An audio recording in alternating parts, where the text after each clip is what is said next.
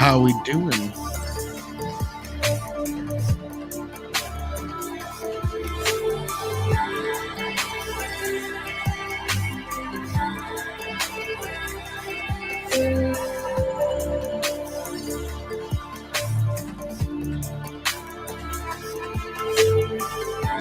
Welcome, one and all, folks, to the K.O.E. Nation. I hope all of you folks are doing wonderfully this evening, folks. It is I, your King of Extreme, Phil K.O.E., the man of the hour, the man with the power, the man that makes the other podcast cower, your King of Extreme Hollywood, Phil K.O.E. Yes, folks, it is true. It is true. I am here for all of you, folks.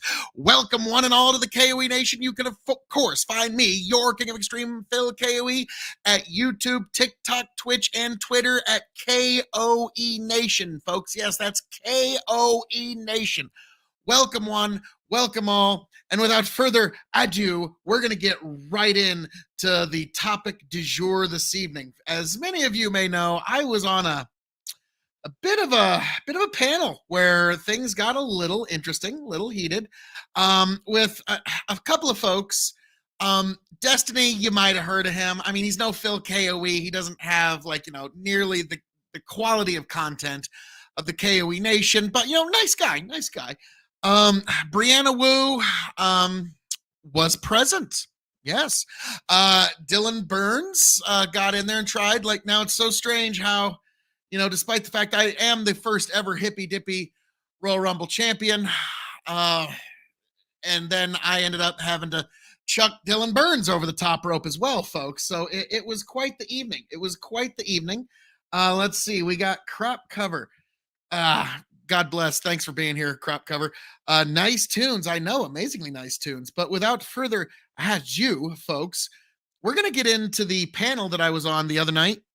Now, most of it will be played for you as it was played for me. But I did not get a chance to respond to some of these opening statements. So, well, you get the joy of Phil K.O.E. giving you my full unadulterated opinion on each opening statement.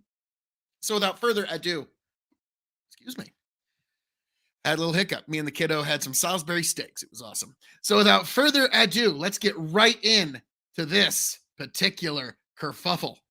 So, going back to the rules, strongly inspired by the hippy dippy. So no terms of service, try to minimize the slurs. If someone is offended by an insult or a slur, do try to back off, because we are here to talk about the ideas, not necessarily who's the biggest piece of shit on the panel.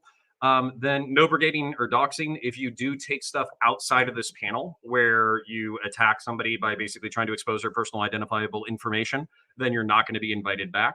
No interruptions during intros or outros. Depending on how this goes, we're going to have 1 to 2 minute intros from everybody. We will have 1 to 2 minute outros from everybody where they'll be able to shout out their channels. And then raise your hand. We will have a list. We'll be doing the list system. So, I'll write down your names if you feel like you can't get in, if people are, taking a majority of the conversation. Then 10, we have a rule here that started from our first show. We have 10-minute sidebars. If we are talking about something that has nothing to do with the primary topic, we're out in La La Land, but people are engaged with it, we'll let you engage in the sidebar for 10 minutes, but then we're going to wrap it up and move it back to the topic. We want you guys to be able to explore whatever you want to explore, but we also want to make sure that we're giving people the content that they came for. I would say, think of this as a mixed martial arts bout. You guys are contenders. You're going to touch gloves. You're going to fight, but respect your opponents, relatively speaking, and then end the fight, tap gloves, and let's call it a day. So with all of that being said, we're going to get into intros. Again, we're talking about whether or not the Trump indictment is politically motivated, whether or not it's correct, whether or not there's a certain element of hypocrisy from Democrats not being charged, and then how this will affect the electoral outcomes. We'll save the electoral outcomes as the second part of the show. So to kick us off, Miss Brianna Wu. Thanks for having me here. I want to tell you, as someone whose job it is to work in politics, Trump's indictment is not good news for me. Just being completely straight with you, I would a billion times rather face Trump again in 2024, who is a losing machine for the Republican Party, than Ron DeSantis. This is a situation that is bad for our country. It's bad for democracy. But unfortunately, Trump's wildly stupid actions have put us in a situation where we have to respond to this. I really hope my opponents today actually read this document, because you can just open Apparently any more than you random did. page of it and get some crazy ass, wildly stupid, completely indefensible thing that Trump did. He put us in a situation where our Department of Justice had to act because he is so brazen. This guy, this is your chance, Republicans, to come back to reality and get with the winning team if you're serious about winning, or you can stay with this corrupt loser. Like, this is your chance to just cast him aside, and you're not going to do that because you're children. And I really look forward to winning in 2020. Wow, Thank you. that was really enlightening there, Brianna Wu. So it was basically a collection of ad hominems. Like, so I unfortunately I suspect that Brianna Wu might be one of those people that I forget the writer who said that some people, a majority of what they call thinking is just rearranging the varying biases and prejudices they have in their head. And like I thought Brianna Wu was going to be a big factor in this debate. Turned out to be a complete non-factor. Like I said at the beginning, Brianna Wu was present. All right, CTV. It's obviously politically motivated. Clearly, The problem is that they don't understand people, and all they're really doing by, trying to drag Trump through an indictment is make sure that he's doing exactly what he did before, which is have media coverage. Hell, I got called out from like left field for an invitation here to talk about Trump tonight, and I hadn't even bothered really keeping up with politics in the last, I don't know, 9 months. and this was when I got the invite from Obviously, Connor, this is because working, like, oh shit, right? there's nobody here that's So going to be able to defend Trump. where do we go from here? Well, we watch it all unfold, because it really is just politically motivated. Captivating. Destiny? Yeah. Yeah, I'm gonna have to go with Brianna on this one. That indictment is a pretty tough read. Ordinarily, I can kind of understand how you can spin some things, you can twist some things, but basically the only possible defense you could ever have as a Republican at this point in time is that the DOJ, the investigatory bodies, are literally just making up everything in the indictment, and nothing is true, and they fabricated everything, and there are no recordings and no testimony or whatever. But I mean, assuming even like, I mean, you could have that perspective if you'd like never read the Durham report or anything like that, which was kind of shocking, is that the folks on the left were woefully uneducated as to what was happening with the Durham reports. That was like, wow, like it was just like this blank spot in all of their minds where none of them were even aware of what had happened there or what was said there. And that's the thing, like when being on the left means never having to ever actually apologize for being wrong or being unaware of something. But this one I found fascinating is that the Durham report, they just like, it's kind of like we're at war with Eurasia. We've always been at war with Eurasia. We're at war with East Asia. We've always been at war with East Asia. It was very like the way that they could just Orwellianly turn is fascinating. a fourth of the Also, I never got a chance to ask Destiny this, but throughout this, he kept talking about, well, the prosecution says this, and the prosecution says that. I never got the chance because I kept getting cut off in that regard, but I always wondered, I wanted to ask him, why is it that you believe the prosecution unironically and with zero hesitation in this instance, but you didn't believe the prosecution in the instance of Rittenhouse? What changed there? I would have liked to get into that, but I also knew that was going to be a this document is bit of a true. bird walk. It is like the most textbook embarrassing thing of like, hey guys, this is secret. I'm not president. I wish I would have declassified this. Come take a look. I know you don't have it's like every single element you would ever need to prove like intent of showing classified material to parties in a way that you're not supposed to, and an intent to hoard. The issues he gave to the parties, it's just like the worst combination of things ever. I am very excited tonight to see how Rob Noerr will contort himself in order to try to defend these actions. And I'm very curious tonight if we're going to spend more time talking about Donald Trump and this indictment, or somehow trying to equalize this with Hillary Clinton's email server. So, and by based, I mean let's throw. Now, the thing is, Rob spent a lot of time talking about Hillary. And I even said at one point, hey, we don't even need to talk about Hillary. We can talk about Joe and how bad that is. But Rob, now to his credit, we did an amazing job, but he seemed like he still wants to adjudicate the Hillary Clinton issue. And I get why some people don't like it. But the point is, one being prosecuted and the other not, when both are essentially accused of the same thing, is proof of corruption. So that gets a little saucy as we get into it. So, speaking of Rob Noerr, I'm gonna ask Rob Noerr to speak as well, and then I kind of have a question for the panel in general. If you want to do a show of hands, if the Turk is a little bit more tepid, I don't know his perspective, and it seems like we have a strong, like 3 versus 2 because CTV is kind of coming in a little bit, relaxed, and Turk might not be willing to bite down on every bullet. Would you mind if I brought in a more pro-Trump ringer? That way we could have some aggressive engagement and it's not, a 4v2 or 4v1 on Rob. I think you would need 100 pro-Trump people to spin this in the correct way. So yeah, bring in whoever you want. Yeah. Well, that was clearly an overinflation of Destiny's ego, right? Thinking there needed to be more than one that could take him down, because here it's already happened.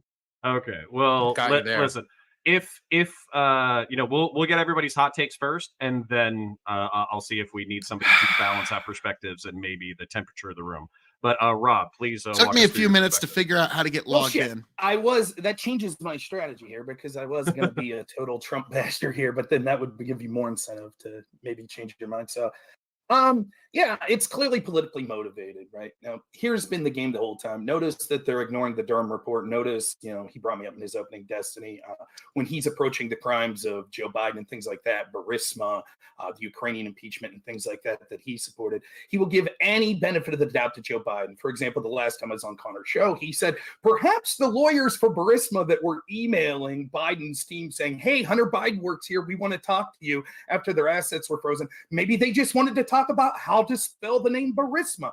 And we can't accept Joe Biden talking about a quid pro quo as truth. Maybe he was just bragging. We can't take Joe Biden's words at face value. So it'll be easy to see how disingenuous people like him and the rest of the lefties will be when it comes to applying the standard equally. We could talk specifically about what's going on with this indictment. I don't have a problem with that, but it's clearly a double standard, and that's the bigger issue. Low brain takes and people that want to be partisan hacks are okay with a corrupt FBI and corrupt DOJ and corrupt media and corrupt social media companies, as long as it benefits their side. I'm more concerned about a 2-tiered system of these institutions than I am any one specific person like Donald Trump, Hillary Clinton, etc. We could clearly see the double standard. There has been nonstop investigations into Trump, as the Durham report showed. Even the initial Russiagate investigation was complete garbage. The FBI's been out to get Trump. Chuck Schumer announced that this would be the case. And so given that, what we see is eventually, I'm surprised it took this long to find anything that's even remotely of substance that you'd be able to criticize Trump for, because I assume that any prominent politician, if you turned over their life for 7 years and revoked their attorney-client privilege, went through personal text message emails and stuff like that, eventually you'd be... Yeah, like that's the one thing that I can't, they're just ignoring Trump's attorney-client privilege. I'm sorry, there's no one within the sound of my voice that could possibly fucking overcome that. What chance does fucking anybody have if your attorney-client privilege is just fucking null and void? As a former sitting president, what the fuck chance do any of us have if that's the case? Be able to find some crimes. So no doubt the left will have their heyday and cheer for this. We'll talk about the indictment specifically, but it's clearly a double standard, and they're fine with it. And that's why they'll shout, what about us? And because they enjoy the double standard as long as it benefits their side. True. Okay, I appreciate it. Then, Mr. Turk, I have not forgotten you, Dylan. So I actually agree with Brianna and Destiny on the fact that the indictment is not good for Trump, because a lot of the stuff that's in there is pretty cut and dry. Like Destiny said, it's like you can only wave around so many, classified documents when you don't have the authority to declassify them and not get he did when he took them at you. I am all in favor of consistent law enforcement when it comes to this regard, but I do have to echo a lot of what Rob said, because double standards are not a good thing when it comes to the political sphere in general. I think the only reason they're going to be able to get away with it this time is because they can rightfully prove that Trump in a court of law did the things he did. Whereas with Hillary, it was like some of the stuff was like connecting dots and stuff. So it wasn't as clear cut of a case, even if they said, no sane prosecutor would be willing to take them to court. So, I'm not as pro the double standard in this instance as Rob is, but I do observe that. But I'm really a lot more interested in the downstream effects, right? So what happens if we prosecute Trump? What happens if he does go to jail? What happens with the Republicans? What happens with, the political landscape in general? I think that would be a really cool conversation. But I think they should throw the book at him, and he either gets acquitted or he goes to jail. So, yeah. Yes. The idea that, it just throw the book at him. Like, what's going to happen from this? Democrats, turnabout's fair play. And what's funny is when it happens, you're going to have no right to complain. You're going to anyways, but you'll have no right to, and no one will listen to you or take you seriously. And then Dylan, and then I will have one more rule I want to add before we get into it. I think most of what has already been said is basically my position by all the lefty lip cuck people. I mean, CTV's argument is very convincing. But one thing I will add is that Trump doesn't really speak from a position of ignorance on the campaign trail. He constantly railed against Hillary Clinton for the email scandal. Once he got into office, he said he wanted to, increase the penalties for the Presidential Records Act, which he did in office. He made it so it could come with bigger penalties. He championed this increase of penalties. Then once he leaves office, he immediately violates the law that he increased the penalty for. He doesn't really have a claim of ignorance here. That's all I want to add. Okay. Just to add on that really quick, it was really funny. I don't know if they needed it in the indictment, but including like the 4 or 5 statements that Trump made about how important classified information was a really funny touch. But fair. All right, so we're going to get into it. We're going to open it up. I will have another gentleman. Actually, he's right here, so I'll let him introduce himself in a second. Phil K.O.E. last night was very passionate on being pro-Trump on the panel that I was on. He was having a little bit of technical issues, but I believe he stole somebody's microphone, so he should be able to, hear us. Uh-oh. Is up. There we go. There we go. Video's loading. Can you speak so we can hear you clearly? Can you hear me? Oh, and you sound beautiful, by the way. Beautiful. Okay, so I want to say one. Can you hear me now? Yes, you sound great. Can you hear us? Beautiful, beautiful. Sinatra himself would be jealous. So thank you for having me this evening, Connor. God bless. Okay. And can you hear me okay? Shit. Hang on one moment. What? One moment. I couldn't hear you. Okay. I know what I did. What a boomer. He's resetting his Now. mic there, but for the grace of God, go I. Everybody be kind. No, I do apologize. I had all of Discord muted. I know. Great content. I do. So now I'm back. I'm in full fucking gear and in full fucking swing. And folks, I'm just going to let you enjoy the full flavor of this introduction. It truly, it's really something. Apologize, sir. I do apologize. No, can you hear me okay now? As clear as a blue sky. Beautiful. Okay, so one more rule before I let you do your introduction, and then we're going to get into it.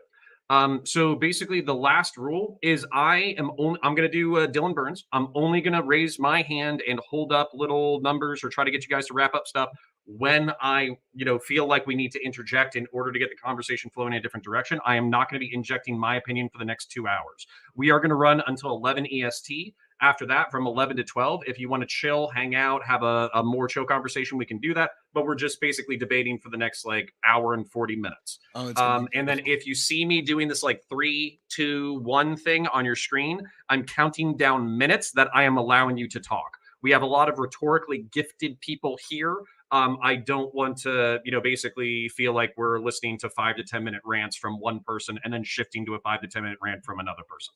But without further ado, Phil K.O.E., we were talking about whether or not the Trump indictment was politically motivated, whether or not it has a basis in reality that is worthy of prosecution and conviction.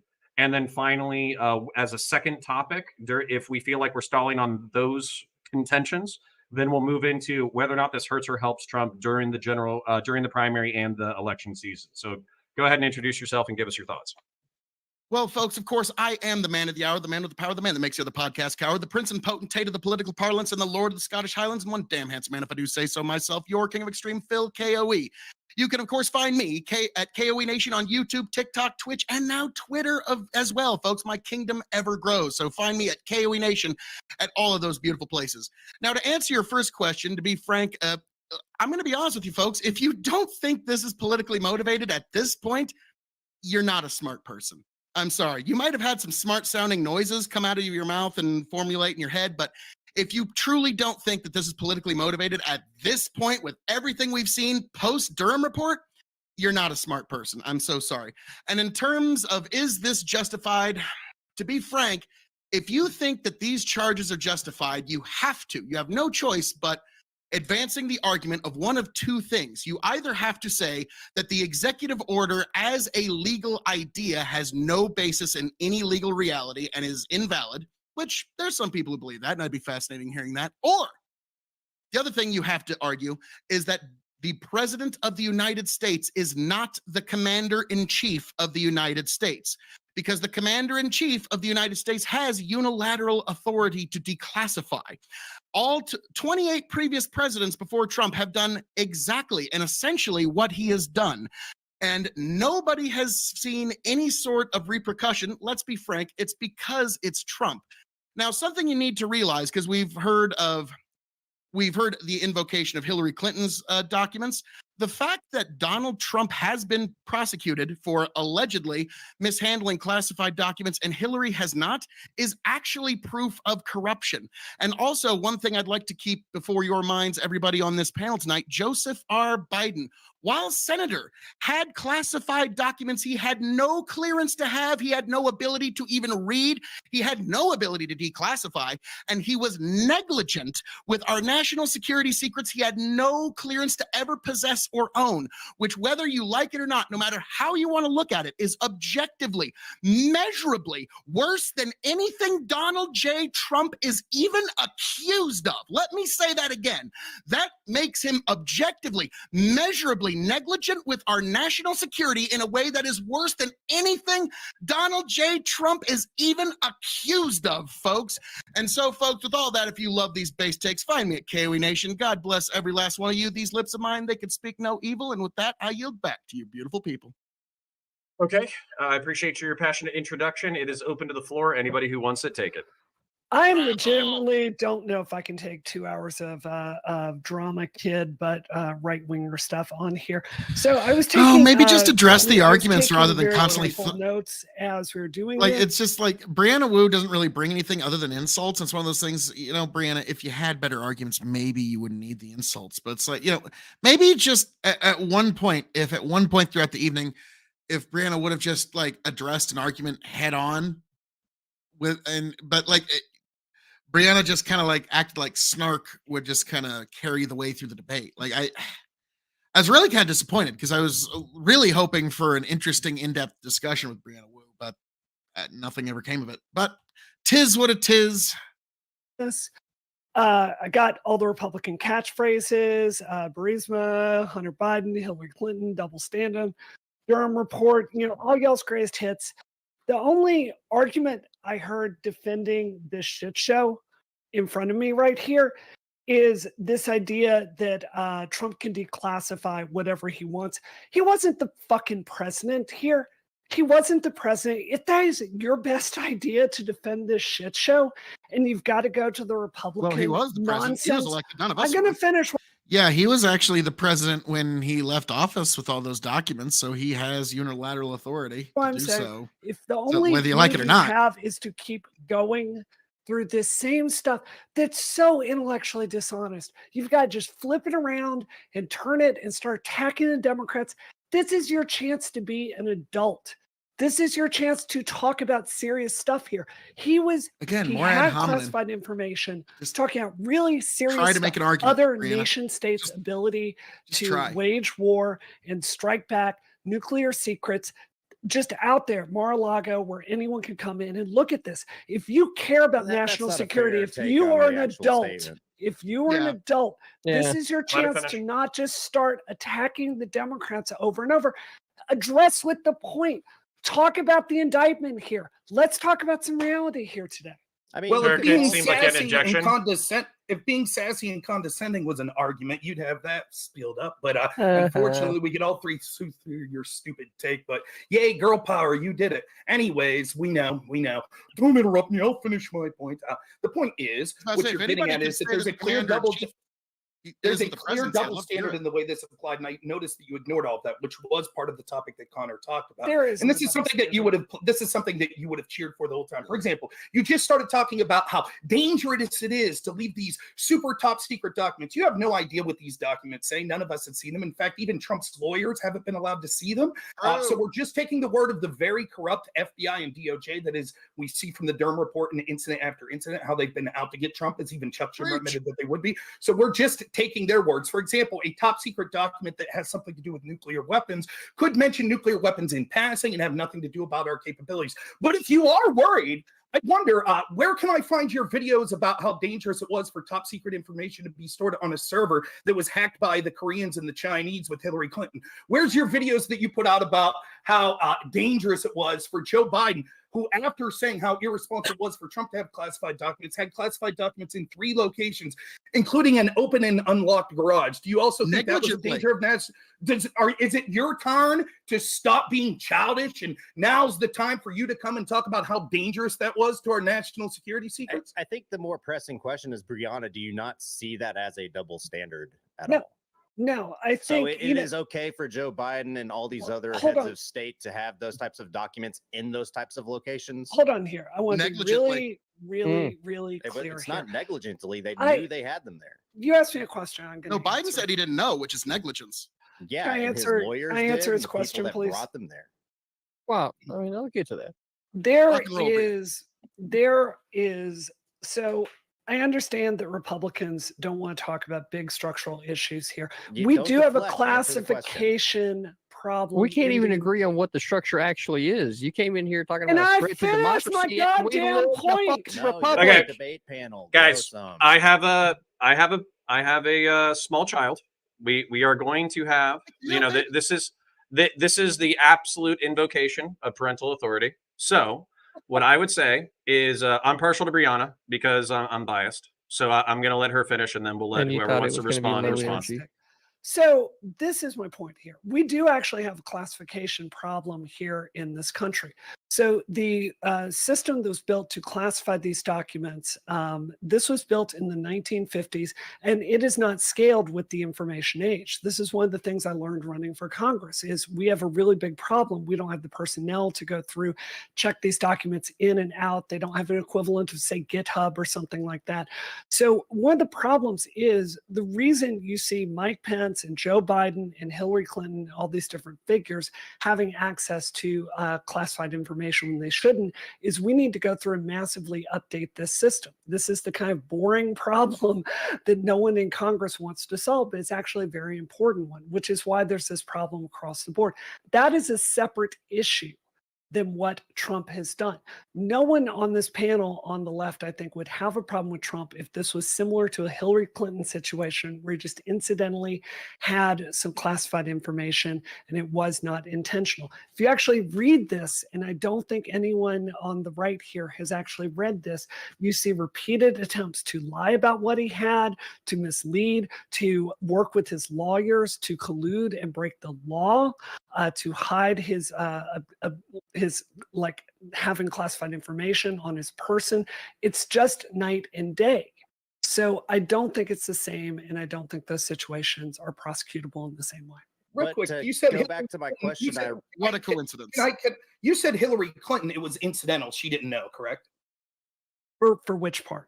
Now, you said that Trump had classified information intentionally. It was incidental with Hillary Clinton. That's why it's different. If There it are was just multiple incidental, like There are that's what you multiple said, correct? incidents with Hillary Clinton, so I need to know which one you're talking Okay, about. so, Well, to I'll- be clear, on the well, Hillary you're Clinton the one server, who's- it was the FBI's contention that she didn't know, to be clear. Right. Those Okay, are the official we'll findings, get to that in a second. Yes, we know the corrupt FBI, that all of their agents were proving and saying in text message that they wanted insurance policies to That stop horrible Trump. lifelong Republican right. K.O.E. nominated by George You W. get Bush it. that just You so get- happened well, to turn if out you to be an think evil it's- leftist. Yes. Right. That If you one. That think is it's correct, Rob, if you yes. think it's Republican versus Democrat, and that's the difference in the corruption, then clearly you haven't been paying attention. Nah, I know it's you a skipped the Durham uniparty report and corruption. everything. Nonetheless, you're the one who brought up that it was incidental or classified. So let me get you 2 examples of questions as to why. Do you think that Hillary Clinton, as a career politician, understood that having a server meant that there was likely to be classified information on it? Nope. You think that Hillary Clinton, first off, do you think that she went through a training that said that it was inappropriate for her to have a personal server? Nope. As reported by the FBI, unfortunately for the State Department, there was a longstanding, even Trump has sent emails from his phone doing personal business. And An email is different than a server. regardless, email server, whatever. The idea was that there were some people that wanted to be able to send emails quickly. The idea was some people wanted to be able to send emails quickly. They didn't have the ability to get access to classified servers or to State Department servers quick enough, so they sent some emails on their personal emails. Yep. But Did the she idea delete that they knew- 33,000 emails after getting a subpoena, though? The idea that a she little illegal. knew that there were classified emails there was never proved. The classification markings on the emails were suspect at best. I think only 2 had an There we actual go. There we have it. classification on them. And all of the emails that she was sending was going out to other official people doing official business. There was no attempt to hide or mask or She or deleted the conspire emails anything. after getting a subpoena. That's an attempt to hide. We'll get there. Please, we'll get there, Phil. So there you heard it there from Destiny and Brianna, what they're going to send on. Well, the FBI said that when Hillary saw the classified material, this career politician didn't understand what the classified markings was. She thought that they I meant didn't say that. alphabetical order. Wait. Hold on. Wait. Go Don't, ahead. if you want to, I know you like to do idolatry, but please don't misquote me. I didn't say Okay. that she saw the classified material and didn't know what it was. My understanding is of like the 200 some, there were only like 200 some classified, half of I think which were retroactively classified. Of those emails that were classified, I believe only 3 even had the markings on them. There were no formal classification markings on 99.5% of these supposedly classified emails that were even on the server. So no, it wasn't like they saw a whole bunch of classified information. The FBI themselves said that it looked like when they were talking about classified topics, they were trying to just use like keywords or whatever, so they weren't intentionally spreading information that they knew they shouldn't. Like for the most part, it seemed like everybody that was conducting business on these servers and emailing to and from each other were doing their best to avoid leaking or having any kind of like improper communications going on. That's why You know, the I 30, get that. I that's why appreciate all it. the emails. Rob, like, hold on, I'd hold on. like to respond, please. Yep. Sure. You, I and just wanna be you, clear you on the absolutely facts. can. Yeah. So you- basically, it was hold on, okay when she did, Phil, is what I heard. Phil. All right, so I'm just pausing right here. I'm going to consider this like a sidebar topic. It is relevant to the main topic, but I also don't think that we necessarily came here specifically to like litigate Hillary Clinton's like email Oh, they server. did. But That's the only emails. argument they've got. well, hold on. We can go through this piece by piece because for instance, like if we're going to appeal to hypocrisy and we're just going to say, Hillary Clinton had security issues with the email server, and then Hunter Biden had issues with his security stuff when he was a senator, and then Joe Biden, and then Joe Biden had issues with the secured information, and then Hunter Biden has corruption issues that have been ignored. Hillary Clinton has corruption issues that have been ignored with the Clinton Foundation. I don't mind walking through each one of those topics, but I think that if we do one of those for 30 minutes, we're not going to litigate the other ones. So I'm going to do 10 minutes for Hillary Clinton's email server, and then we can either move to the next proximate. I need 20 thing. seconds. All right, Like, so all I need is- Phil 20 seconds, and then Rob. The fact that Joe Biden, Hillary Clinton, Donald Trump have all been accused of mishandling classified documents in one shape, form, figure, or another, and only the people that happen to line up with the uniparty's politics are the ones that do not face prosecution is actually evidence of corruption. And I yield the balance of my time. Thank you. What about Rob? Mike Pence? Mike Rob, Pence. Rob, and then Dylan. He's part of the Okay, uniparty. So there Definitively. you have it from Dylan and Brianna, right? Okay, she saw some of the Oh, the right classified don't want markings. Pence. You can have him. She saw some of the classified markings, but this career politician didn't understand what they were. Now, an FBI agent who they didn't release the name of said that he thought that it defied credulity that Hillary Clinton was actually arguing that the classification markings actually were alphabetical order. And if that defense works for Hillary Clinton, I assume then if Trump says, Well, when I said things looked secret and things like that could have declassified, I didn't know they were classified. I thought that was just alphabetical markings. I assumed then everyone here will say, well, that's perfectly legitimate. If he thought that they weren't classification markings because the subpoena called for things that were marked classified, if Trump didn't think they were classified, he just thought it was alphabetical, then it's cool, right? Well, Trump said, these are secret. I'm not supposed to show you. Doesn't mean they were classified. Wait, what does secret mean? Wait, I have the quote here from Trump. This is from the indictment. Trump told individuals that the plan, and this was after he was showing aides and like journalists who were visiting him, secret plans to invade a country. Just to be no, clear no on that. security clearances. It was a plan to invade a country which is believed to be Iran, but we don't know if it was Iran for sure. This is what the indictment says. Trump told the individuals that the plan was highly confidential and secret. Trump also said, and this is his words, as president, I could have declassified it. Now I can't. You know, but this is still a secret. So by the way, one last thing. I do also want to say that would be a mistrial in a real world. K.O.E. This means Trump doesn't even agree with your position on how the executive authority. No, I'm saying that the tape that you just cited, it's actually been revealed earlier today that that's actually been an edited tape. So in any real world, could you tell me the context? Oh, it's been edited. It's been revealed. Wait. Where was this? I must have missed that New York Times article. Project Veritas has ever revealed them. Brianna will refuse. Hold on. Brianna, you are my favorite condescending woman, but Dylan is my favorite hairy twink. So I am going to let him have a moment.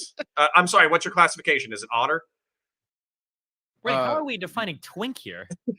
Okay, bear, fine. Whatever you want to say. So. Whatever classification you want. Dylan, please. You were finishing an idea. Please finish an idea. Let me just read this again, okay, for people in the back. Trump told the individuals that the plan was highly confidential and secret. Trump also said, as president, I could have declassified it, and now I can't. You know, but this is still a secret. What he's saying here, I don't know what edit could have been done to make it so what he's actually talking about is a separate document that has to do with ice cream or some unrelated topic. This is directly connected to the documents he was showing them. What was the edit that was done that made it so he was talking about something else and not the plans to invade a country, most likely Iran?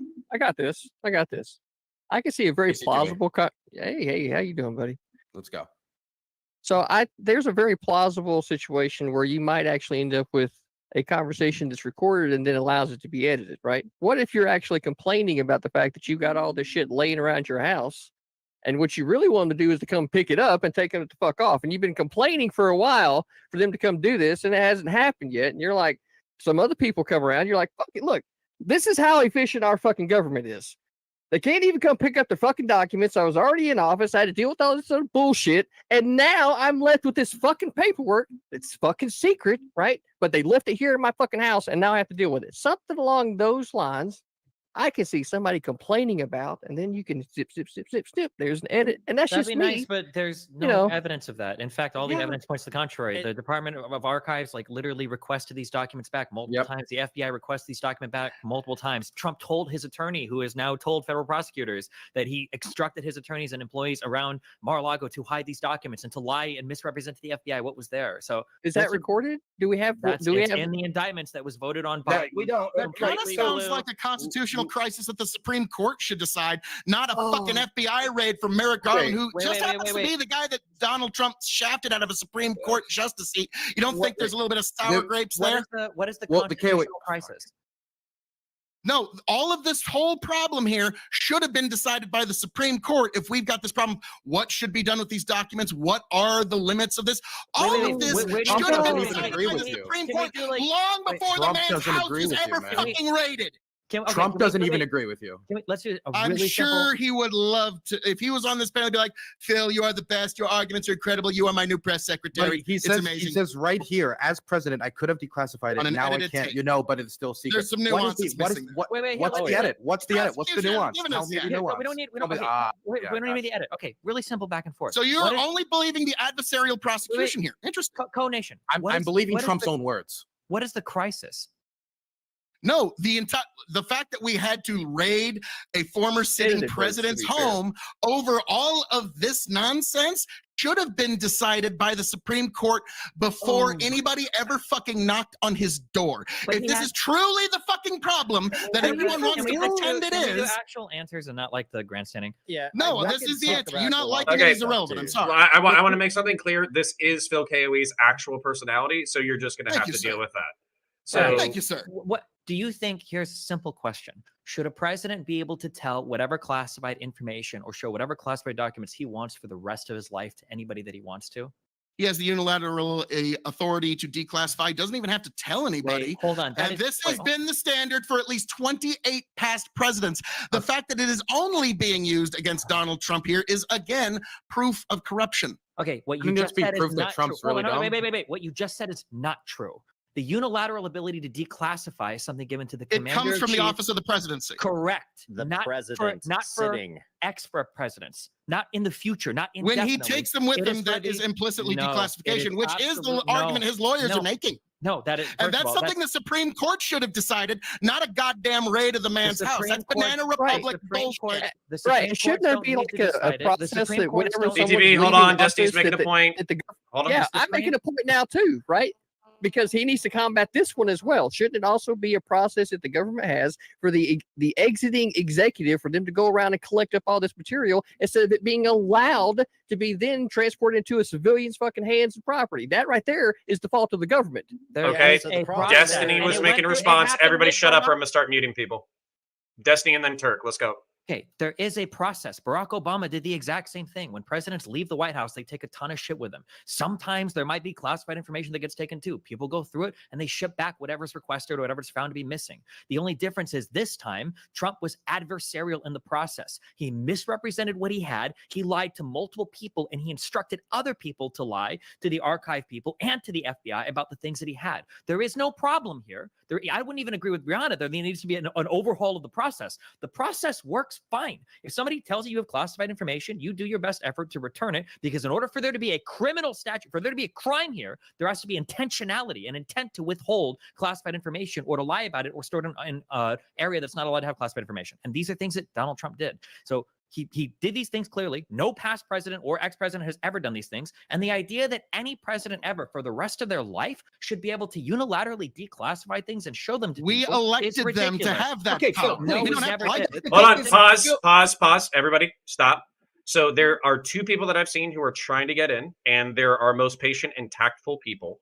So I'm going to let Turk go, then I'm going to let Dylan go, and then I'm going to open it back to the floor. You guys are very passionate, but we also are kind of like litigating the same points again. So I do want them to add in their insights, and we can reopen it. And then I kind of want to finish up the Phil/Destiny exchange. So Turk, please. Yeah, so I'm on the same side here as Brianna and Destiny, because the problem is when they leave office, they have a whole bunch of boxes of documents, and the archives don't know every single document that they actually have their hands on. There's not a certificate, there's not a stamp, there's not a signature on all these physical documents that get taken out of the office, which is why you see people like Biden, Pence, all these other people that don't necessarily have these clearances having access to these documents, because we don't thoroughly enforce this type of record keeping from the archives as well as from the people taking the documents. So K.O.E, it's like, I wish there was a memo. Okay, or hang some on, sort of folks. I got a deluge of comments that I gotta bring here now. I was reading something really funny with my daughter, so I priorities, folks. Always keep them straight. Bandit, I'm just saying, has anyone seen Brianna and Canadar in the same room at the same time? Interesting idea. The fucking great Nate Down. Phil K.O.E is here bringing the sexy. Of course. Thanks for being here, Nate. Woo. The sound of their own voice. True. 8 people arguing. Yay. Well, I know. 8-on-1 against Phil K.O.E. Very unfair odds for the one person. Ironic, the person that made it about party politics cares about party politics. Wu thinks it's because Trump is a Republican and throws out the what about Pence as if that's some sort of own.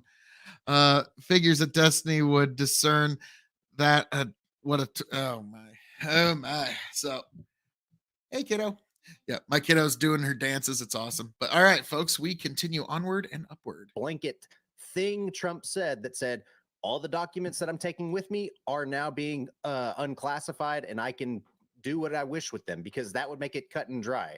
And that's why, when he was talking about Obama, there's this process, and that's why these archives people have to go through these processes and request feedback, talk to lawyers and stuff. But it goes back to what Destiny says, and it's about intentionality. And that's why, this was my point to begin with, I'm glad this is going to court, because I really want to hear CTV's story being pitched by the defense team and see how that actually holds up with actual record keeping, because it's entirely possible that what Dylan is saying from the indictment is 100% true, but the context is important, and that needs to be litigated rather than saying, oh, he's guilty by just this one blurb. He probably can be, but there is context, and that needs to be vetted out. But I don't agree with K.O.E. here, because, he was not the president when he was waving these documents around in front of people. He can't declassify them. Okay, then we're going to go Dylan, and then it's open to the floor. So if anybody wants to take it, they can take it. But Phil and Destiny, we're having a passionate exchange that I think needs to be resolved. So Dylan, please. So not only does once he have office, he doesn't have the authority. Let's say that this was the process. Let's say that once he's left office, any documents that he taken with him, even if the National Archives doesn't know he has it, even if they've requested it back and he's hiding it from him, he can just go shamalama bing bang. These are now declassified. This could set up a precedent. If they really wanted to, let's say they got voted out and they didn't want to get voted out, maybe they wanted to make money as they left the office. This could mean that a U.S. president could take records on, say, American spy installations around the world, our nuclear program, any number of issues, leave office, have been out of office for over a year, and then randomly decide, for whatever reason they could have, to say, you know what? Now, these extremely important classified documents that are integral to a national security, I'm not even going to talk to anybody about it. They're just, ma'am, declassified. I have that authority. And hello, Twitter. I'm going to tweet out every single piece of this information. Under the system that K.O.E. is saying is the current system, which, by the way, it isn't, that would be legal, and he'd be able to do it and put America at immense risk. Imagine a situation where a president was voted out because we thought he was a national security risk, and then he leaves office, but then he could have that much of an impact on our national security. It's just not a good system, and it's not the system we have. But I'd also have Be to careful push how back. you vote then. I'd have to push back, though, because Joe Biden, as a vice president, also had this type of documentation stored in his garage, which is not really a secure place to be storing things. So it's like, as much as I want to agree with you, Dylan, on this, it's like we also have to hold other people that have access to these types of documents to the same level of scrutiny. There's two things I got to say to that, but I'll let you finish. I'm sorry. No, and then that's like, I understand that he's working with the prosecutors, he's working with records, they're working on moving stuff, but it's like, we have to hold everyone to the same account, and we can't just say, Joe Biden, you've got 18,000 boxes, whatever, give them to us when you've got time. Yeah, as far as I'm aware, from what I know, it was the team around Biden that informed the National Archives that he still had these documents in his garage, and then he cooperated with them to return them, which I do think is substantially different than the National Archives coming for you, asking for the documents, then you go out of your way to hide the documents. Them working together is a much better outcome from that's how it's supposed to work. Yeah, but I also would say negligence he is has worse. These documents, he doesn't have the authority to have worse. them.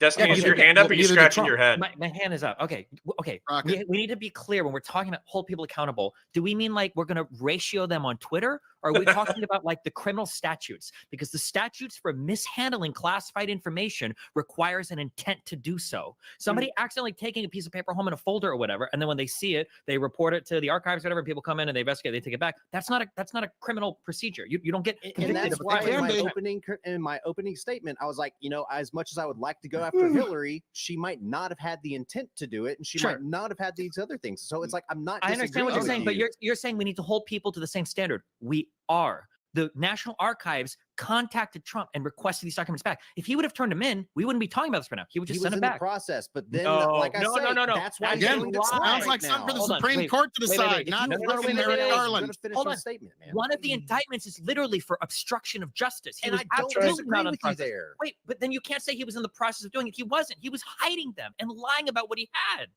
Connor, They you have heard I'm to me at sorry the to very be beginning frank, saying unless that I think somebody this should can be going advance through the the courts, argument right? that Donald J. Yes, I Trump heard is you, not the commander-in-chief, then He's not the anything, if commander-in-chief. you can make the argument that the president is not the commander-in-chief, He's not the which he was president. the fucking president, was he not? When he He showed these was. documents, no. No, You're but when he wrong. took them, he was. Do you know how And time if you works? can make, Time moves if in you one can actually direction. make the argument that the president can't is make the not the argument. commander-in-chief, I will hear some sort of idea that Trump has done something wrong. Otherwise, it's all just I don't like Trump gum flappery and should be taken for the infotainment that it is, folks.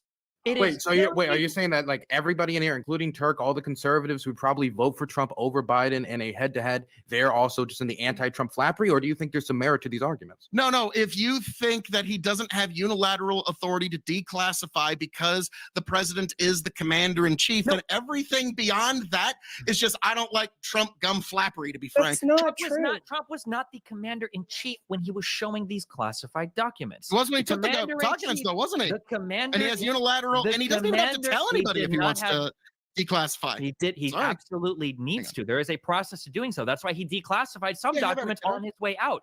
Trump is not forever the commander-in-chief. No, it. but when he left, he had the unilateral. George Bush- No, he had may I unilateral speak? He did authority not. to declassify. I see you.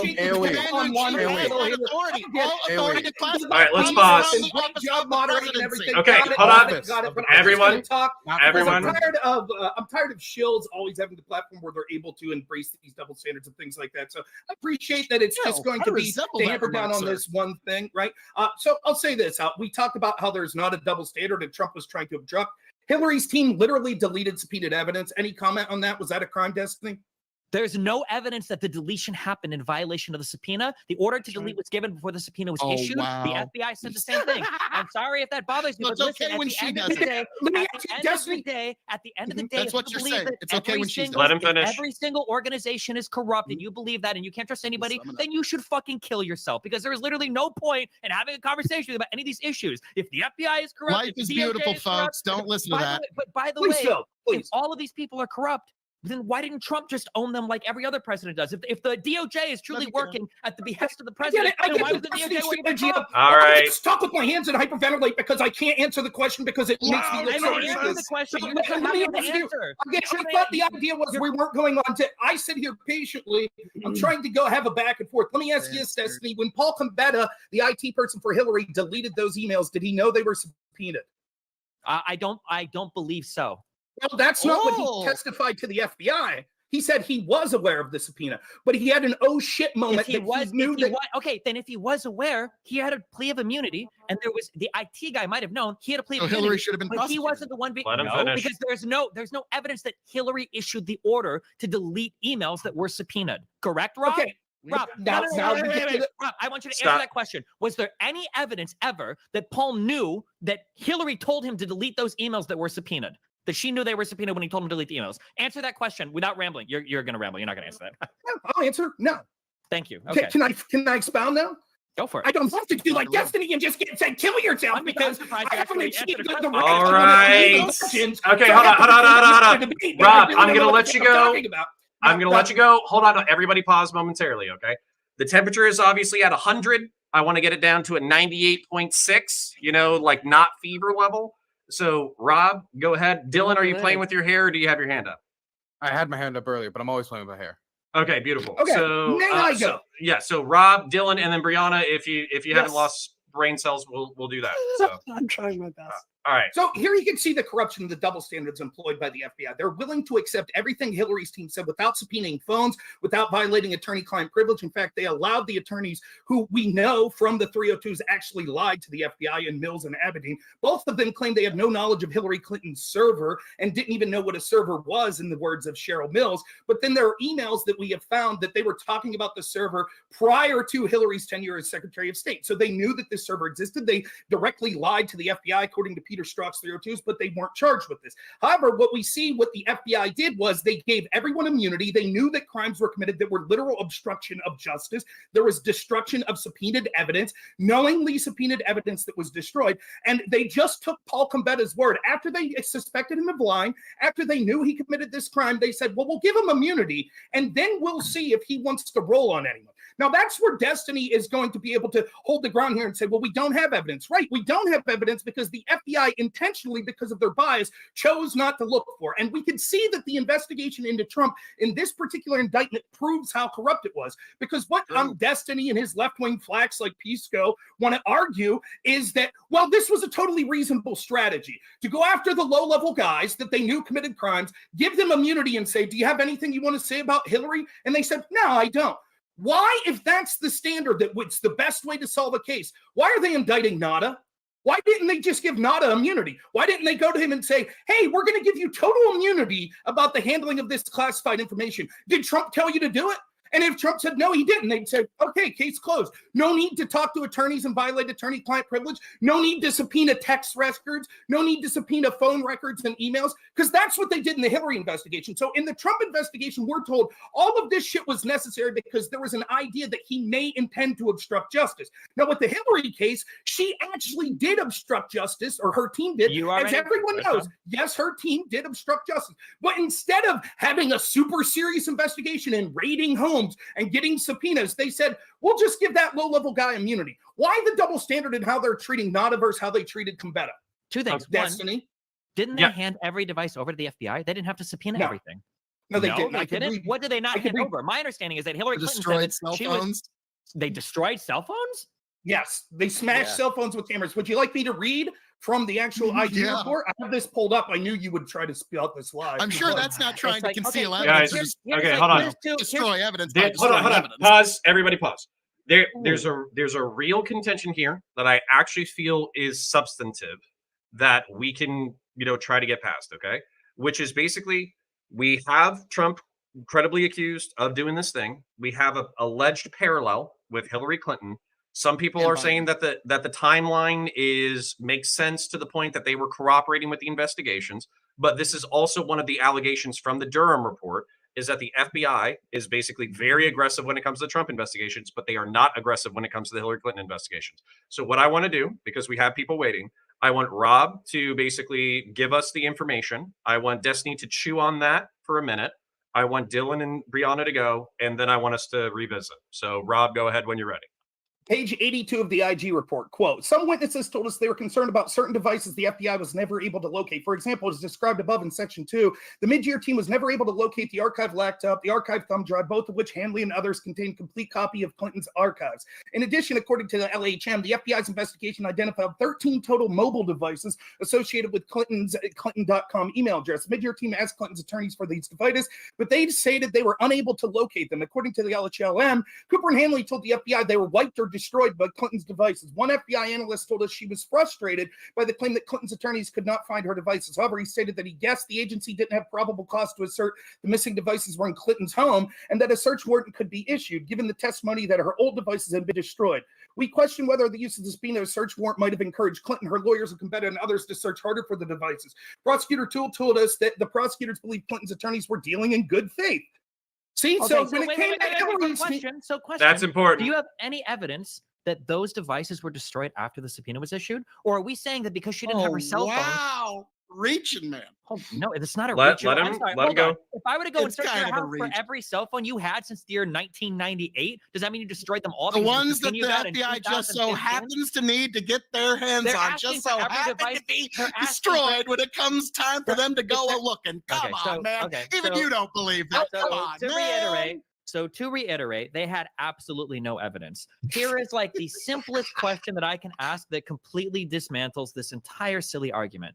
If the FBI is so concerned about aggressively hunting people on the right, and they're all a bunch of leftoid dipshits, why in the fuck, in the course of these Hillary email investigations, did Comey at 2 different points make potentially campaign-ending statements about Hillary Clinton's emails? One, when he came out and he gave the scathing review of her conduct, when he said he didn't recommend charges, he gave that scathing review. And 2, publicly stating, I believe like 2 weeks before the election, that they were reopening the investigation. If the FBI is such a partisan hack organization that is only concerned with furthering leftist causes, why did they do those 2 things? Okay, and I want hold on, Rob. Nope. Notice they didn't charge her. They charged Trump. Phil, I want everybody to absorb the information into their bodies. I want them to meditate deeply on what Rob and Destiny have said. I want them to internalize them and digest them while we listen to other people make points. So we're going to go Dylan and then Brianna and then Turk. I did see it. You're going to be next on the list, but I'm probably going to let it flow and then I'm going to drag it over to you. I also want to add one more quick thing to the end of my thing. 8 of the devices they sought were from her tenure from 2009 to 2013. So these cell phones were like fucking years old, okay? Well, hold on. I have objections. You have a question that will dismantle everything, and then I'm not allowed to answer it. We'll get to it in 5 people later. Go ahead. Okay, thanks. Dylan, go ahead. So I was mulling over this idea of like classification of the president saying alakabam, you can look at my nuclear documents now. And I was thinking about this process that Trump went through. The first hurdle I'm thinking of, if he knew he had this power and he believed he had this power and everybody around him believed he had this power, why did he go through a process of declassification at the end of his presidency with the office of the president? Second point I would have to make is, why did he say things like this according to one of his lawyers? This was in the indictment as well. I don't want anybody looking through my boxes. I really don't. I don't want you looking through my boxes. Well, what happens if we just don't respond at all or don't play ball with them? Wouldn't it be better if we just told them we don't have anything here? Well, isn't it better if there are no documents? If he knew that he had this power as president, just go alakabam and declassify all these documents, why did he hide them? We've done that, Circle, so I just kind of want to let that property? I want to let that question marinate in the ether, so to speak, and I want Brianna to share her insights with us. Yeah. So Destiny, you said something a bit earlier where you said you weren't really sold on this idea that we need to overhaul classified intelligence systems. I didn't understand this until I read Richard Stengel's book. He served as undersecretary of state under Kerry, and he was talking about his like light bulb moment where he realized why Hillary Clinton had set up her own email server. It was when he went to the State Department and started using the computer systems there, which are like secure, but they are from the 1990s, and they're ultra slow. They're hard to search through. They're very non-responsive. And what he found is because of the culture of the State Department requires you to like email people back very quickly and be responsive. That forwarding stuff to the equivalent of a Gmail account was a very, very common practice. And in fact, this is a common practice across many government agencies. If you look at those pictures of like Trump at Mar-a-Lago with all these different boxes there piled to the ceiling, anyone that's ever worked with any kind of law firm knows they have a really, really secure check-in, check-out service to like have classified documents, make sure, client Just something to keep in mind when Brianna Wu is talking about the boxes of documents. This just kind of shows like this is very low information here. The raid was over about 100 documents. Do you think that's going to fit in hundreds and hundreds of boxes? No, that was a photo op. Again, people, like it's not all that hard to manipulate folks with just a single, like it's not that hard to manipulate low resolution thinkers with a single picture. Secrecy is kept. So there is a problem across the government where we have this agency that was set up in the 50s to classify intelligence. And as things have scaled, as we're producing so much more paper and records and things like ever before, we've not really like funded this agency to keep it up with it. So I believe that there is a big problem across government of people trying to do the right thing, trying to do their jobs, trying to respond to emails. But because we've not invested in this very core infrastructure, it's made it much more difficult to do. And I just want to make one like overarching point. And this is sincere and it's very genuine. It's really hard to sit here and listen to this. Not in the sense I begrudge my right-wing friends, like your opinions, but you don't seem to believe in any part of the country. Like, you think the FBI is corrupt. You think all these officials are out to get you. You think we need to like short circuit due process in the court system and go straight to the Supreme Court. Like, there's no faith you have that people in the government are trying to do the right thing. You read the Durham And report? in my experience, because I have worked with the FBI on multiple things. My experience is you have hardworking professionals that are understaffed, under-resourced, that love this country, they could make more money in the private sector, and they're doing this because they really believe in the country. And I think it's really sad that like there's no point of view on this panel that like treats them and believes they are the professionals that they are. I Oh, think yeah. generally Hey, speaking, they are. Waco, Ruby Well, Ridge, great So example. so Turk, all right, Turk. If you're quick, just because we've had kind of the sharing of the thoughts and the ideas. What I'm curious about, just to kind of move the conversation just a smidge. Rob asked Brianna at the end of that perspective, have you read Durham? And I feel like Durham is a place where you could point to a double standard. So I would like y'all to engage on that. But before we do that, Turk, if you want to share our thoughts, and then I would like to hear Rob and Brianna engage on Durham. Yeah, so this goes back to Brianna. I really think the other issue where it comes to, if we were going to say that the federal bureaucracies that are in place, particularly with the FBI in this specific instance, why was the Miami field office not the one that was in charge of executing and organizing the raid on Mar-a-Lago? And it was in fact placed by the DC field office. That goes completely past standard normal operating procedures within the FBI when doing field work. Can you respond to that? In Because my that's experience, violating the standard norm that we're supposed to trust and verify and believe everything's working well. in my experience working with the FBI, anything that tends to be a national security issue, the national state of this was very quick to get in. I'll give you a very good example. When I was running for office, I had really let me finish what I'm saying because it does answer. I don't want to hear the story. When I was running for office, I had really good reason to believe that Russia had hacked my Gmail. There was very strong evidence of that. And I did report that to my local FBI field office. It was the national FBI that got back to me very quickly. Exact same thing with Gamergate when I was working with them during Gamergate. So Thank you, it Ben. would be my guess that anything that's kind of high profile politically, that the uppers like step in and kind of pass it to the most senior people there because there are political implications. So then why is it now being prosecuted and placed in the Miami federal courts as opposed to being in the DC federal courts? Because isn't that because you need standing in a state where a crime is being committed? Isn't that generally like an important part of like? And why wasn't the grand jury that did all of this? Why wasn't it in Florida?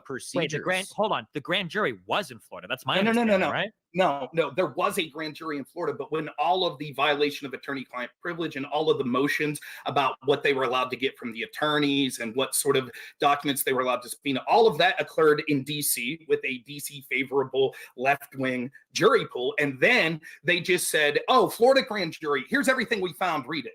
But the Florida grand jury had no say in, and that judge had no say in the violation of attorney-client privilege and all of the sort of investigative tools that the FBI was able to use. I'm not going to be able to answer every single question, but if your answer to every single question is going to be, well, this is evidence of corruption, except for when they did this, like if they're so corrupt, then why did they go to Miami grand jury at all? Why didn't they just do everything in DC, Rob? Because of standing. Because they would have been.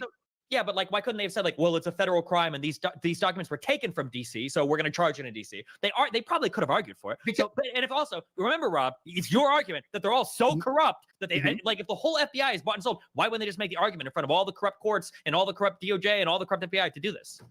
Okay, I'll get to Brianna in a second, which what Connor wanted, but I'll answer your question that was going to solve everything. The question of these phones. Real quick, these phones were going to solve everything. Just because the phones were years old, the FBI clearly thought that these phones were material that they wanted to see.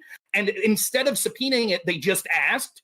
after the FBI knew that the evidence had been deleted that was subpoenaed. So the FBI, if they're really concerned about stopping potential obstruction, at that point would be like, screw that, we're not asking anymore. We're going to subpoena. Obstruction is obstruction. If you ask me for something and I destroy it, I'm pretty sure that's obstruction just as much as if you subpoena me and I destroy it. They ask me, Rob, these phones were from 2009 to 2014 for an investigation that went from 2016 to 2018. So still very much well within the line. So I'm sorry, unless we all get a burner phone every 6 months. Remember, it's not about your feelings. It's about criminal charges. You have to prove that they were destroyed with the intent to obstruct. What? No, I don't have to prove that.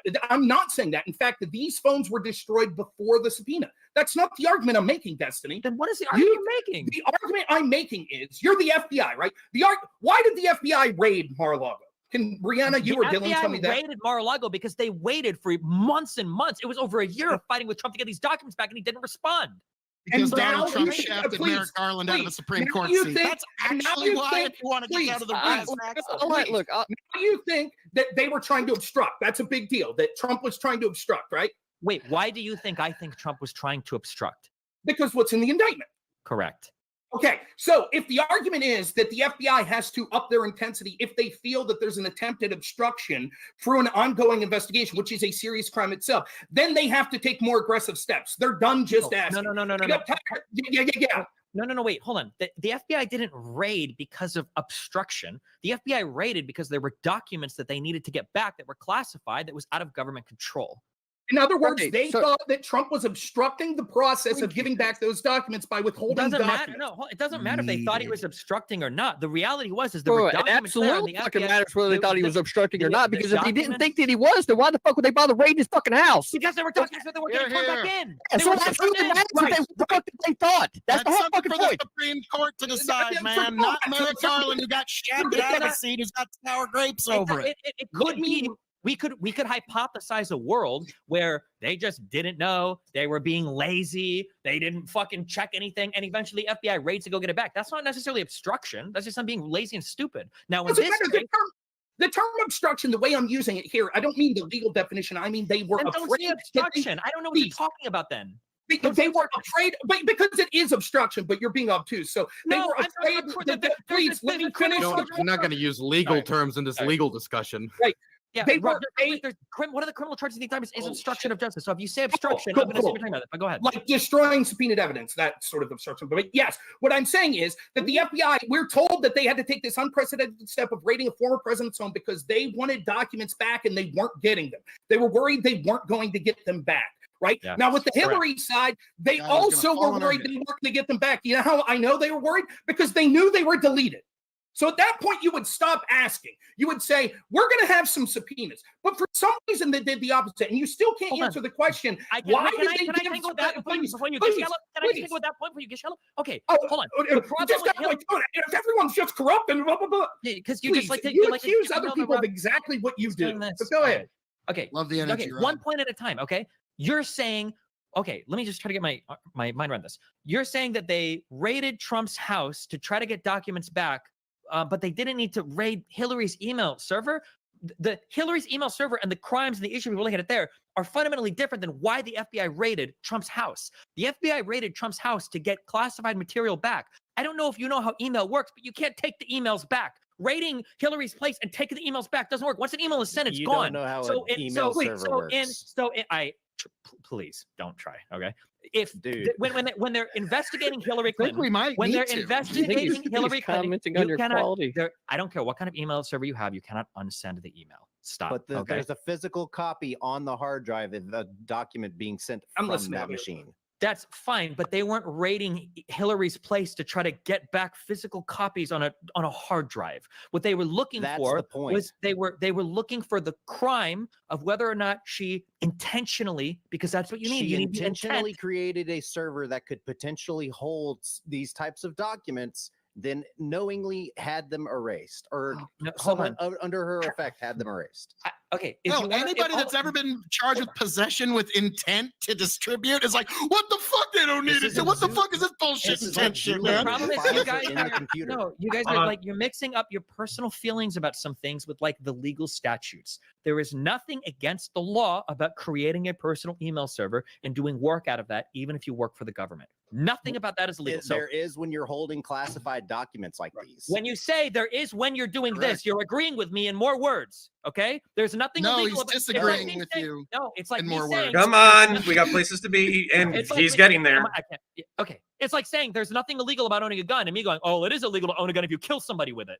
Yes. Yes. Okay, so you're agreeing with me. There's nothing illegal about Well, that's having actually a- not true. That's actually not true. There was That's classified. actually not Do true. the Hold on. killing That's not or true. Having the documents, not you true. violate the rule. Oh, you just said Setting up the non-true. email server Just got said. Nobody has cares. nothing to do CTV with is correct.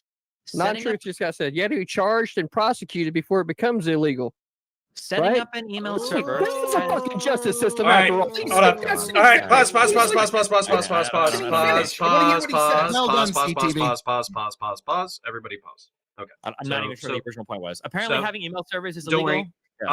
I can summarize it. And Thanks. also, Dylan has been patiently waiting. I do see Dylan, so we're going to give the Dylan in a second. However, I kind of want to summarize the scenario because I feel like we escaped the orbit of Hillary Clinton's email server for about 20 minutes, and then now we're back again. What Go we're figure. really talking about is it seems like conservatives believe that there are rules for thee, but not for me. And well, that we've if been you're pointed out on the left. hold on, let me articulate this fully, and then I promise I'll let you guys do it. It seems like the conservative side of the panel are saying there's rules for thee, but not for me. That Biden and Hillary Clinton have done several things that the FBI did not investigate aggressively, even though there were some shady things going on, like the smashing of the cell phones or her pretending that, but I'm saying pretending based off my perspective, but bleaching of the server was literally physically wiping it down with cleaning product, that kind of thing. That all seems like shady bullshit to me, right? But I don't know. I clean my desktop. hold on. If See, I it's was nice to and pretty. if I was to articulate the progressive side, it's that Biden and Hillary Clinton seem to have tried to, in some circumstances, cooperate with the investigations, whereas based off of the indictment, we are seeing that Trump did not wish to cooperate with the people who were trying to recover the files. And so there's a material difference there. That is what I have taken away from the past 30 minutes or so.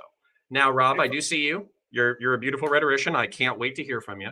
But Dylan has more beautiful hair, and so we're going to let him go first. Dylan, lead us into the fray, and then we're going to open it back up. Luxurious head of hair. Yeah, I just wanted to think about this for a second. So I don't know the moral intent behind everybody working at the FBI, but James Comey, 10 days before the 2016 election, reopened the probe into Hillary Clinton's email. Now, I don't know if you think it had an impact on the election. Hillary thinks it had an impact on the election. A lot of Democrats thinks it had an impact on the election. If the FBI is so corrupt towards Democrats, why would James Comey reopen a probe into her emails 10 days before a major election that had extremely close election results? Not to mention the fact in his 2018 book, which he released 2 years after the decision, he said that it may have been influenced by unconsciously. He says unconsciously. I don't know what he means by that, but I mean, I'll take him at his word. Unconsciously impacted by the fact that she could have been the next president of the United States. If the FBI is so unbelievably corrupt, why would they do that? Which obviously hurt Hillary in the 2016 election. Answer Rob, this real go quick. ahead. It's something that's brought up quite a bit. So the reason is in the IG report. The reason is because Comey and them were trying to cover up the Anthony Weiner laptop. They sat on that. It's in the IG report. So I don't know. Do you want me to read it word for word? Do you want me to, Destiny? You're laughing. Do you want me to read it? I would be.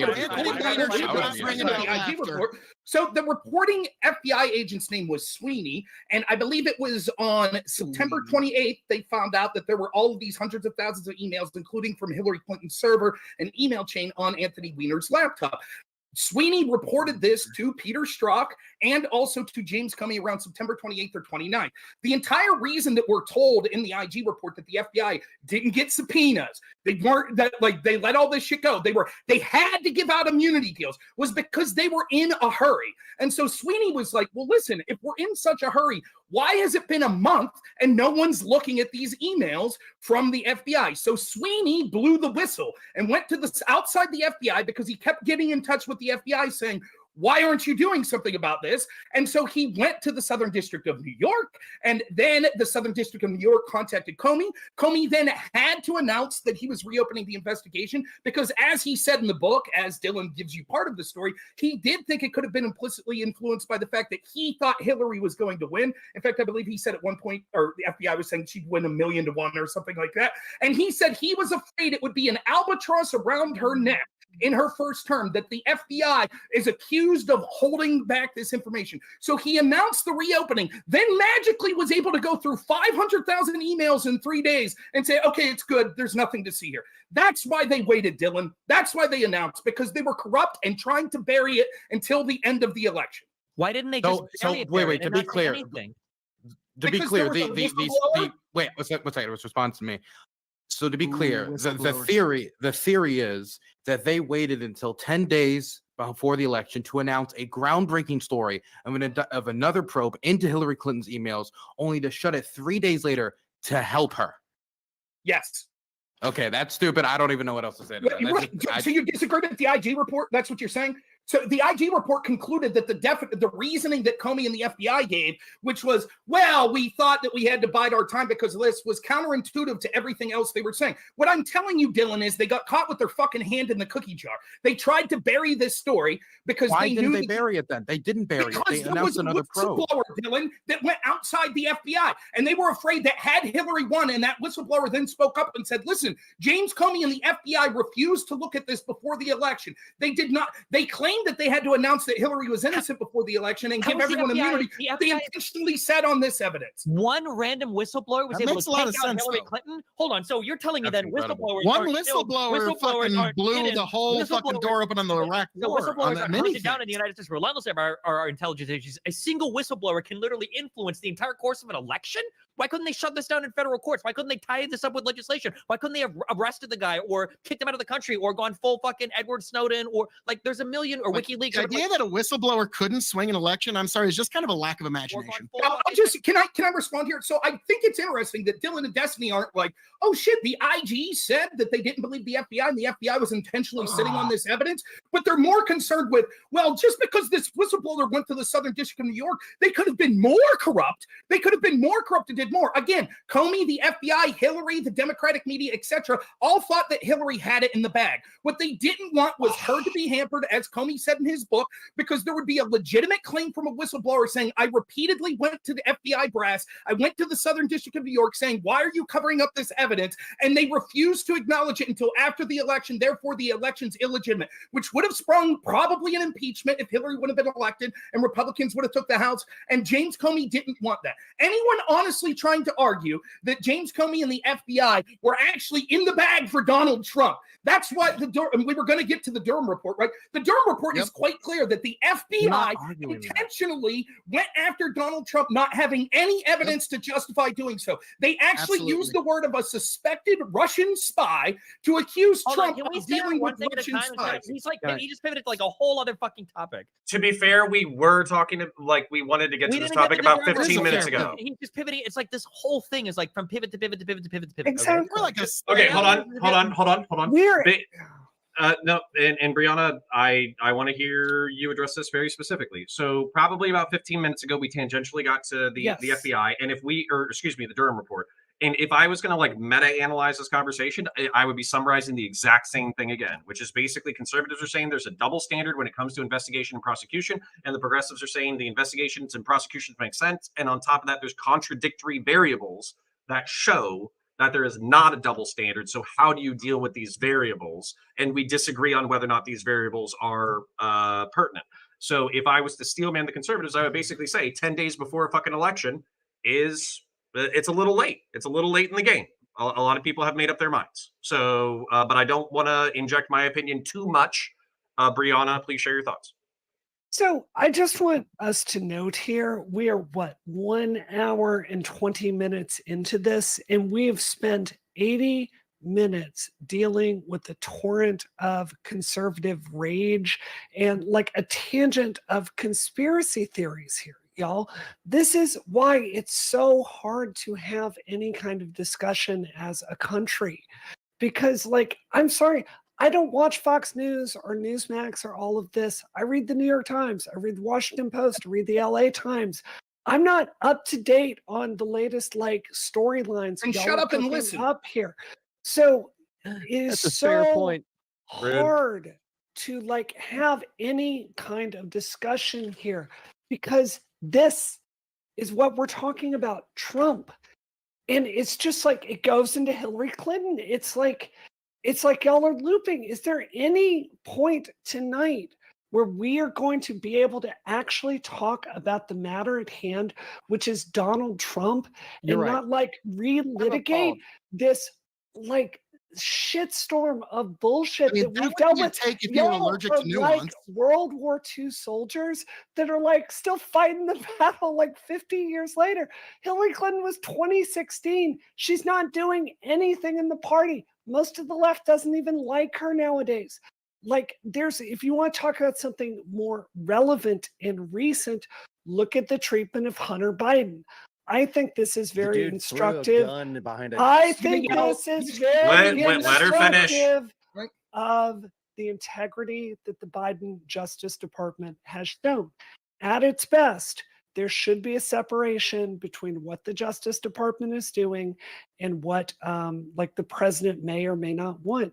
He has been remarkably hands off with this.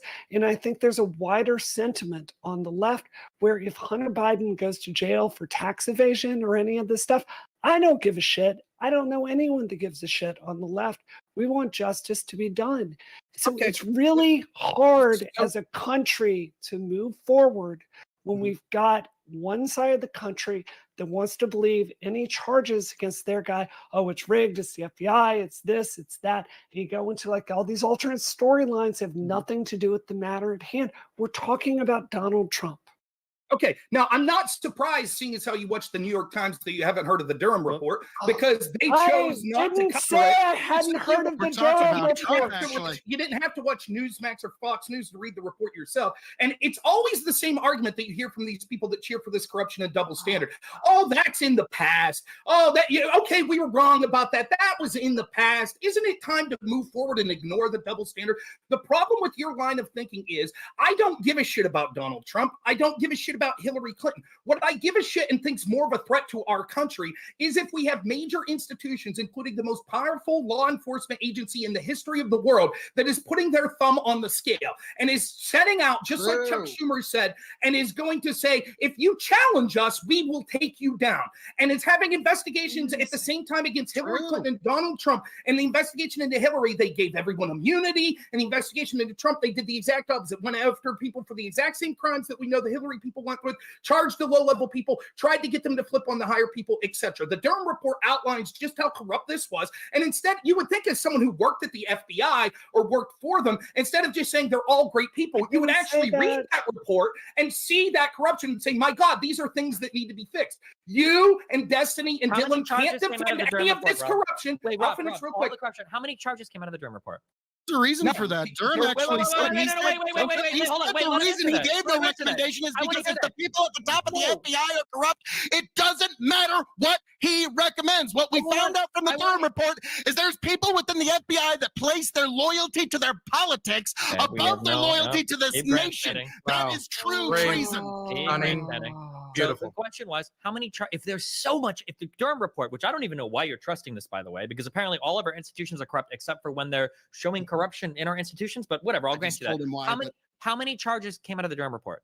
None. Actually, there was a guilty plea. Hold on. There was a guilty plea. Wait. There were three. One conviction, three charges. There were one conviction. There was two charges. The other two died in court almost immediately. Okay. There was one conviction. There was a conviction. If there was all this corruption, then where are all the charges? I just told you why.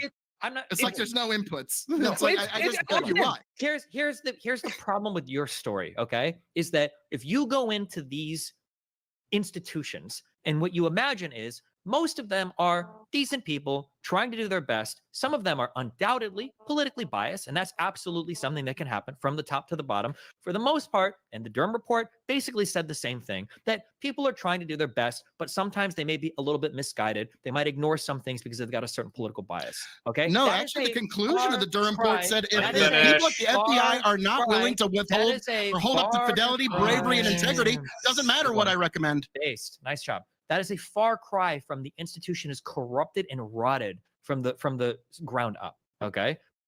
All right. Okay, And if I Hold may- on. Sorry, man. Okay, listen.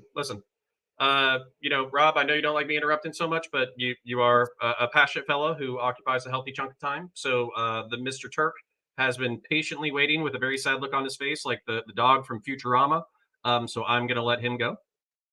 No, I was going to just provide some comic relief and say, Brianna, I'm glad we agree on the Hunter Biden thing. I 100% agree. He should be prosecuted on federal firearms charges for lying on a federal firearm purchase order, as well as for disposing of a firearm within a gun-free zone behind a school. I think we should definitely prosecute him and put him into federal prison for that. Let him Based. have his day in court. I have no issue with that. I don't So know why anyone. are we not doing that then? Because corruption. People. Corruption is why. Has anybody ever been prosecuted because of a video of a gun? For how many years old was this? Holy shit. It was not that long ago. It But what wasn't is- just a video. He left a gun. First off, he attempted to buy a gun when he was a felon, which Why is are you doing a itself. whole Here we story, go. Rob? Here We we don't go. have to Here we do go. that. It's like- it's Hold on. No, pause. Everybody pause. Pause. Everybody shut the Submit fuck a up. question. Shut the fuck up. All right, everybody shut up. Listen, I appreciate that we're going on circles. We only have to do this with each other for another 33 minutes. And at the end of that 33 minutes, I would like it if Destiny and Brianna hung out in the after, like post panel or whatever, because I have contentions with some of what you've said. But the major contention here is whether or not there's a double standard when it comes to prosecution and basically moving forward with evidence when it comes to Trump versus other political institutionalist families. And so I think it's a perfectly fair question of if somebody commits a felony and they're related to the most powerful person on the planet right now, why is that prosecution not moving forward abruptly? That is a fair question. And if you got, I'm injecting my own opinion here, but if you guys say, oh, it was 5 years ago, that's kind of pointing to what Rob was saying earlier, where basically it's like, oh, well, it's not that big of a deal. And if it is a big deal, don't worry about it. It was 5 years ago. But then we Like, just what- keep what- moving the what- bar what- over and over are you a again. Fucking cop? Yeah? Do you know what statute of limitations is? It's not a matter. Again, this is why these conversations are frustrating. It should only be lawyers and cops or whatever arguing these things. You guys want to bring in your feelings. The question is, what is the criminal Well, 5 statute? years Okay, is There's a within statute of most limitations. statutes of If there's a limitations. Well, statute of hold on. limitation, We'll open it back up. I will have this conversation with you in 32 minutes. I'm Okay. going to open it back I up. respond. I can Sure. Well, respond. if No there's problem. a statute of limitation on something, or if cops don't normally prosecute material like this, like I don't know if a video shows up, if a guy's a gun, I don't know if police officers or if DAs typically take those cases because I don't know how hard those are to prove in terms of like, did this actually happen? Do you have any material evidence? We've got a video. Was it real? Because with those cases in court might be literally unwinnable. I don't know. Now you can call it bias, but the reality is, and if you're Connor, if you're a cop, you know this. What is it like? It's less than half of all fucking homicides even get solved in the United States, let alone any other fucking type of crime. So I don't know if a video like that actually performs well in court. I don't know the answer to that. I actually have the law right here. For non-capital crimes related to gun possession or importation, 18 U.S.C. 3282 asserts a statute of limitations of 60 months, that is 5 years. However, capital crimes and violent offenses that were committed using a firearm may be prosecuted beyond this time. So, and here's the other there's- thing, right? Wait, Well, what- depending on the what lawyer and the violent- judge you talk to in that What? instance. What violent crime did he No, commit? capital crime or violent crime. So that's Disposing of the a Capital firearm is in still a a higher gun-free one. zone. If I may, right? So this is another thing you see. Two things that I want to talk about that's going on here. One, you're operating, Brianna, at a different level than me. You're operating in a partisan way. You're saying, it's okay, take Hunter as long as they get Trump. I'm operating saying, I don't give a shit about It's Hunter not Biden. true. I don't give a shit about Trump. I don't give a shit about Joe Biden. I don't give a shit about Hillary Clinton. I give a shit if the investigative body is corrupt or if they're engaged in a double standard. That is a bigger threat to our country. And you're like, yeah. Okay, if you think they should have charged Hunter Biden and that's something he should have had his day in court, why aren't you outraged that he didn't? And the other thing I'll say is when we're talking about the statute of limitations, it just so happened this indictment of Trump broke on a day when a whistleblower is talking about that the FBI has been sitting on evidence that Joe Biden himself was paid $5 billion by the founder of Burisma that he was saying was a $5 Russian billion? oligarch. $5 billion. $5 million, right? Was paid $5 million. So what happens is, and the FBI fought tooth and nail, almost had to have a contempt of court charge because they refused to hand over documents and said that there's an ongoing investigation into Hunter Biden. So this is what happens. The FBI sits on this evidence forever, and then people like Destiny go, it was so long ago. Why should we charge that? It happened forever ago. The point is this, that there is a clear double standard in the veracity they go after these people. I go back to just talking about like the Hillary Clinton email in the sense of why did they decide to raid Mar-a-Lago but not? Let me make this as simple as possible. Allegedly, they raided Mar-a-Lago because they were afraid they weren't going to get back the material that they asked for. In Hillary Clinton's case, they knew they weren't going to get the material they asked for because some of it had been deleted. In both cases, they asked politely, can you send us the material?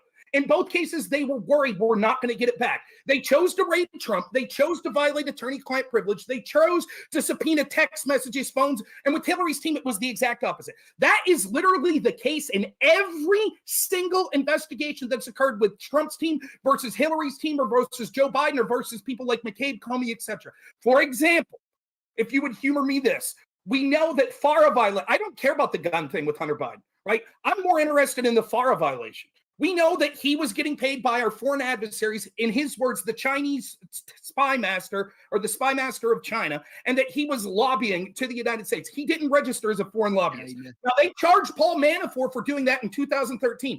Manafort was doing that with, drumroll please, the Podesta Group, Hillary Clinton's campaign manager. With Manafort, they charged him. With Podesta, they allowed him to retroactively sign paperwork. Hillary's team had campaign finance violations in the form of they lied about the campaign finance of paying for the Steele dossier. They were allowed to get a fine. Are like Trump, every Raw brand is like a greatest hits. Are we going to bring up like Uranium 1 too? Or I'll tell you what. Let me.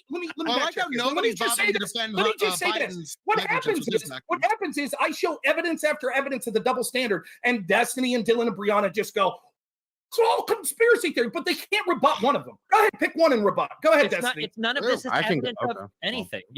All you're saying is that like they raided Mar-a-Lago, but they didn't raid Hillary Clinton cooperated in the investigation. They didn't need to raid. They raided Mar-a-Lago. They raided Mar-a-Lago. They didn't need to subpoena evidence because she was cooperating the entire time. They didn't need to subpoena anything. Is deleting subpoenaed evidence a crime? The fact that they even knew it was deleted was because of the cooperation. It's not like they were trying to just want to be clear. No, that's not answering his question. Is deleting subpoenaed evidence a crime? Not before you're subpoenaed. Not before it's subpoenaed. There was no evidence. It was deleted afterwards. There was no evidence. No, actually, it was deleted. There was no evidence that Hillary Clinton ordered the deletion. You admitted it yourself. So that line of inquiry is dead. The FBI themselves said that there was no evidence. You agree that there's no evidence, so I don't know why you're still asking the fucking question. Okay, there were classified documents. Oh, I'm not allowed to Rob, you've done an amazing job. Okay, so there was no evidence of that. Now, why did they raid Mar-a-Lago? Because classified documents were held in an area where people with unsecure access were able to come in. Donald Trump was showing these things to people, and Donald Trump was not cooperating. That's how why did they know that? Necessary. How did they know that Trump was showing those things to people? I don't know. Apparently, they were getting testimony from people claiming as much. Okay, so here's the problem, right? You can see the willful ignorance because the FBI engages in this double standard on who to investigate. And this has always been the case with Trump. It's why they're going after him with the bullshit Stormy Daniels thing. It's why they did the bullshit Russiagate investigation. The argument is this. Wait, what let me Stormy ask you this real quick. If I can, I promise I'll keep this rant to under a minute. State, Can I ask you a question? She probably suffers too. So can I ask you a question to the panel real quick? Would you think this is a fair statement that if we rated every lawyer for every major politician in Washington and cooked open all their books, that 90% of them would have committed some crime? Committed some crime is a far cry from attorney-client privilege being destroyed is like one thing that might destroy the nation. Intentionally, no, it wouldn't. It is intentionally showing That's not the classified question material I had, people Destiny. aren't supposed to see it. That's Well, not the some question I crime, had. what? That they have unpaid speeding tickets? That somebody might be Perhaps. driving on a suspended license? Yeah, sure, Perhaps. probably. But that's not what we're upset How about. about Trump more? for. How about that? How about more serious crimes like campaign finance or insider trading and things like that?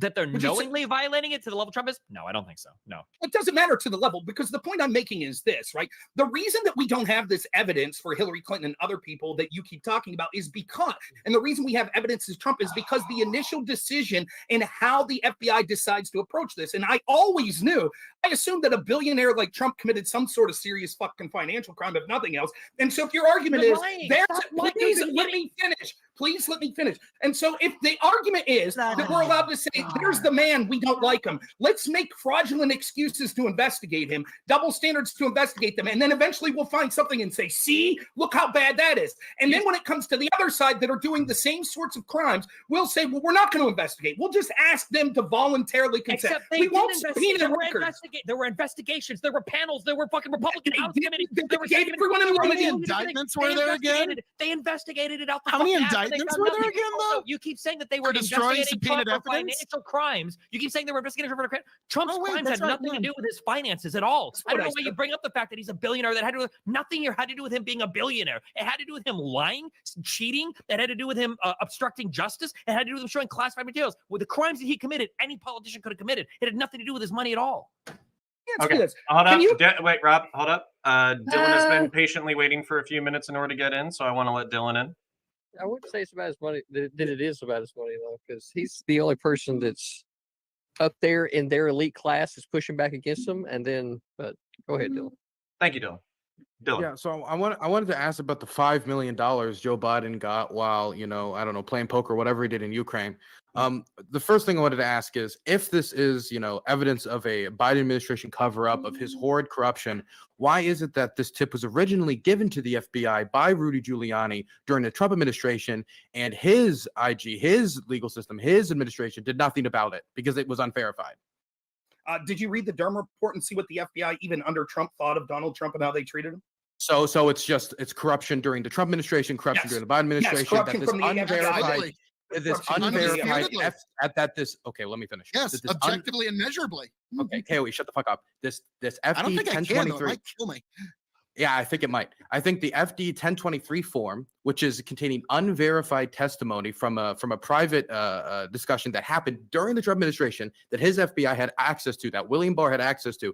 They didn't go after it then. They didn't go after it in the last 5 years. Nothing has been kicked up from it, and it's still unverified. The FBI confirms it's still unverified, and your answer to that is, well, it's just all corruption. But it wasn't My the whole answer to point of the that is Durham. yes. Wait, one last Okay, thing. and I One last thing. One last thing. Wasn't the whole point of the Durham report that Republicans were angry was that it was a whole investigation into something that was unconfirmed and working off of unverifiable information anyway? The same thing that this 1023 document was?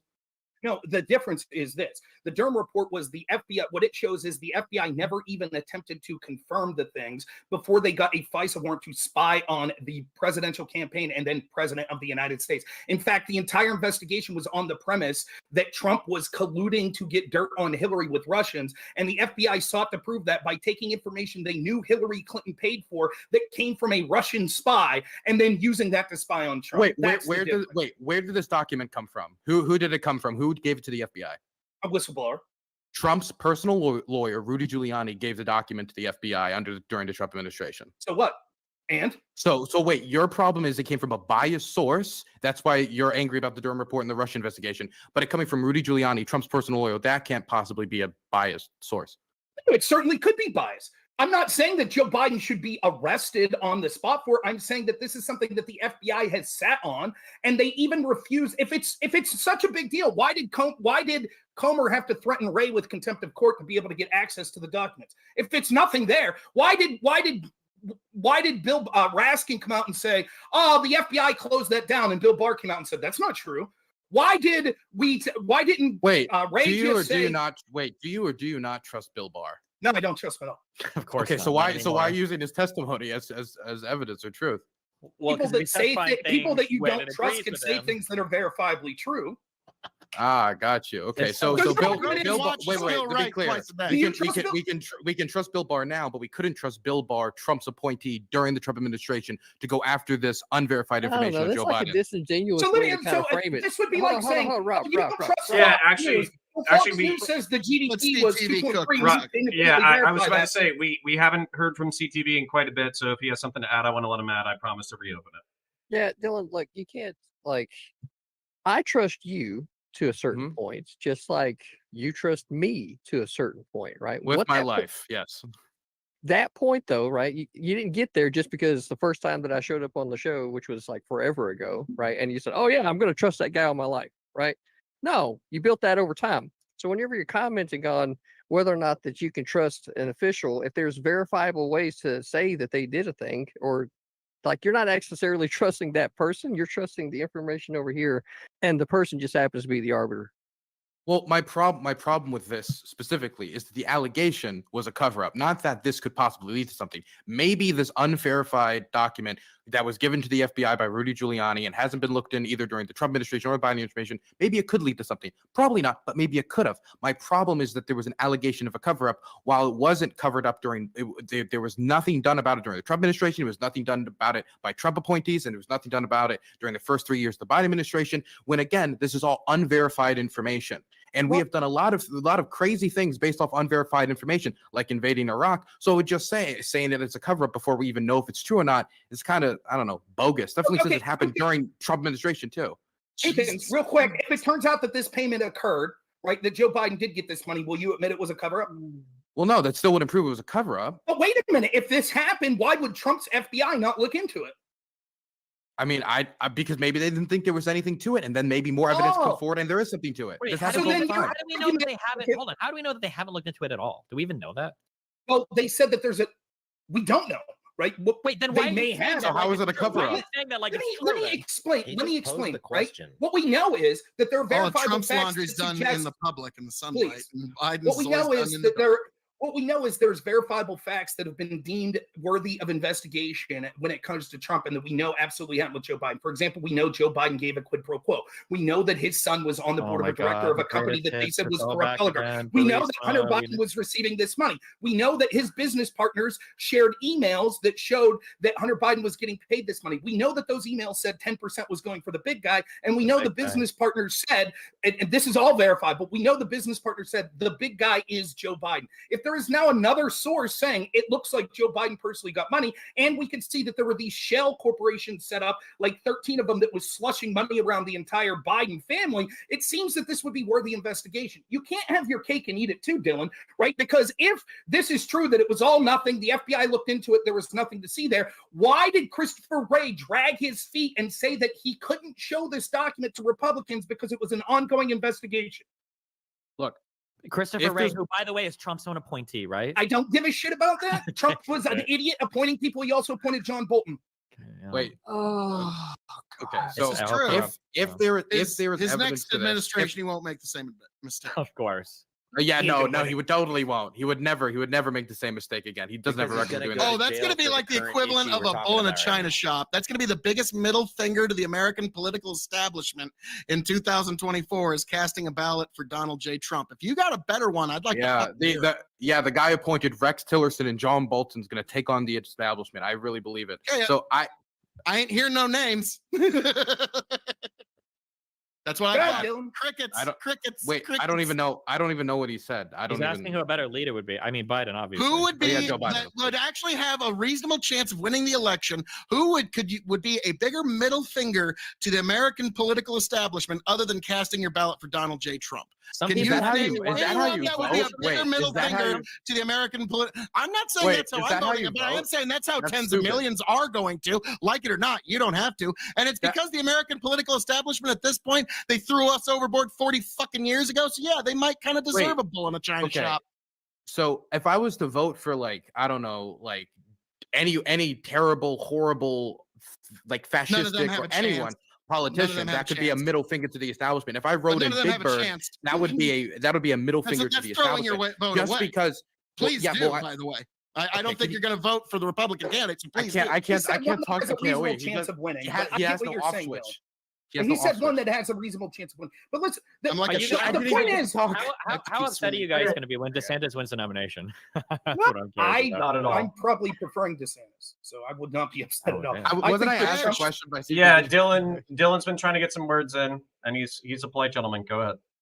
So if this is all true, there should be bank statements to back it up. There should be more information once the digging starts, because I assume now, whether or not there's anything to it, people are going to do digging, as happens with anything like this comes to public. And if there's bank documents that can back it up, then they can start to build a case. Now, until there's any verified information that comes forward, this is all unverified allegations that the Trump administration didn't treat seriously, and up to this point, the Biden administration didn't treat seriously. Maybe it was, Trump's appointees weren't serving his best interest, whether it be John Burlington, whether it be Rex Tillerson, whether it be William Barr, or anybody he chooses. We'll just have to wait and see and wait to find out. But as of right now, the claim that Rob made that this was a cover-up, there's just no proof of that. Well, it's a cover-up in this sense that the disparate treatment and how we treated these things, there was no evidence whatsoever. So it's a cover-up in a different sense, not in the way anybody else said that word. Okay. Right. Well, I was talking about it in this sense, and that the the fact that Hunter and Joe have a joint, just give me 10 seconds. The fact that Hunter and Joe have a joint checking account that still hasn't been subpoenaed yet, and actually Hunter Biden admitted this publicly in 2019, that him and President Joe Biden share a joint checking account. So the idea that what Hunter does has no relation to Joe Biden is a bald-faced fucking lie. Take it, Rob. Wait, who said that?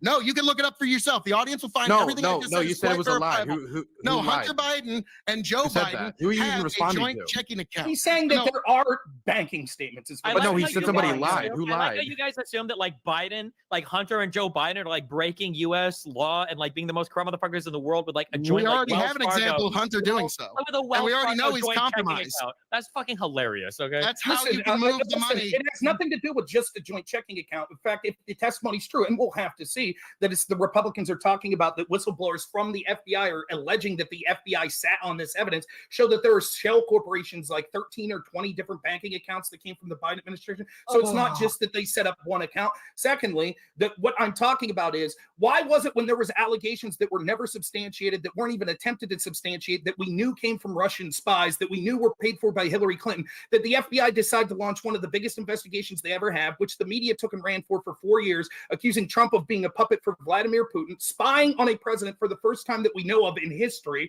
using a FISA warrant to spy on a president. But then when we actually have documents that we know that there are verifiable smoke there, unlike with the Trump-Russia shit, there's verifiable smoke. There's not. So we don't know that Hunter Biden was receiving this money and was there is no verifiable smoke with this 1023 document. There is none. Please, let me finish. Is this true? Was Hunter Biden working for a foreign company in Burisma? Yes. Was he being paid? Yes. Was he lobbying his father to meet with the people in Burisma while they were under investigation? Yes. Yes, but I don't think that meeting happened. Hold on. Okay, it did happen. That meeting did happen. As Connor knows, we talked about this. What was the meeting? Talk about that. The meeting. Now, let me refresh your memory. This was the meeting you said. Well, maybe they. Tell me. I am going to tell you the meeting. Don't be weird. Just let him talk. I'll start with it, and then I'll say what your interpretation. The meeting was that once the assets were frozen of Burisma, their lawyers reached out to the Obama State Department and Biden's office and said, "Hey, Hunter Biden works here. We'd like to have a meeting." Then when they showed up, they said, the email or the transcript that we have said, "Hey, we think this is all big misunderstanding. There shouldn't be an investigation. We're not corrupt. Hunter Biden works here, by the way." You said, "Well, for all we know, that meeting was just them saying, this is how you spell Burisma." That's what you said. Okay, so my understanding of what this meeting, I don't know why you're wasting time going over. So from what I've read, if you have something that points different, I'd be interested to see it. Was the meeting was literally, I think Biden and a couple other people in DC were having lunch, and I think his dad, Joe Biden, stepped in, saw one of the guys who worked for Burisma, shook his hand, and left. No, that's not what we're talking. That's not what we're talking about. And why did he have to lie about it if that's all it was? Probably because he didn't remember that's not what we're talking about. We're talking specifically about Biden's team meeting with lawyers for Burisma that were under criminal investigation that the Obama and Biden administration said was Biden's team. I don't know if Biden was at the meeting. I think that his team get me was the fuck out of here. Jesus Christ. If you would listen, I'm talking about Joe Biden. Now you're changing it to somebody else. Listen, we're talking about, did Hunter Biden lobby for a foreign company? Yes or no? That's what we're talking about. Destiny, answer. Did he lobby for a foreign company? I don't believe there's any proof of that, no. You don't believe that that's proof? I don't believe there's any proof of that, no. Well, I guess the emails disagree. that he was talking to his father and was talking to people. We actually have emails. Maybe if we just need one more Republican committee to investigate. One more. We'll find it. There we One go. more. Now we got There the we power. go. If no one was charged, nothing could happen. So we know Dylan already admitted that he was lobbying. Okay, that's a crime that we could prove, a crime that was serious enough to go after Trump's campaign manager. So why aren't we going after Joe Biden's son? We just for need failing one to more register as a foreign Republican committee, lobbyist? one more special counsel. That's one what I more we'll thought. find it. One more, we'll get it. And I know.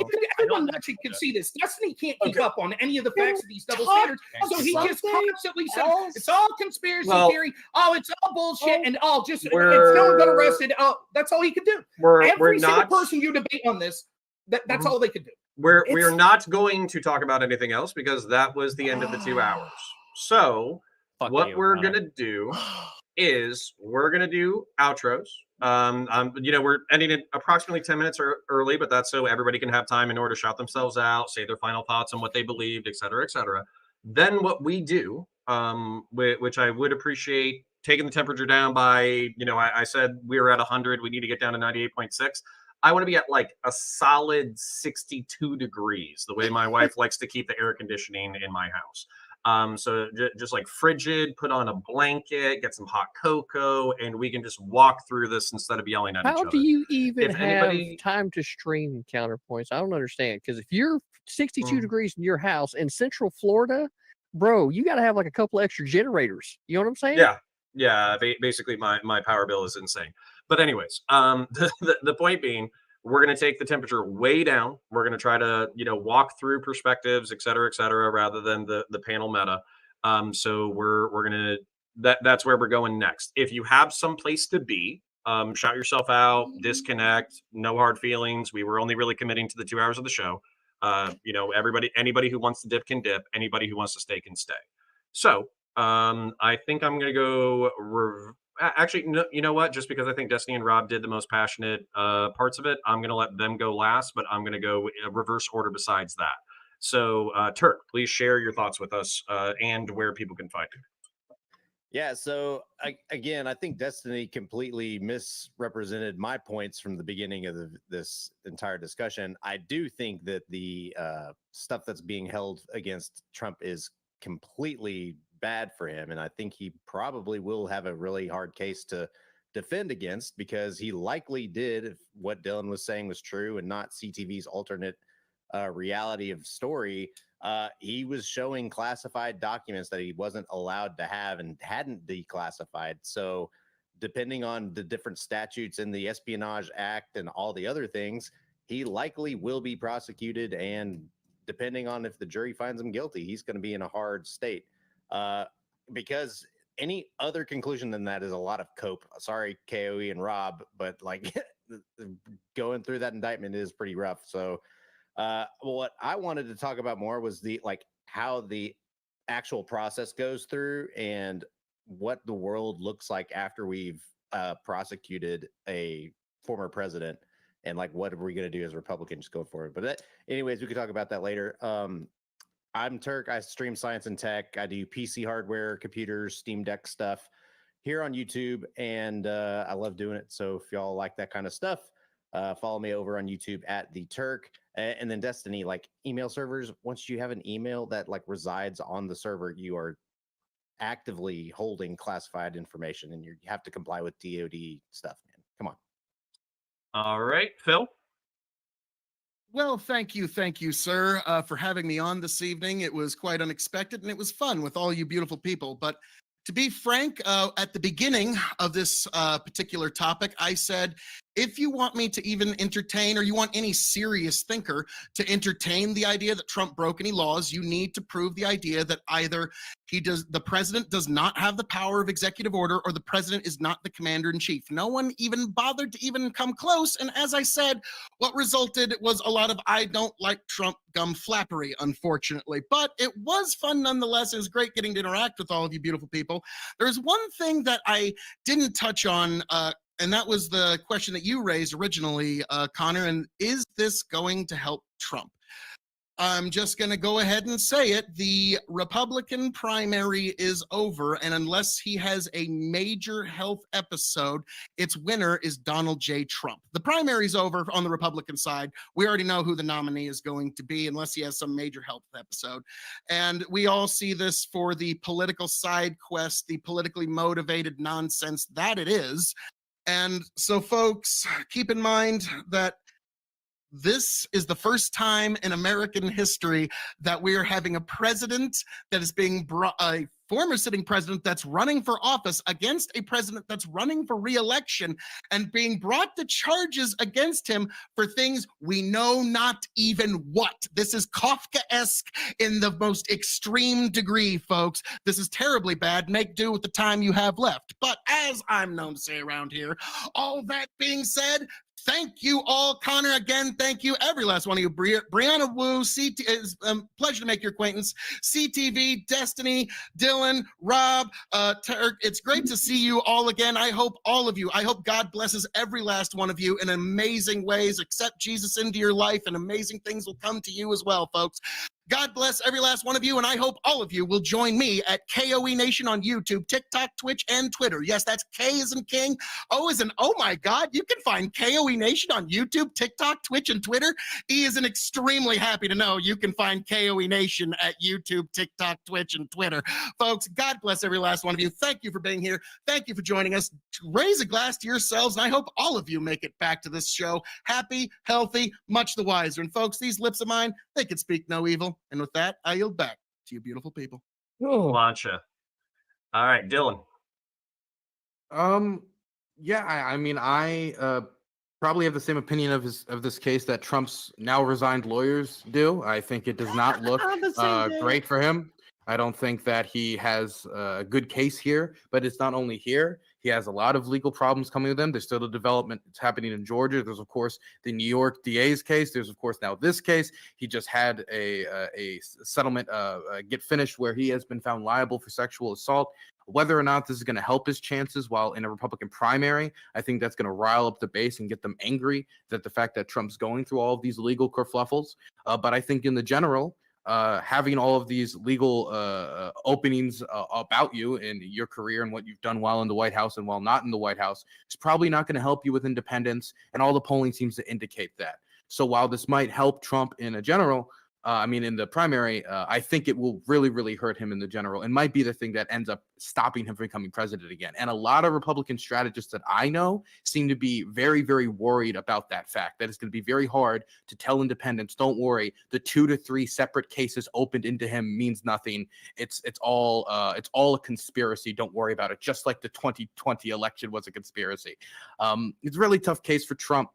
I do not believe that he can just magic alakablam, make anything a declassified document while outside of the White House. He has to do that while he's in the White House. He needs to go with the office of the presidency to do it through the correct manners. This would be extremely dangerous if any president could grab any document from the White House, run home, hold on to it for a year, and just randomly post it on Twitter. There's a reason why that's not the process. It would be because it would be an unbelievably dangerous. K.O.E is right about one thing, though. The primary is over. Go to chrischristie.com and support the real anti-establishment candidate who's going to change this country for the better. You can find me at Dylan Burns TV on YouTube, Dylan Burns Live on YouTube, and Dylan Burns TV on Twitch. I'm going to be going to Kherson today to be filming the recovery efforts and the damage from the flooding. So if you guys want to follow me on Twitter and see any pictures I post, anything like that, I'd appreciate it. Yeah. Be safe, sir. Yeah, and I just wanted to take a moment and say, Dylan, I really admire you risking your ass in order to go cover the war. We talk a lot of shit in these spaces, but very few of the times do we risk our asses actually getting shot in order to talk about the things that we talk about. So I appreciate you doing the work that you do. CTV, go ahead, please. Well, That says it all, doesn't it? it's been an interesting conversation to be sure. One thing that I feel like nobody's really presented any kind of solutions. We both pointed, everybody seems to be pointing out corruption in the FBI on both sides. One side being held accountable, one side not.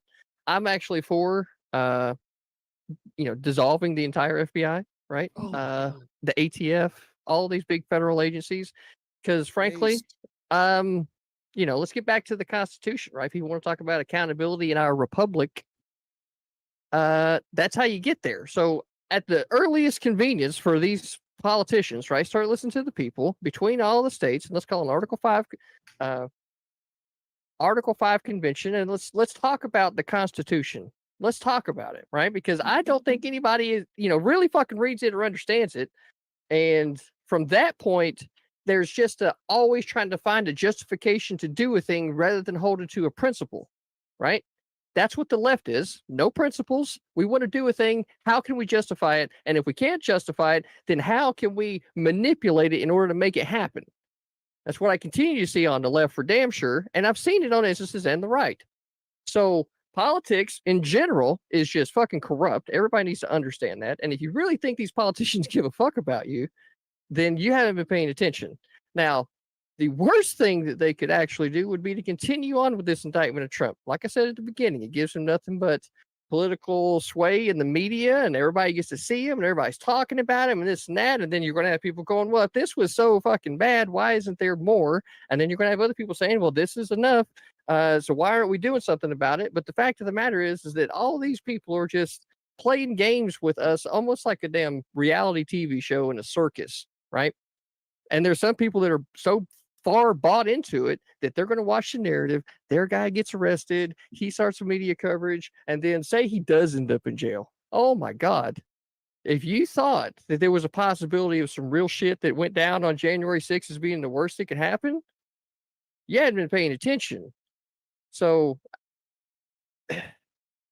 setting a precedent for, like, from where I'm sitting, what it in fact is a the fault of the government for not collecting all of the classified material that it had placed in someone else's possession at the end of their term of office. They should have already came in there, sent the trucks in. Hey, we're collecting up all this stuff. You're not the president. We respect you, da da da. But this is all the government's property, and we need to take it back. Like they did. Well, any other time that they did. So that's it. And it was nice to get a chance to talk to everybody. You could find me typically just in my Discord server. I'm actually trying to figure out which platform is the platform to move to, because apparently Twitch is not the one for political debate from what I've been saying. So if any of you guys got ideas, let me know. And with that, CTV's out. Appreciate you. And then so I'm going to give it to Brianna to do an outro, but I also want to bring up a meme that was suggested from our buddy iCow Rich. What if, as people have suggested, Donald Trump declassified everything that he took home with him the second before he left office? But then what if Biden, the second he was inaugurated, classified everything in his brain without doing a memorandum?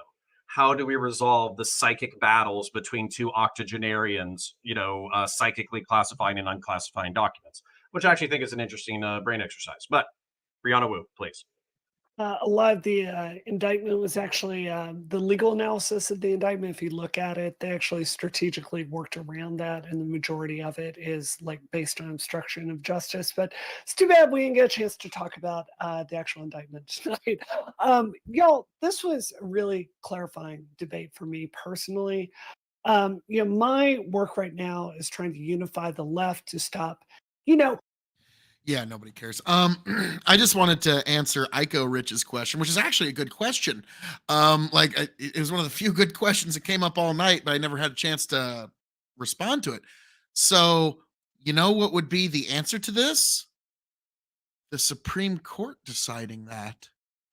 They're the ones who call the balls and fouls, and definitely should be doing so before anybody's fucking door gets kicked in by the FBI. Okay, if there was any question about, well, we need these documents, they should have said, Supreme Court, we need you to say what are the limits here before any action is taken. So there should have been challenges in courts to the point where the Supreme Court decided it before anyone should have ever knocked on Donald J. Trump's door. So the answer to your question, Iko, is sounds like the Supreme Court should probably decide that. arguing about all this stuff that does not ultimately matter, and to really think about the things we really share together and get out there and vote. This is so clarifying. Like before tonight, like prepping for this, I'm reading pages of the indictment, I'm reading legal theory about this, and why I needed to be. And also, Bennett, let's see if Pied Piper's strategy 2.0 fails again. Somehow I doubt it. I somehow doubt it. But yeah, this was interesting discussion, I will say. Fucking studying was like the last 20 years of Republican conspiracy theories and like the anger against Hillary Clinton, because that's all we could talk about. It was like a DDoS attack on our democracy. This is our future if we don't get out there and win. You have one party that is serious about government and institutions and trying to solve the problems that the American people face. And then You there's the have another Democrats. side that increasingly there's this lunatic fringe in the media that treats this like a show. And they have non-serious like proposals that they're bringing forward, like dismantling the FBI, as if like a country as big as the United States does not need a like federal law enforcement apparatus. It's just nuts.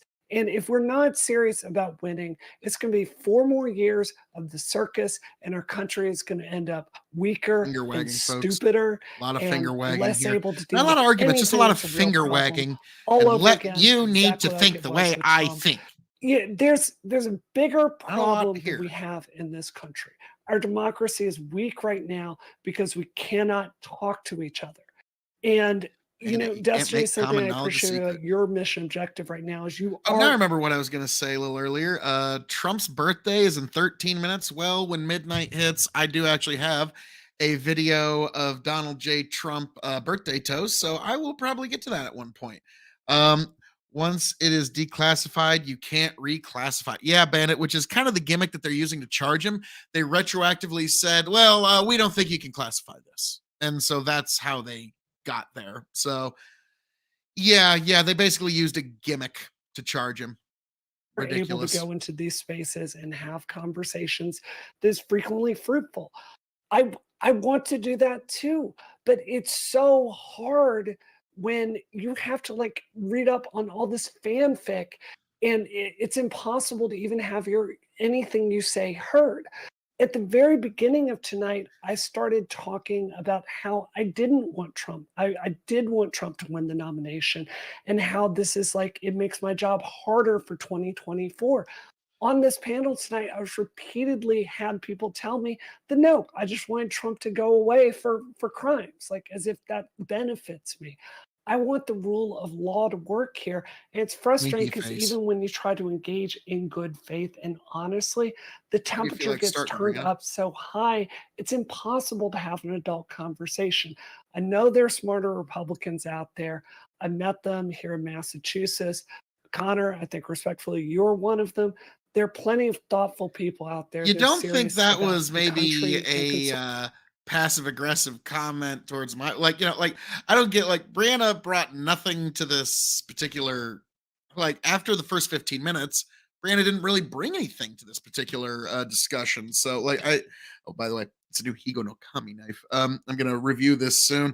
Just a little stiff right now, so I'm trying to unstiffen the joint here. But other than that, yeah, Brianna was like, I didn't appreciate the insults because I've always said if you had better arguments, you wouldn't need the insults. So I just thought that was interesting that that's where this immediately went in the conservatism. opening and I closing just statement. wish we could have had more of them here tonight.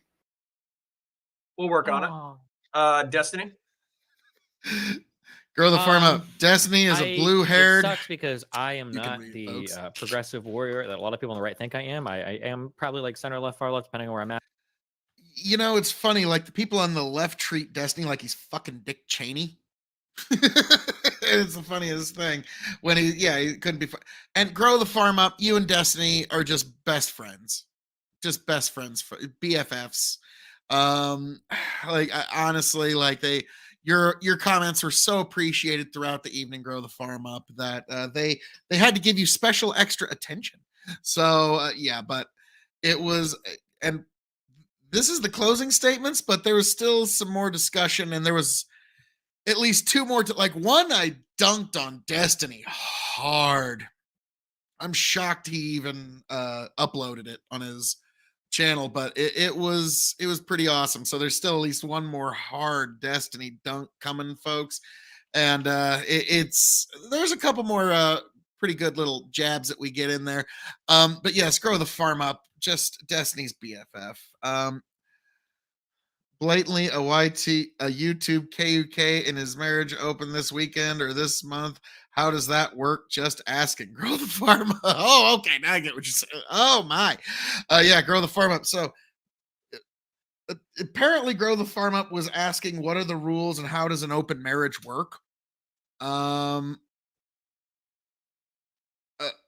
Yeah, that now apparently that was seen as a personal attack. But again, grow the farm up was just asking. Like I that's one of those I could see how some folks could see it that way, but I can also understand your argument, grow the farm up.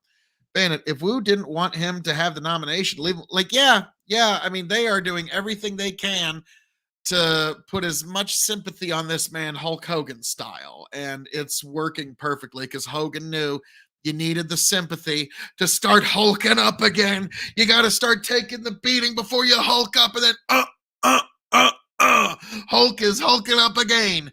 And that's exactly what they're doing with Trump all over again, because now the right will vote for no one but him. That I do believe that a strong Republican Party is needed for democracy to flourish. I think it is important to have people on the other side of issues in order to keep the left grounded. But I think that we're probably about to see like 2 to 4 years of the Republican Party having to massively reshuffle itself.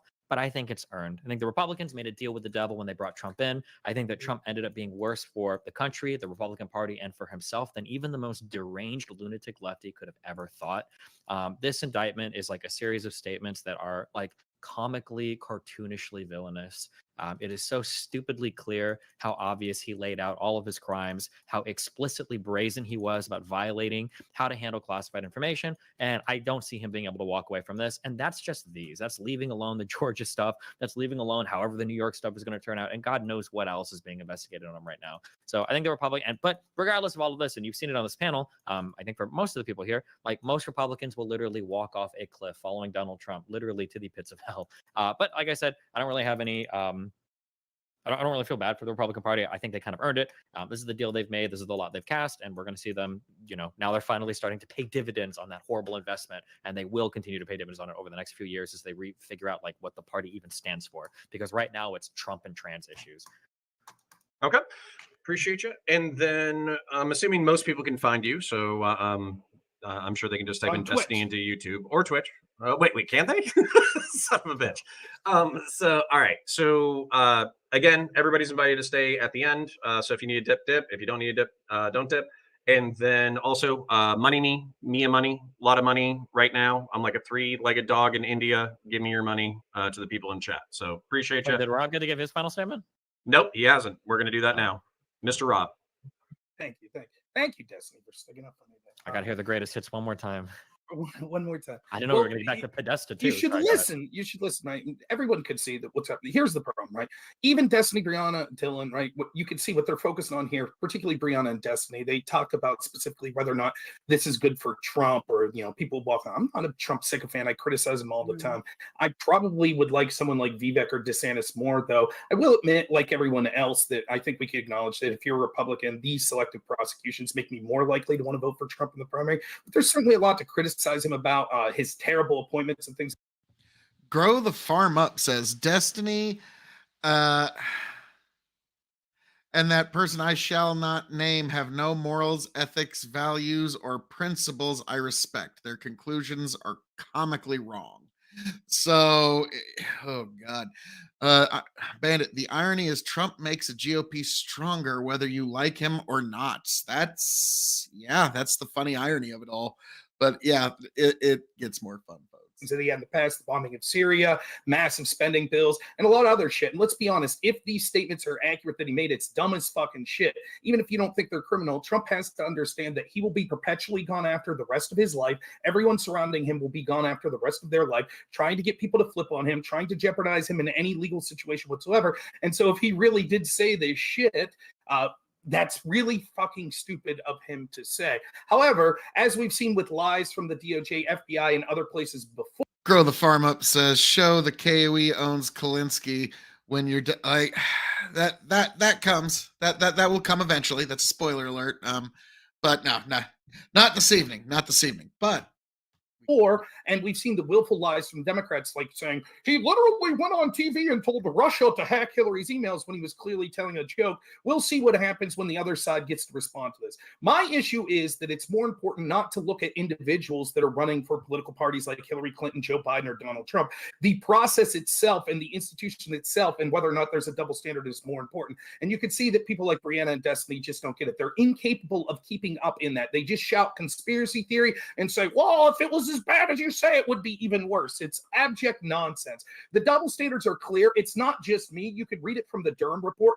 Every single time we talk on any specific one of these issues, whether it be me talking about the Burisma Hunter Biden connection the last time with Destiny, where he just got his ass handed to him, or whether it be talking about the differences, just look at FAR violations. Manafort gets charged with the FAR violation. The Mueller report says he worked with the Podesta group. Podesta group gets allowed to retroactively file. Or campaign finance. Hillary's team's allowed to just pay a small fine. Trump's team gets indicted 2 years after the statute of limitations. I noticed Destiny talked about statute of limitations, but didn't seem to have a problem with that Bragg situation there. So that's the problem. And the way to look at this is this. I assume that Trump's committed even more crimes than this alleged one, whether you think it's a crime or not. If you say, we don't like this guy, as Chuck Schumer said, and so the intel agencies will take him down, and all of these institutions get on board with that, eventually that leads to a system where you allow that corruption to pick winners and losers. Our system should be one where the voters get to decide whether or not they like Trump or they like someone else, not the FBI falsely accusing them of being a Russian puppet, spying on them, leaking that information to the press, et cetera, going from one investigation to the next. Just to respond to a couple of things that was said there, Dylan gives the game away when he says, quote, this might be the thing that stops Trump from winning the general election. Right, just like Rachel Maddow said the other day, that's exactly what the purpose of this is. And then he gives a laundry list of investigations, including the one in New York that is clearly bullshit. It's clearly bullshit. And that's the whole point. Just find something. Please stop him from having the chance to win. Now, it is true that people like Brianna and the Democrats, this is exactly the plan. They know that this will help Trump in the primary, but they know that it'll most likely hurt him in the general election. So this is the play. Just like in 2016, we could see the documents that showed Hillary Clinton's team wanted Trump to win the primary. That's why he got favorable coverage from press groups until the primary was over, and then they went in the bag for Hillary Clinton. So that's what's going on. Brianna says, conspiracy theory, that's code for I don't know what the fuck I'm talking about and I can't keep up, so I just accuse the other person of being conspiracy theorist. She could take any one of the double standards that I've talked about, focus on it for the next 3 hours. I'll talk to her and she could prove how I'm just spreading bullshit conspiracy theories, and we'll go through any one of them she wants and I'll show that it's true. She says that she's worried that we'll get 4 more years. Yeah, Comey said this the other day. Wouldn't it be terrible if we get 4 years of a politician, a president that's going after his political opponents with lawfare? Oh, you mean like the 4 years that was gone against Trump and that Biden's doing now? I hope that Trump wins. If he's the nominee, I hope that he wins, and I hope that he investigates every fucking Democrat for all kinds of crazy shit. I hope that he pays for opposition research and then orders his FBI to spy on his opponents, then leaks it to the press. I hope that he goes after every one of them for FARA violations and for campaign finance violations that almost every politician commits. I hope he does that so we can hear Brianna and them, instead of just saying, well, trust the system. We have to trust the good people in politics. All of a sudden, they'll have a problem and say that it's biased. She said that she just wants the rule of law, yet she hasn't read the bare minimum of things like the Durham report. And anytime people brings up, even Connor, who's not anytime, like, he'll tell you that there were shady things in the Durham report. She doesn't give a shit. She cares about the rule of law, but she hand waves. That's just conspiracy theory. Now, and lastly, she says that the temp was so high that she was trying to have a reasonable conversation. In her fucking opening statement, she called us children. She condescended from the opening, which I don't mind rolling around in the mud with pigs. And Brianna, you're certainly that. But please don't take the high road here. Like, I don't mean physically. I didn't mean that. I mean, she's fucking getting dirty and being dirty about things. So, like, yeah, fine. I'm not. That's better. Look at me. I'm not insulting anyone's physical appearance, for fuck's sake. But yeah, you don't get to be a shithead and then complain about it. And just lastly, I'll just say this: that the reason that they're able to find these things or that we're even able to talk about the things that we see here about how bad it looks for Trump is because they did thorough investigations, violated attorney-client privilege, they subpoenaed text message, emails, etc. They refused to do any of that, even when there was clear obstruction of justice. I'll leave you with this. Everybody here knows, the Democrats all know, all of them, Destiny knows, Dylan knows, Brianna knows, that the way you do investigations like this is you go after low-level people, you charge them with crimes, and then you try to get them to flip. That's exactly what they're doing with Nada. That makes sense. That's what you do. The fact that they did the exact opposite in the Hillary Clinton investigation, where they said, instead, we'll just give immunity, and then ask him, oh, did anybody tell you to do this? No, I did it myself. Imagine if that's how the task they would have taken, the equal standard here. Just gave Nada immunity and said, did Trump tell you to do stuff? And he said, no, I did it all on my own. We wouldn't be having this conversation. So you're always able to focus in on these details when you have a double standard that investigates one team as hard as possible, goes after them for process crimes and turns the screws on them, but gives the other side immunity or refuses to investigate. Rob Noerr, find me wherever. Okay, very cool. So this officially ends the debate segment of this. What I would like to do for anybody who wants to engage is basically just have a conversation. We can move it wherever we want to. We can talk about the Trump indictment. We can talk about the Durham report. We can talk about our family lives. We can do whatever. Typically, I run this for like the last hour, the first 2 hours of the debate, and then the last hour is just us kind of vibing. We're all creators. We're all contenders. We all throw elbows. We all talk shit. We all roll in the mud. So wouldn't it be cool to kind of have a more chill conversation about it? So the Destiny brings up a question, or brought up a question about 30 minutes ago, basically saying like, hey, Connor, weren't you a cop? Don't you understand that there's statute of limitations when it comes to investigations? If I worked in a city and the mayor's son was posting to social media how he was like banging prostitutes, smoking crack, working for a local business and taking thousands of dollars, all that kind of shit. Like I see Dylan nodding his head and the lefties like to fucking meme on it or whatever.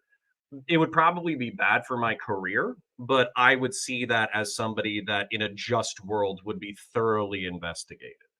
So the pistol shit isn't necessarily what I care about. It's the fact that it seems like I think I'll wrap it up. I've been patiently listening to y'all for 2 hours, so if you indulge some of my rants, I would be appreciative. Please. But I can add to this conversation too. Yeah, if 5 years from now I bring up Hunter Biden about how the FBI and the DOJ and local law enforcement investigated Hunter Biden and nothing ever came of it, and then you tell me, well, that's 5 years ago, you're fucking boring, shut the fuck up, I'm going to be a little annoyed.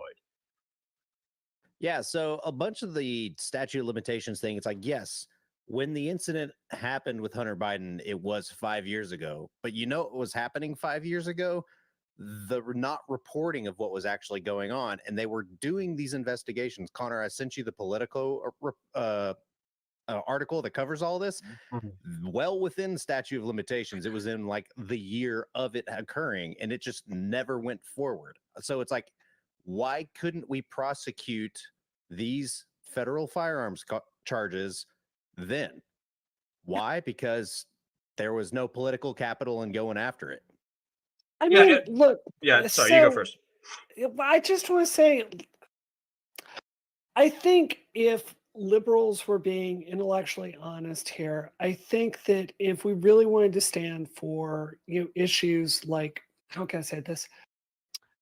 Something I saw when I ran for office is it doesn't matter who you are, right, left, you all believe there's corruption in Washington. And I think what happened with Hunter Biden is pretty clearly an example of nepotism, right? Like he's given a cushy job because of his dad. Like this is pay for play access with the rich and powerful. To a lesser extent, we saw this with Nancy Pelosi, her daughter, who seems to be one of the key people, like basically caretaking Feinstein right now as she's trying to do her job in the Senate. I'm not going to sit here and tell you that our side doesn't do that too. It exists on the right and the left, the powerful, like they do with Hunter Biden. But the problem if he hold on, double standard. Yeah, let's let people finish as much as possible. We're in the chill time, man. I do not. I think that there's an overall problem in Washington with corruption and nepotism. right? I genuinely do believe that in these cases, I think the FBI and law enforcement probably looks at these situations and they're very hesitant to prosecute because it's going to be a shit show for everyone involved. So I think everyone involved generally gets like the light version of justice here. Something I believe, but I don't think it's right versus left. I think it's powerful versus non-powerful. And right? Rob, That's if absolutely you'll, true. Rob, Yeah. if you'll indulge me just for a second, Okay. this is the thing where I see what equip. So one of the things that y'all were kind of talking about during the debate was, oh, Trump appointed these judges, he appointed Barr, he appointed this person, so why didn't they side with Trump? And for me, I think DC, probably just like Hollywood and just like the Twitch and YouTube political space, it works off of name recognition. So if somebody was like, oh well, John Bolton, he worked for XYZ, administration, he's a little bit hawkish, people think he's a little bit too strong, and then Trump, because he's Trump, he's just like, I like strong people, get him on the team. And that's probably like the total amount of thought that went into like some of his appointees. And then what you really have is a battle between institutionalists, people who have already been a part of the system for a really long time, versus people who are trying to. I would say Donald Trump is maybe alone in this, from like his electoral standpoint, trying to break the system or shake it up. And so when I see the FBI not investigating aggressively Hillary Clinton, the Biden family, et cetera, and I do see them aggressively investigating Trump, I say it's because he's relatively an outsider. Right, and then, like if I can real quick, just to piggyback off that, I agree with you. It's not just right left, as Connor said. It's more establishment versus people that are seen as a threat or an outsider to that establishment, regardless if they really are or not. True. And the problem is, like, you gave the game away. You said, yeah, there's nepotism, and that's true. Mitch McConnell doesn't want Hunter Biden prosecuted because then maybe someone in his family gets prosecuted. They don't want Nancy Pelosi to go down for insider trading because then maybe Lindsey Graham goes down for insider trading. But Trump is seen as outside that. He's seen as a bull in a china shop, and they don't like that. He threatens the establishment order. So that's why you saw prominent Republicans like Jeff Flake, John McCain. They were public with it, and many Republicans like Mitch McConnell and others privately didn't want Donald Trump. And the problem is, you're right, they're very light-handed when it comes to many of these violations. For example, FARA violations. You said you worked with the FBI. One of the worst kept secrets in this country is that foreign lobbying occurs all the time. And it's very rarely registered properly. You could probably get thousands of lawyers in this country under the FARA Act if you wanted it. They chose to go after Donald Trump's campaign manager for FARA. So they're saying, okay, now we're taking it serious. I'm okay with that. Just like I'm okay with Trump going to jail for mishandling classified information. I just want equal standards. And so when you see that Mueller sent Manafort to jail in part for failing to register as a foreign lobbyist, and the indictment literally says he worked with the Podesta Group, Hillary Clinton's campaign manager, and they allow them to do what they always do, just pay a small fine or retroactively file paperwork. So when you say that they're light in this, that's exactly the point. That they're only heavy-handed when it comes to people connected to outsiders like Donald Trump. Can you explain to me one time in history of the United States that we've used the FISA application to spy on a president of the United States? Well, So- just to set the tone, we're having a conversation, not a debate. Yes. I feel respectfully, I feel like we spent 2 hours going through the Republican conspiracy stuff, or your, let me put that more neutrally, your objections to the way Hillary Clinton was treated. I feel talked out of that. If you have a separate conversation sometime, I might be up for that. I think, in my view, what has happened with Trump is, I think in your heart of hearts, he's a crook. He is uniquely reckless and stupid in the way that he goes about things. And I think. Let's see. Grow the Farm Up says, Destiny begged me to shill his channel on Grow the Farm Up, but I have integrity. I don't know if that's true, folks. Somehow I don't think Destiny and Grow the Farm Up talk all that much because, like, Grow the Farm Up said, Destiny and I are not friends. In fact, I believe Grow the Farm Up would have some choice words for Destiny if they were ever on the same screen. But it'd be entertaining nonetheless, folks. He has committed these crimes in such a way that the FBI is really forced, or the Department of Justice to be more specific, they're really forced to deal with it. If you read this, you're going to see he had every single opportunity to step back from the brink, just turn over what they're asking for, and we would not be in this situation here. So I think you're dealing with someone who feels like he's unlimited. I know it's not a satisfactory answer, but it's the simplest one, and I think it's true. Look, The I funniest agree. thing is, on- just on that last thing, the funniest thing is that if after a fucking year of requests, if Trump would have turned in those documents, not a single one of the Trump fans would be saying like, wow, what an example of blatant partisanship. If Right. I worked for the CIA and I took a document home, I wouldn't get a whole year and multiple requests from the archive department and from the FBI to turn it in. But like, of course, they don't even think that for a second. Well, hold on. That's I wanna defend some of the vet bros, because basically this was my talking point when it came to the Clinton server. Like, I was like, if I set up a private server and was having private communications using a Gmail account about top secret shit or secret shit, I would get curb stomped into the ground. Yeah. As a at DoD the worst, you would employee. get fired from your job. That's what would happen. Well, when you're a military person and you get an other than honorable or a dishonorable, conduct discharge, and then you have your top secret clearance revoked or your secret clearance revoked, that is a big deal. I'm not So- No, saying it's not a actually, big deal. no. I'm not saying it's a big Counter deal. and I were talking to Fallonor last night, who's actually worked 798. in intelligence, has actually worked at classified material. And if you even take a flash drive with a README file out into your car, you can go to jail. No, That's you how can't. tight That's they are not with true. that. That is Well, not no, true. that's just US according to Code people who work in that 18798. Yeah, area. I'm going according to the U.S. Criminal Code. I don't know which friends you've talked to, what political affiliations. No, they have. actually, me and Connor actually talked to him last night. His name's Fallonor, That's and he said it live on air.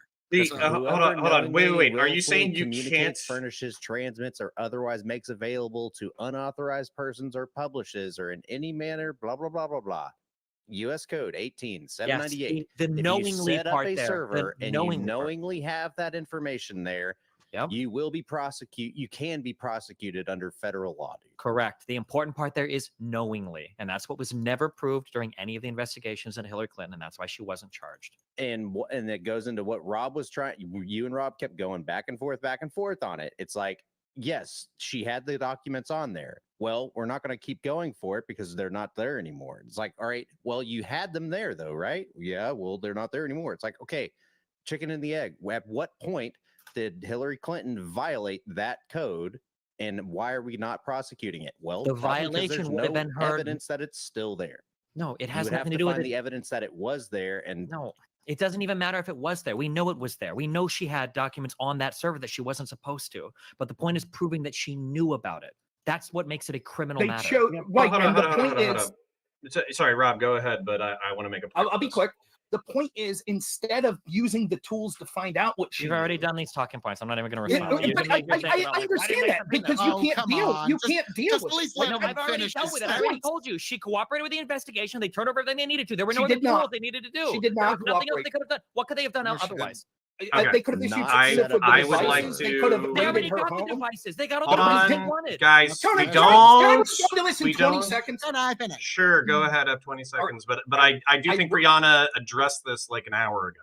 Okay, I read from the IG report that FBI agents literally wanted to issue subpoenas and to get devices, and they were frustrated because the FBI leadership just took her word. They were smashed, and they said we find that to be ridiculous. Okay, That's what the IG report said. So Why didn't the so GOP subpoena them at the time? If they didn't they control all of Congress at that point? okay, The so devices. You think there's? Sorry, I don't want to loop on Hillary Clinton. Yeah. Because the Yeah, Trump so administration the- was actually Phil- good and forward thinking and wasn't going to look back. But- all right. Which, yeah, that's an exact quote from Rush Limbaugh. It's like when Trump took office, it's like, well, Trump's not going to look back. He's going to look forward. Grow the Farm Up. Destiny is probably the most overrated they, them on YouTube. Bandit, you don't get just I don't know if those are what he calls himself, but you don't get just fired when it comes to classified documents. Very true. Grow the Farm Up. Destiny and Steve Klein spent 3 special nights together in Sandals Resort, Bahamas. It's been reported. That's according to Grow the Farm Up. Oh, Lord Almighty. I don't know if any of that's true, folks. Phil, let's Not just overthinking use enough to everybody not chill. We're strengthen getting the back into law the he's panel. being I don't want to get into the prosecuted panel. against. I want to say Yeah. I wanna say- Hakuna Matata. It's a wonderful phrase, folks. it is. Okay. and I have not taken marijuana. I'm just hanging out with the baby, and I'm trying to have positive communication. We Positive vibes. gave. I got jokes. We gave the people their blood. Okay, we did that. We did that for the last 2 hours. They love the blood. They love people screaming at each other, calling each other stupid, calling each other names, all that kind of stuff. Right now, we're trying to have like the serious adult conversation that Brianna was looking for. Okay, so what I think Brianna said that is plausible, That and one. I wanted blood 5 years ago, was that State Department folks wanted the ability to do email communications on the move. The truth is that like having completely and totally secure communications within like an NMCI internet thing wasn't always the available way to do it. So realistically, they should have gone like with like BlackBerry or some shit with like some like 80-bit encryption thing at least. But then instead they went with Gmail, which it I think has more leaks in it than the Iraqi fucking Navy. And What? they Has Gmail ever been compromised ever? I'm sorry, were there ever like 0-day exploits to hack email inbox or whatever? No, there's never been zero click or like zero click, but I'm pretty sure I'm talking about like phishing, man. Like, relax. Oh, okay. Well, I mean, you can fish an 80-bit encryption, whatever. If somebody gives you the fucking password, unless you're using like two-factor, that doesn't matter either. But sorry. All right. So Unless you're like Linus Tech Tips and you get the cookie exploit where the person has the cookie information from the PDF you downloaded and clicked. Doesn't matter if you have two-factor authentication on there, you can still get into the YouTube. True, but Destiny, we could talk about this tech kind of stuff anytime you I want, was man. about to say, Sure, that's y'all true, be that's fucking real lab quick, coats because that's not That's even true, my but, point. like, All my right, go ahead. contention, I mean, like, if you're gonna download and run and execute, Hang on, I gotta address this. Bandit, is that the H3 guy? Grow the farm up. It's been reported, K.O.E. That's the CNN tuberculosis D standard. Bandit, tuberculosis. Ah, okay. All right. So now we get to it. This is the tuberculosis D CNN. It's been reported somewhere standard, which that satisfies everyone's journalistic integrity, I believe. Winky face.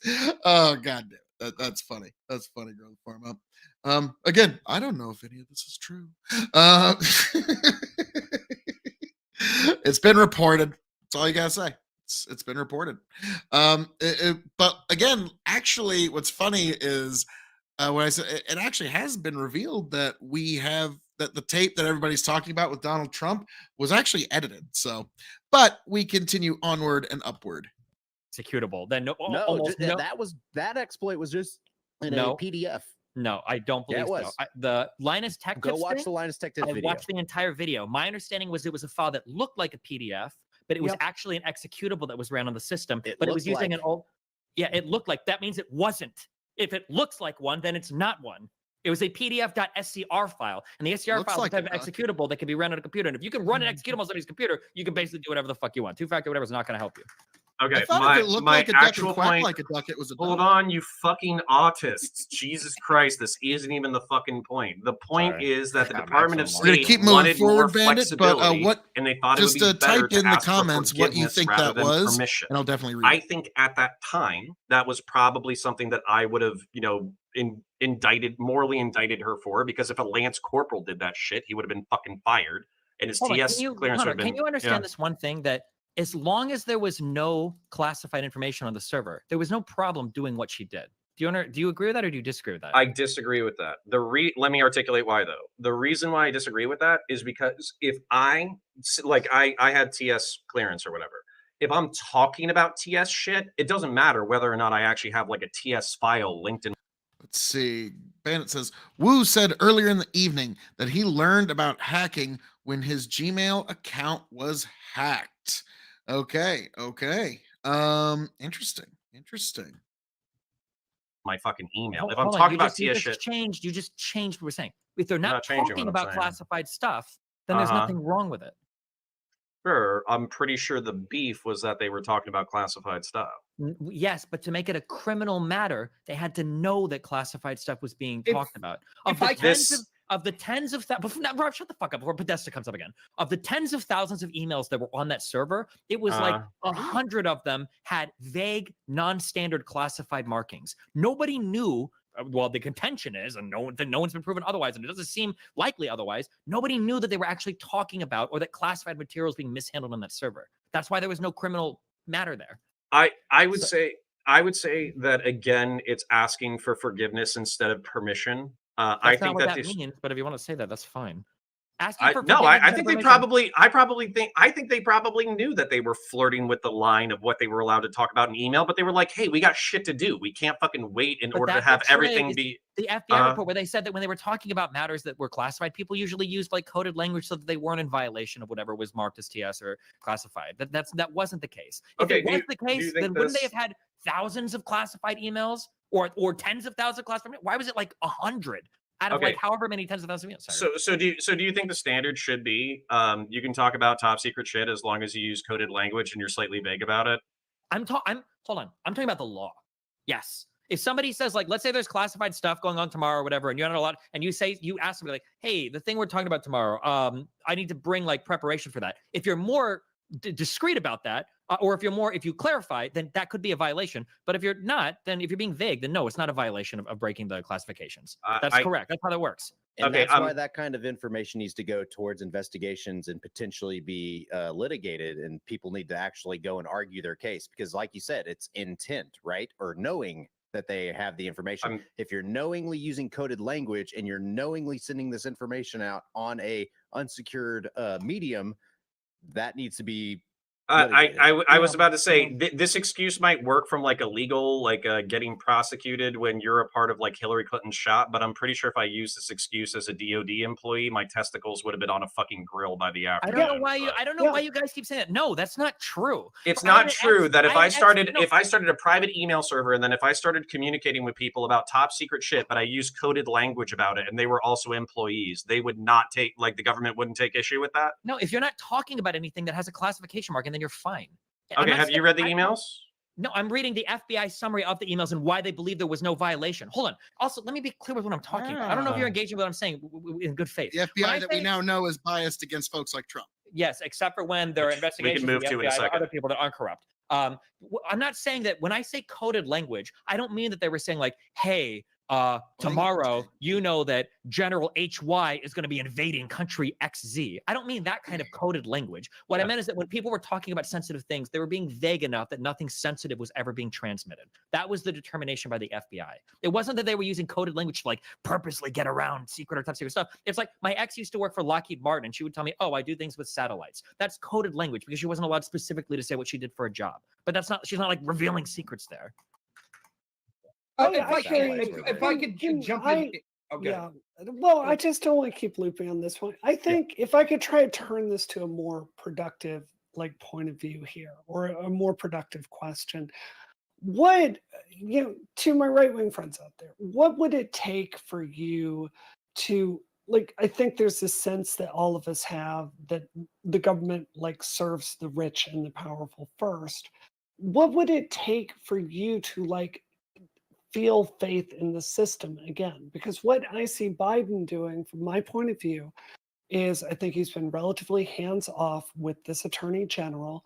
I think the FBI is having conversations about how to do their work best in a highly charged, politicized environment, which is the entire impetus for that report y'all kept quoting.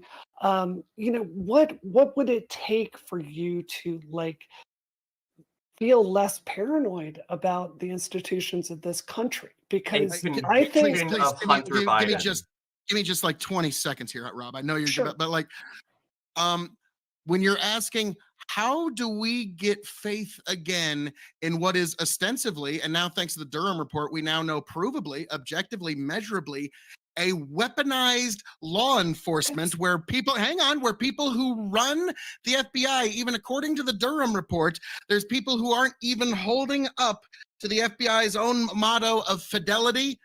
What's the point of me even trying to do anything? So if we have a weaponized law enforcement, how exactly do you honestly, the thing that would have to happen is Hunter Biden and Joe Biden's joint checking account would have to be subpoenaed and made public. The Republican House would have to be given full investigation power without any and none of that's going to happen. None of that's going to fucking happen. We all know that. And we can all even kind of chuckle wouldn't that be the day the Bidens actually brought to some sort of transparency transparency, even 1/4 of the level of Donald Trump, who, as we've now seen over the last 7 years, one of the most investigated human beings in God's creation. And all they can come up with is things that you have to invent second and third causes where, well, you see, if he's got this and then he does the thing, it might lead to a. And so that's as much as they could do out of everything from the IRS to the FBI to two we're not in debate investigations, 2 impeachments. That's as close as you could get. So, to be frank, when you're asking what's it going to take to come back from that, like, how do you come back from a relationship when your significant other has cheated on you? I don't think that report says what you're contending that it does. Well, I it's think the you're. same question. Hold on. I politely listened to you. So I don't share that appraisal of that. If you're telling me your conclusion is I am so wronged, I get to burn the whole country down, that just doesn't sound very productive to me. Not what I said. We've got to find. There's. That sounds like I the keep. Democrat. I keep looking Yeah. at the right wing, and I grew up in an extremely right wing family. My father was a military officer, and we talked a lot about service to the country. Like, I just don't know, like, what the point is where y'all start going, like, how do we build this country together? How do we, like, find ways to. Now, hang on here. We got Grow the Farm Up. Does the moderator have a lot of subs? Hey, he's got a decent. He actually got it to 40K, 400 or 40,000 because he's a big fan of Warhammer 40K. So he got there. The moderator should not talk this much. He loves the sound of his own farts. Grow the Farm Up. Silver Key, benefits of Nebraska. Chris Giannunzio, Phil is my hero. That was longer than. Yes, I might have monopolized time there for a little bit. God bless, Chris.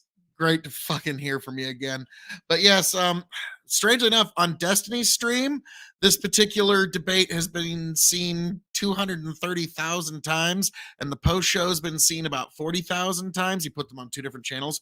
So about well over a 250,000 people have now seen this debate by now. So I'm late to the party, but I'm very, very happy with how it turned out. So it was a fun time with some interesting folks I would never meet otherwise.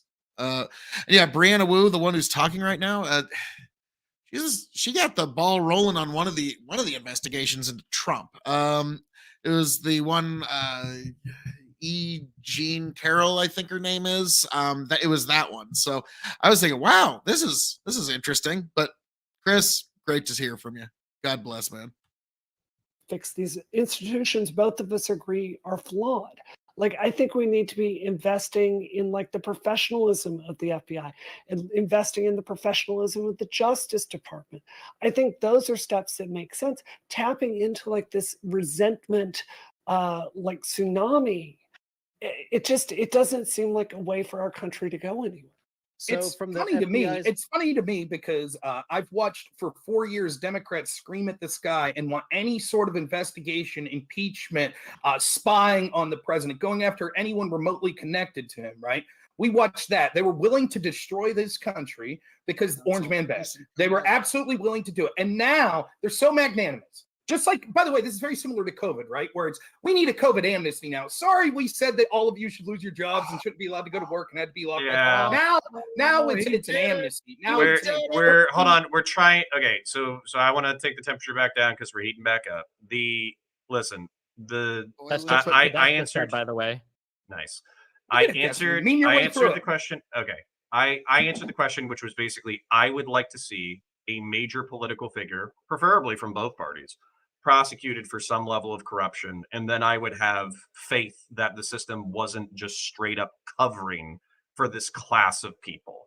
And that's the thing is, like, I think that the Durham report, say what you want to say about it, that Durham guy could be biased, but I think that the most aggressive thing about the Durham report is the fact that, who was it? It was like Brennan or whatever, like the CIA director. He briefs Obama and Biden on the fact that, like, Hillary Clinton is going to do opposition research trying to tie Donald Trump to Russia and Putin. They know this. They don't brief. I think the FBI head was in the room, but they don't brief the FBI agents. They use the Steele dossier, which was paid for by Fusion GPS, which was somebody hired by the Clinton campaign, in order to start the Trump campaign or the Trump investigation. Then what's alleged in the Durham report, of course, like I'm not FBI, I don't know their exact investigative and reporting procedures, but what's alleged in the Durham report is that they received exculpatory evidence in one of their like recordings of one of the people that they were targeting. And it's typical procedure that if they receive exculpatory evidence during their investigations, they would report it to their chain of command as a part of like the ongoing warrant applications process. They omitted the exculpatory evidence in order to continue the investigation. Then a lawyer for the Clinton campaign who did not disclose that they were a lawyer for the Clinton campaign went to the FBI with allegedly inappropriate financial transactions between Trump and Russian people. The FBI said, hey, this isn't showing what you say it's showing, so therefore we're not going to look into it further.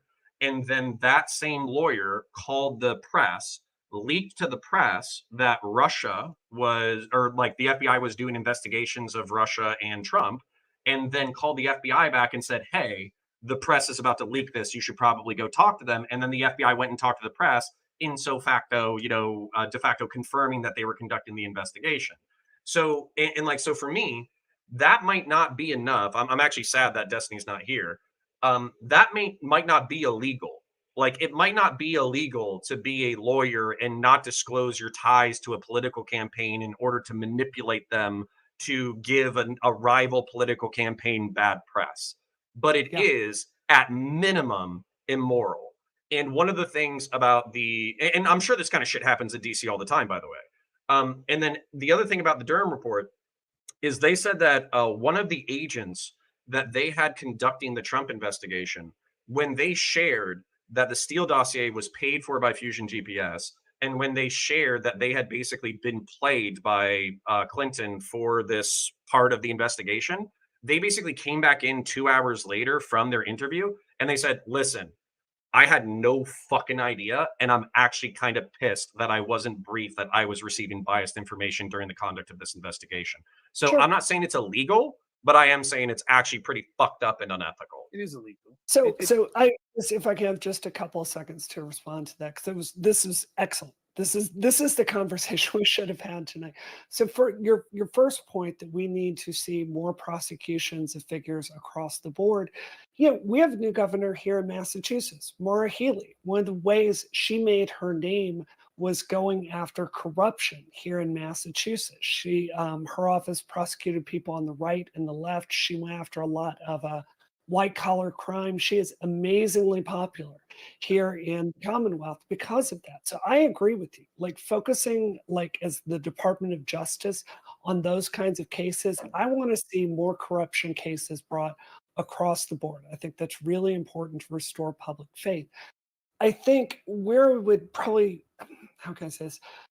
Where I think you're not giving the FBI credit with the report is they came to the same conclusions that you have, that they needed to return to their older principles. They needed to double down on impartiality. They needed to be very, very skeptical about the way that they handled these things, and they needed to depoliticize the process and really make sure they got it right going forward. They did. That's the opposite. Well, Rob, if I could address this, I am skeptical. So that this is something that happened with the Twitter files, because I came in a little hot into Destiny's community. Was when I look back, when I look at the CIA doing the Bay of Pigs, or the FBI investigating Martin Luther King Jr. and did they investigate JFK? I know for a fact they tried to blackmail Martin Luther King Jr. into committing suicide. COINTEL, like domestic intelligence operations, like all this kind of stuff. When I see these things, I'm presuming, because these things all have some level of like moral justification. Martin Luther King did social, we kind of valorize him, but he was sympathetic to socialism. And this was during the time, like immediately after the Red Scare. When we're talking about the Bay of Pigs, the nuclear threat that Cuba posed if Russia sent, nuclear ICBMs to Cuba was a big deal. So if we had a Cuban or an American sympathetic Cuba, that would actually be a huge boon to us. And if we had militias do that at a very cheap cost, this is all justifiable. So for me, when I see the Durham report, what I see is institutionalists who prefer other institutionalists against outside people.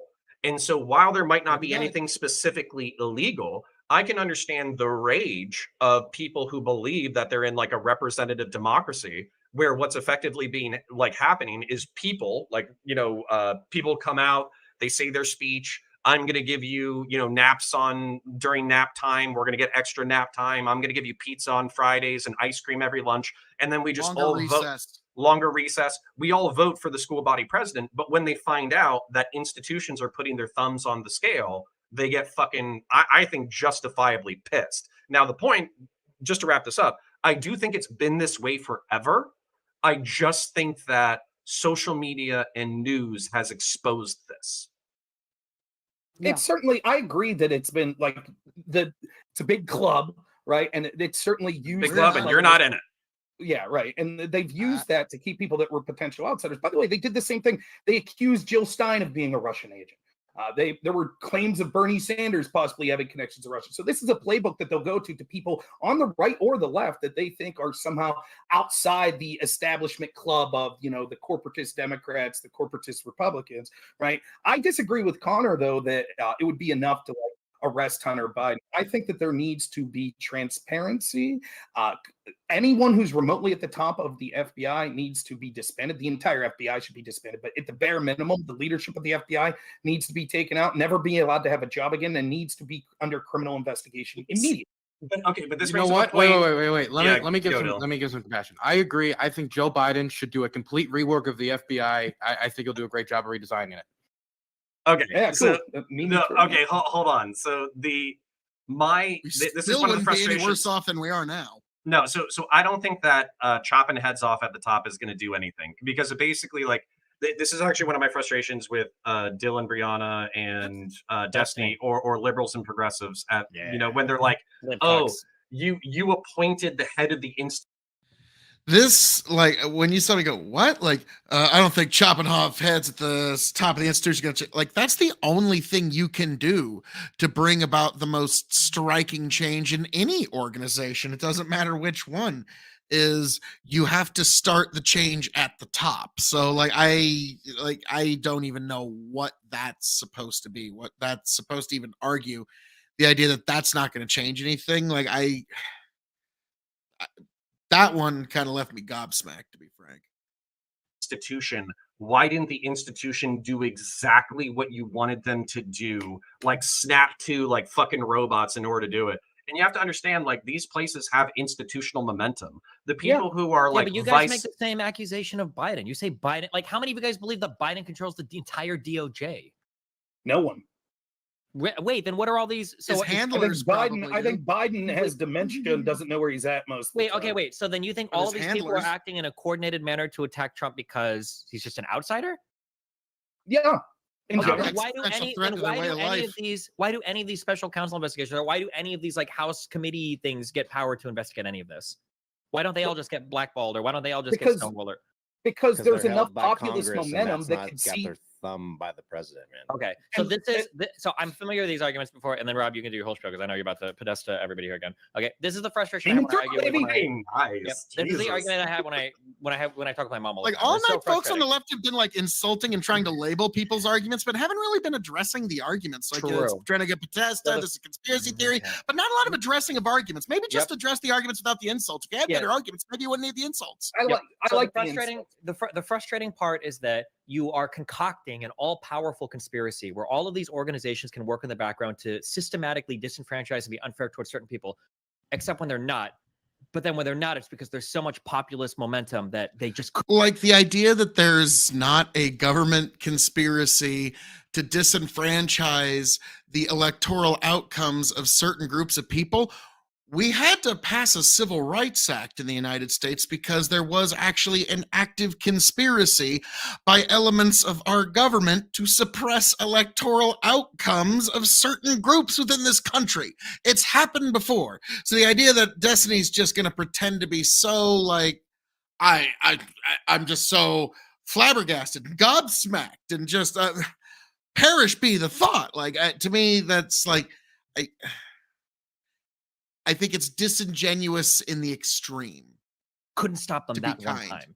This is like when I asked my mom about like elections, and she's like, "All the elections are rigged, and the government and the Democrats are able to rig it." And well, then how did Trump win? Well, because that time enough good people showed up to stop them. And it's like, if that's what you want to go by, I mean, like you can have that argument. Well, but like, you no, have we to had to understand, actually you literally are pass a Civil Rights unfalsifiable. Act Nobody can because ever there was do a government anything to argue against conspiracy you to because- disenfranchise yeah, people. So We've nobody done can that in the ever- past with Nobody the can Civil ever Rights argue Act. against any of the points you Okay. bring up because you are completely and totally like unassailable.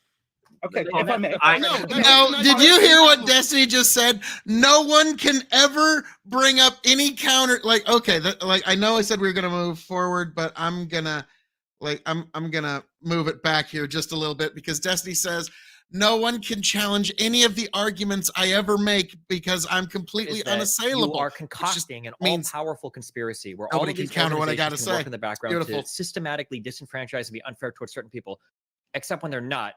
But then when they're not, it's because there's so much populist momentum that they Oh, just you couldn't hated stop my them that one response here. time. This is like when I asked my mom about like elections, and she's like, "All the elections are rigged, and the government and the Democrats are able to rig it." And well, then how did Trump win? Well, because that time enough good people showed up to stop them. And it's like, if that's what you want to go by, I mean, like you can have that argument. Well, but like, you no, have we to had to understand, actually you literally are pass a Civil Rights unfalsifiable. Act Nobody can because ever there was do a government anything to argue against conspiracy you to disenfranchise yeah, people. So We've nobody done that in can the ever- past with Nobody the can Civil ever Rights argue Act. against any of the points you Okay. bring up because you are completely and totally like unassailable. Destiny just said no one can ever argue against any of the arguments I bring up, which is true. Like no argument can ever counter. And I think I hit another slam dunk here. Okay, And if I that's may. the I- No, frustration that's with just a you. nice way of saying I'm right and you can't disprove my arguments. I'm sorry, If I Destiny. may, first, Destiny, your mom sounds based. I'd love to talk to her. Secondly, right, like there's a simple way. Each individual's example I give of a two-tiered system, you could argue how that's not the case. You're incapable of doing it. Instead, you Yeah, mean your so way through. basically- For example, you keep talking about Podesta. It's just a nice way of Destiny saying I can't disprove your arguments. And I'm sorry, I admit defeat. You are the great one, Phil K.O.E. And so I'm like, now, Destiny, all you need to do, sir, is just accept Jesus into your life, take on a more trad lifestyle, and it will all, like, everything will flow from there and amazing things will happen in your life, sir. I don't know if he's going to take that advice, but I was able to tell his audience to accept Jesus into your life. So, hey, mission accomplished. Okay. Can you explain that situation? Why the double standard there? You keep memeing about I it. don't but- know. I don't have encyclopedic knowledge of every Hold single. If you on. want to talk about, like, for instance, like Hillary Clinton versus Biden, we can do that. But I think you're just wrong there. But obviously we disagree because so- you're claiming that, like, well, the reason why they didn't use subpoenas there was because of some Rob- corruption. Whereas I would say, like, oh, well, they probably just cooperated and they gave the device that they had, and then whatever they didn't, they didn't. But you're going to say there's like some deeper, like, fucking Rob, thing there. Rob, I have an example from tonight I want to use. So, and I think this would apply to the Twitter files as well, by the way. So I think that whoever was it, Brennan, who was the FBI director at the time? Comey, was it Comey? Comey. Comey. Brennan was CIA. Brennan was CIA, right?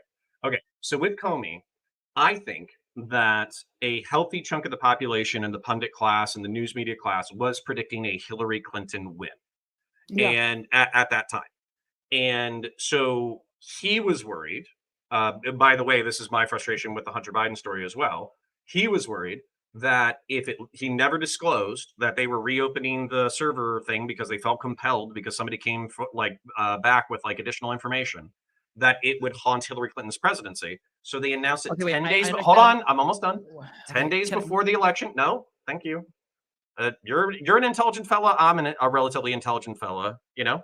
Sure. Can you just, as you're explaining this, can you just explain this one thing? I can understand everything you're saying about reopening the investigation. Why did they have to announce it? I That's was the literally damaging just part. getting Yeah, go there. for it. Yeah, I was Okay, literally go just ahead. getting there because at that time it was probably a cost benefit risk calculus where he thought that she was going to win anyways.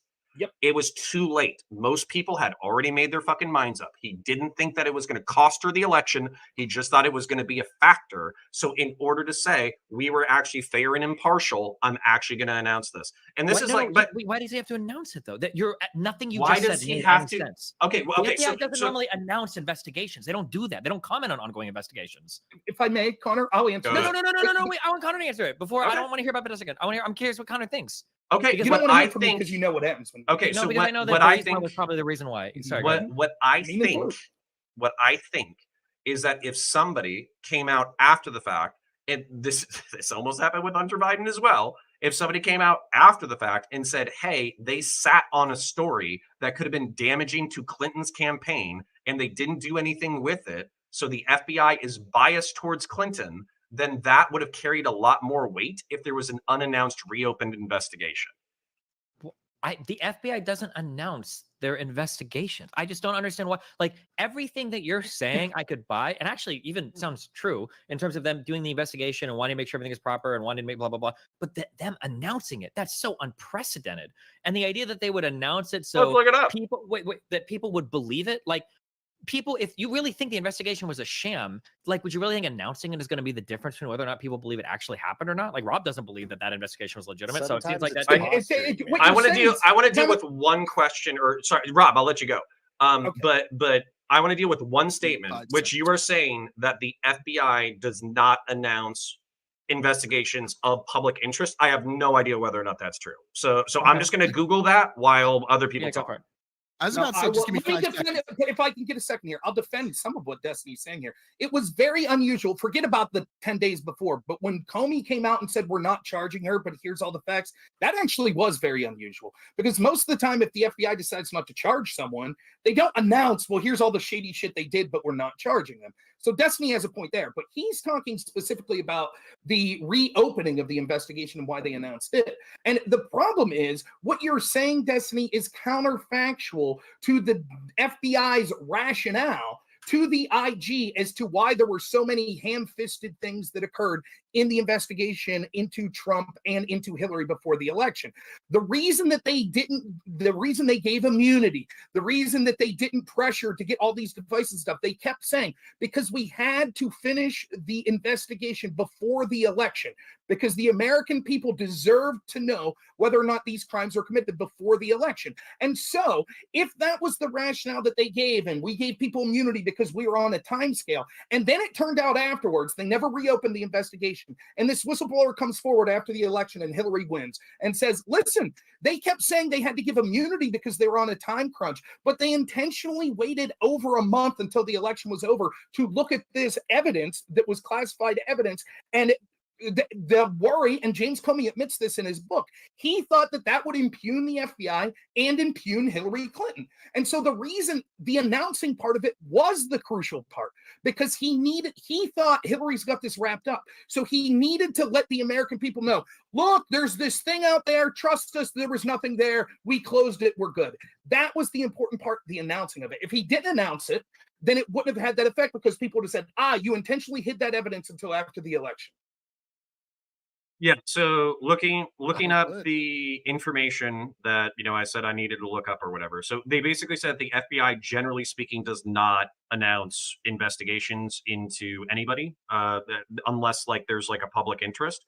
And so that would be my answer, is that this is an issue of public interest, because people already knew about the investigation. The investigation was already ongoing. They closed it. They said it wasn't ongoing. Then there was, let's just say, some, I think, healthy doubts about the quality of the investigation, considering you have people basically like smashing stuff, and Hillary Clinton saying that, like bleaching a server is just when you clean it, right? Like, dude, I've gotten my hand caught in the fucking cookie jar. Like that sounds like somebody who got their hand caught in the fucking cookie jar. Like I don't know how that's disputable. But here's the thing. Grow the farm up with a couple comments. Destiny's problem is that he has accepted too many rods in both ends. Oh my. Grow the farm up. Destiny is calling and texting me now. LOL.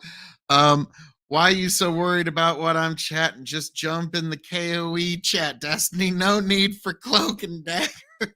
Oh, brutal. Grow the farm up. Okay, is Dylan Burns just on these panels for ESG scores from BlackRock? Come on, he adds nothing. Well, you got to realize, Grow the farm up, he realized he was on a panel with Phil K.O.E.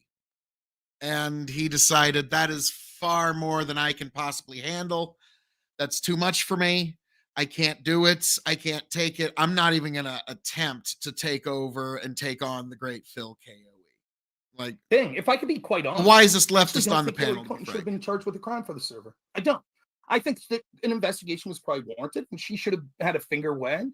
But the only problem I have was the actual destroying of subpoenaed evidence. To me, that was the bigger deal. And maybe Hillary had nothing to do with it. That could be true. But someone should have been charged with that federal crime, particularly when we see how much of a big deal anyone connected to Trump with obstruction of justice is. So if we're going to take that crime seriously, that's clear cut. Right. And we could have found out if they would have pressured instead of giving immunity, we could have found out, well, did Cheryl Mills? Because remember, here's part of the story, too. Paul Gambetta claims he had this oh shit moment, knew that there was a subpoena, but remembered 6 months ago he was supposed to delete this stuff. But 2 days before the deletion, he met in private with Cheryl Mills. When the FBI Rob, asked, can I offer okay. you? Can I interrupt and offer you some some rhetorical feedback from my perspective? It's like what happens when you walk through a story that even ones that I'm familiar with, I track you on like the people and the places and what they're doing and why it's wrong and all that kind of stuff. But oftentimes that's because like I've read it before, and what's really going on is like the minutia, right? Or excuse me, you're getting into the minutia of who did what wrong, when, where, why, which I think is like that's worthwhile information of public interest and all that kind of stuff. But oftentimes what we're talking about, or at least what I'm talking about, is broad strokes. What did these people do that was fucked up, and what is the standard that we're comparing it to? And so if I was to summarize the same story that you were kind of getting into, it would be like a bunch of people from the Clinton campaign did stuff they knew they weren't supposed to do. The FBI caught them doing stuff they knew they weren't supposed to do. And then the FBI, instead of being aggressive, played footsie with the Clinton campaign, whereas they were playing fucking hardball with the Trump campaign since day one.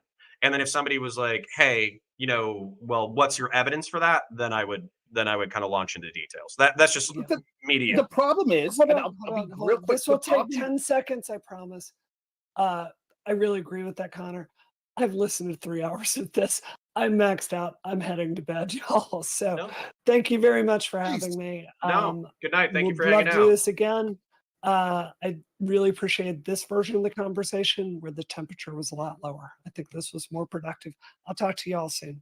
All right. Don't Have a call great night. people childish in your opening if you want a more productive conversation. Jesus. Well, it is Connor, the pushback I would have against that is that would be fine if that's the way the conversation was going. It's not, because Destiny's argument has continually been, was there any evidence that Hillary ordered? Was there any evidence? And that's always going to be, we're talking about the FBI. We're claiming or that it's corrupt or that there's a double standard, however far you want to go with that. And we're saying because of that, they intentionally didn't look. Right? They were like, well, we'll let you cooperate. But with the other side, they're like, no, we're looking at everything. We're going to charge low-level people with crimes. And so when we're talking specifically, the reason I bring up Gambetta, I just wanted to bring up this point. Gambetta personally talked to Hillary's lawyer 2 days before these deletions.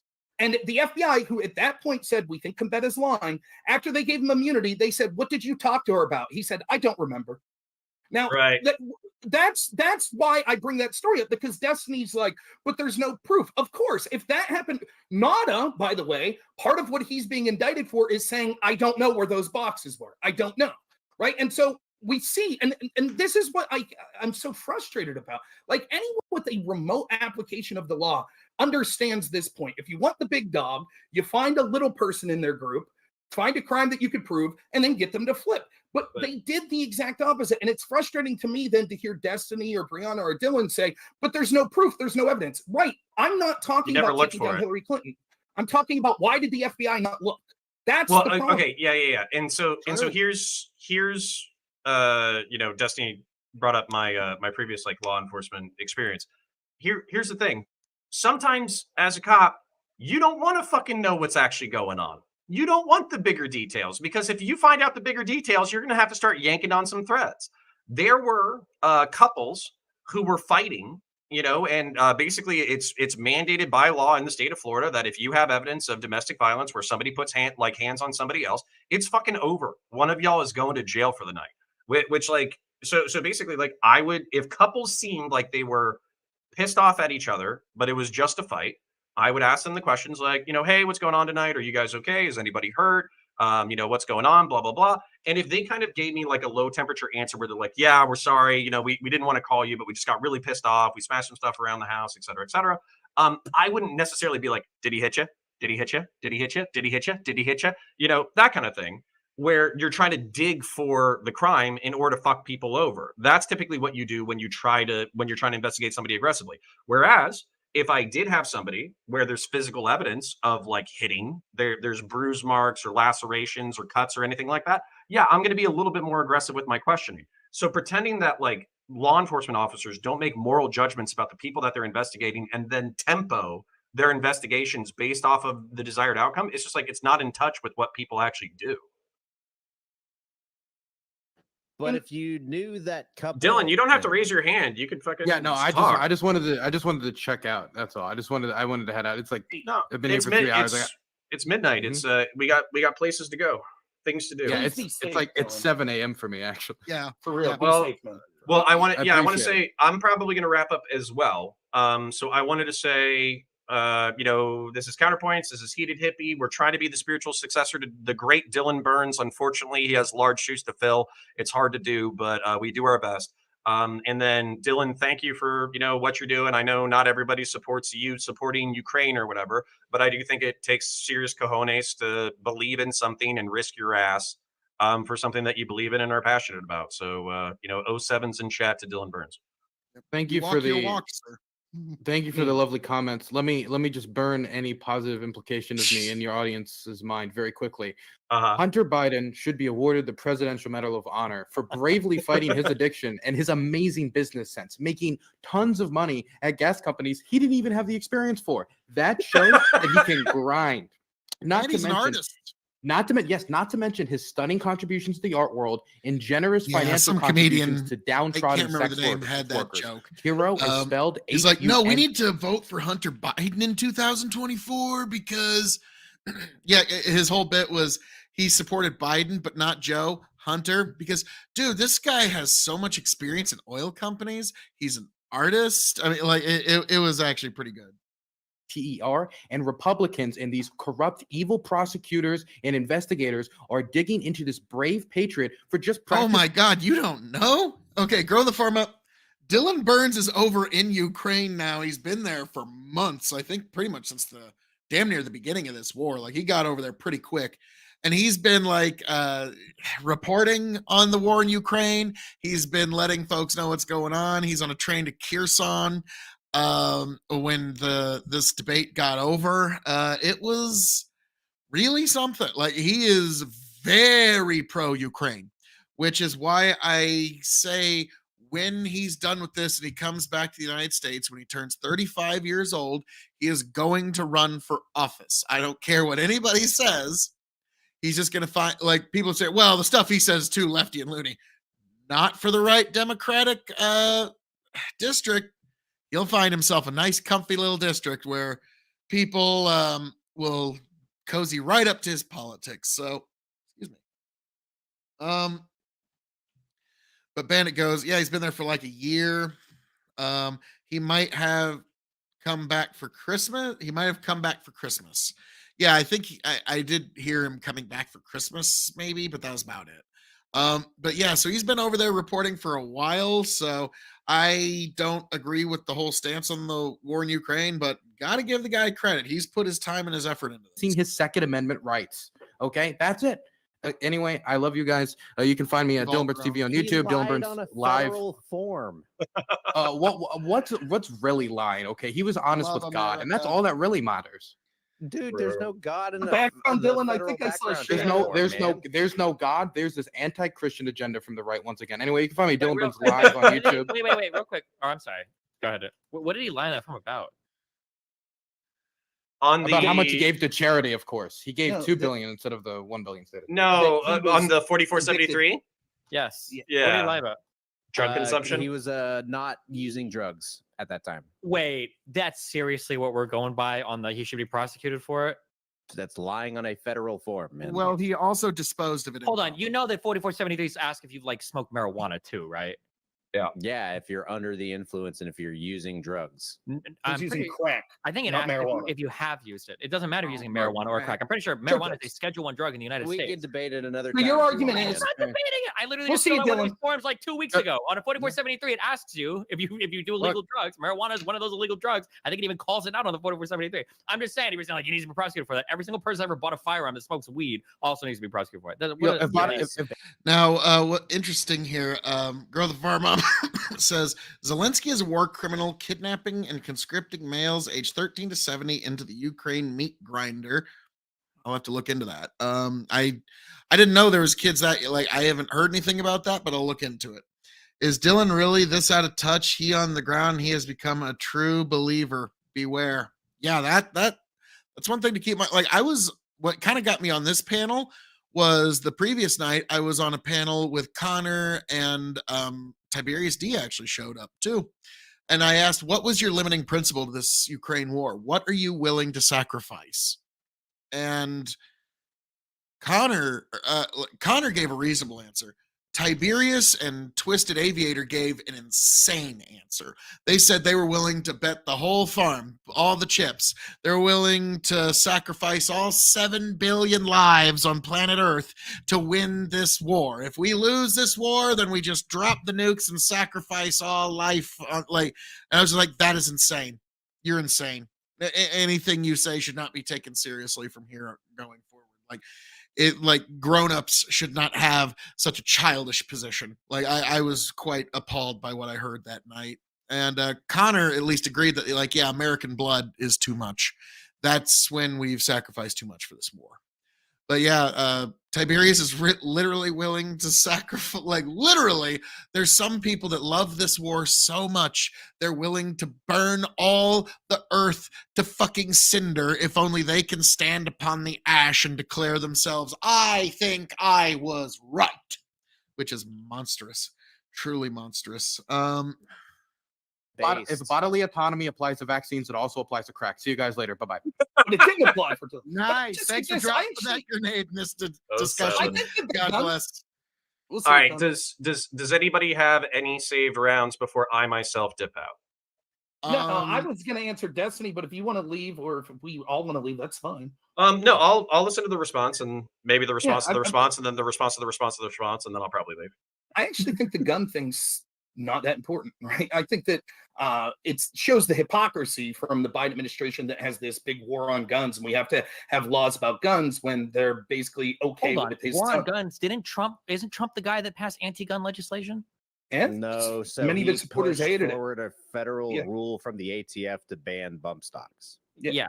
So And many of his supporters And that's that not were even a law. massively That's just a rule. He did from give a us 3 bureaucratic Supreme Court organization. justices that saved the Second Why is that Amendment. relevant, So Destiny? Well, I'm Why- just why is saying that because relevant? Can be forgiven. I'm pretty sure that Trump stepping back on gun rights is one of the reasons why people in Georgia fucking hated him so much. It's one of the reasons I why- agree, but the point is clearly the Biden administration and Democrats are talking about the severity of gun crimes and saying that we need additional laws. And one of the problems with additional laws is we don't enforce the laws on the books. So when people talk about the importance of gun laws and then their son is violating these gun laws, but to me that just shows hypocrisy. I'm more interested in the crimes that Hunter committed that his father's implicated in.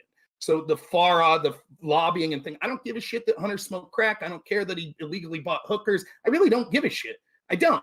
I care about what was he doing where he was getting all this money from our foreign adversaries, right? And then money was going all around the Biden family. And meanwhile, his father was issuing policies that were beneficial to some of the very corrupt areas, such as in Ukraine. That's the real problem. I don't give a shit about the gun thing. The big man. Guns are Beautiful. important, Rob. All I right. don't disagree. Guns are based. Parasocial love to you and yours. I look forward to yelling at each and every one of you on different occasions about different political subjects. I wish you all a beautiful night, and I'm looking forward to the next one. So have a good one, guys. I love See you ya. guys. Peace out. Peace. All right, ladies And I and got a germs, piece I in there. should capitalize on the Now, we're going to move on to something a little different here, folks, because Bandit pointed out that this is, in fact, the birthday of one Donald J. Trump. So there is a video that I have, It became one of my most popular videos quite quickly, quite suddenly, and within just a day or two, it had For a great certified 3,200 views. And to this day, I'm shocked by this particular video. So, but I'm looking for. So, before we get into that, we got Bandit say, I disagree with Rob for his own reason. How can you be against corruption and discount said corruption? Interesting. But now, as Bandit pointed out, it is the birthday of one Donald J. Trump today. I'm going to double check and fact check that.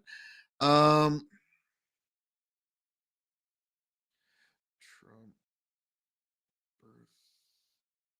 birthday. Yep, it is today, folks. Donald Trump's birthday is in fact today. And so this is one of my most popular videos that I ever came out with. So let's get right into it.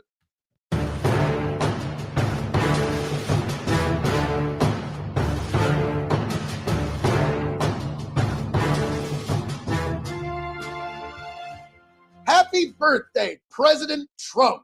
Welcome, one and all, to the K.O.E. Nation for the continuation of the Presidential Birthday Toast Series. Today, we raise our glass of Trump wine to President Donald J. Trump, the 45th president of these United States.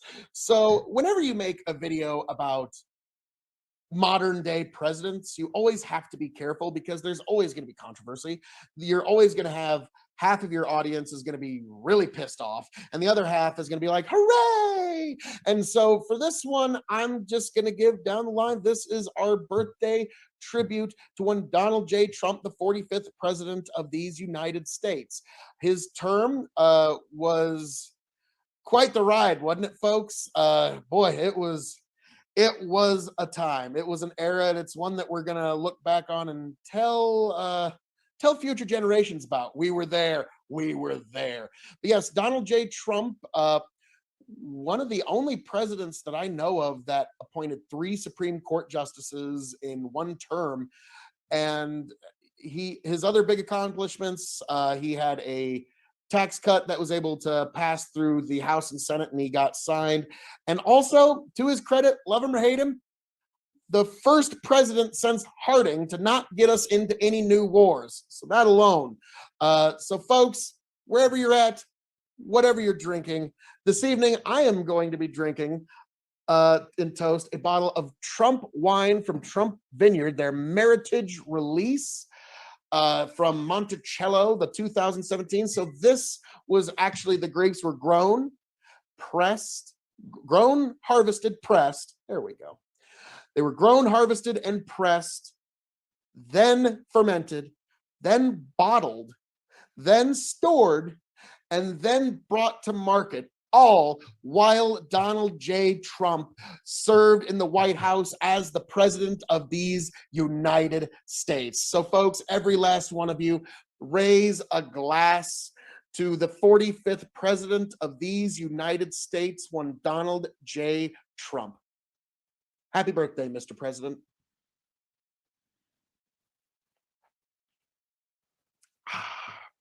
So folks, there's a lot more coming down the pike from the Presidential Birthday Toast Series. Be sure to stay right here at K.O.E. Nation, YouTube and Twitch to find it all. But we will get to those on their day. Today is President Trump's Day. Raise your glass one more time, folks, to Donald J. Trump, 45th President of the United States of America. Happy birthday, Mr. President.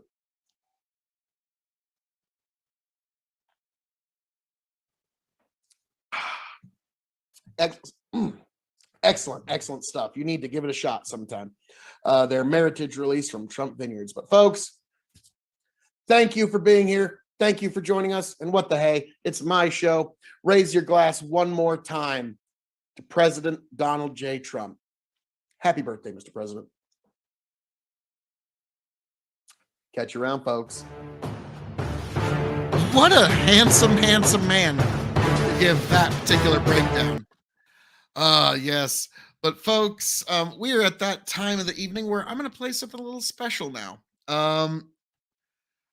Full disclosure, I went somewhere Sunday morning.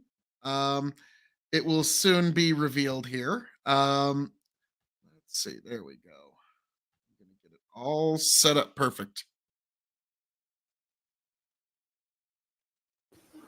That's okay.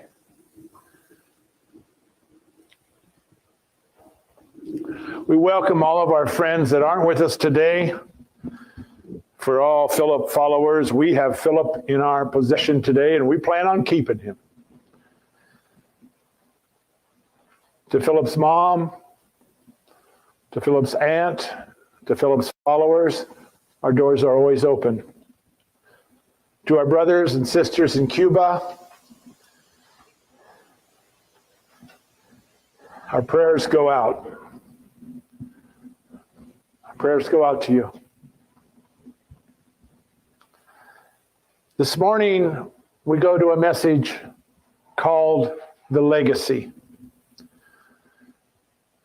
The legacy. And it's the legacy of Jesus Christ. I'd like to read you the verses 18 through 24, and then we will pray. John chapter 14, 18 through 24, and I'll be reading out of the ESV. I will not leave you as orphans. I will come to you.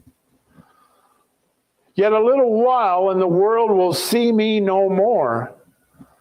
But you will see me, because I live. You also live.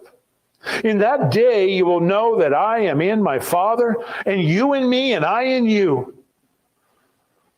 Whoever has my commandments and keeps them, he it is who loves me. And he who loves me will be loved by the Father, and I will love him and manifest myself to him.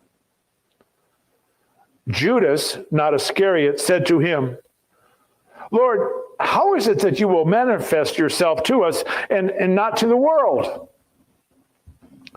Jesus answered him, if anyone loves me, he will keep my word, and my Father will love him, and we will come to him and make our home with him. Whoever does not love me does not keep my words. And the word that you hear is not mine, but my Father's who sent me. Thus ends the reading of God's holy word.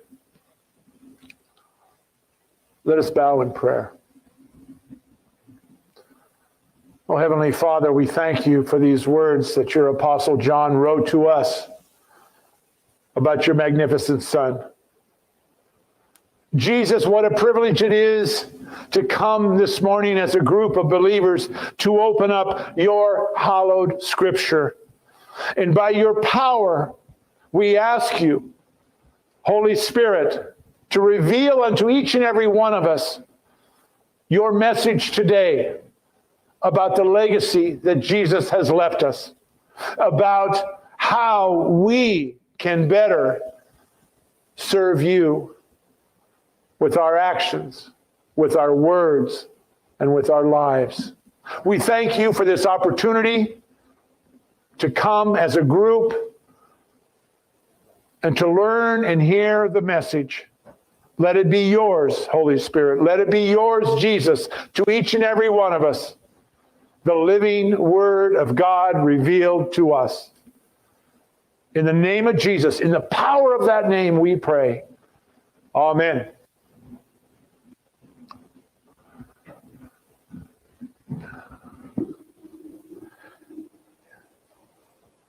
In 6 years of preaching, this is the farthest I've ever seen Brent and Randy sit apart. They're on the couch back there. I'm glad you're here this morning. This morning we're going to talk about the legacy of Jesus Christ. What does the word legacy mean? I asked 2 or 3 of you today, not today, but in this last week. And, you know, I think the world looks at it, a legacy is what'd you leave behind for the kids? What's your legacy? A piece of land, a car, a lawnmower, whatever it is. Here's how the dictionary defines the word legacy. The first meaning, money or property left to you in a will. Here's the second meaning, and this lines up a lot more with what we're going to be talking about today, the legacy of Jesus Christ. And that is this: a long-lasting impact of particular events, of actions, etc., that took place in the past or of a person's life. What is Jesus saying today that we can describe as his legacy for us? What can Shirley and I both see in these words? The setup is this: we're still in the upper room, but people, we are within an hour or two of them leaving. They will sing a song. They will go to the Garden of Gethsemane, and I think we all know what happens after that. Jesus is encapsulating it one more time. This is what is important to you disciples, and this is what is important to you, Jack Softly, this morning, and to Al, and to Jay. Let's take a look. Verse 18, here we go. I will not leave you as orphans, I will come to you. Well, that's pretty easy. The correct pronunciation or verbiage in today's English would be more like, I would not leave you as if you were an orphan, Al. I wouldn't leave you. I'm not going to abandon you like some orphan child on the street. But what am I going to do? I will come to you. There's 11 disciples left. Judas has already went to do his bad thing. And he says to them, again, I'm not going to leave you like an orphan. I'm going to come to you. Well, we know what that means. But for us today, looking at the legacy that Jesus is leaving, what is the first thing that jumps out to you and me in that verse? What is he showing? Compassion, Philip. Your Jesus, above everything else, with his love, cares about you, has compassion that you have never tasted like this before. I'm not going to abandon you. I will be there.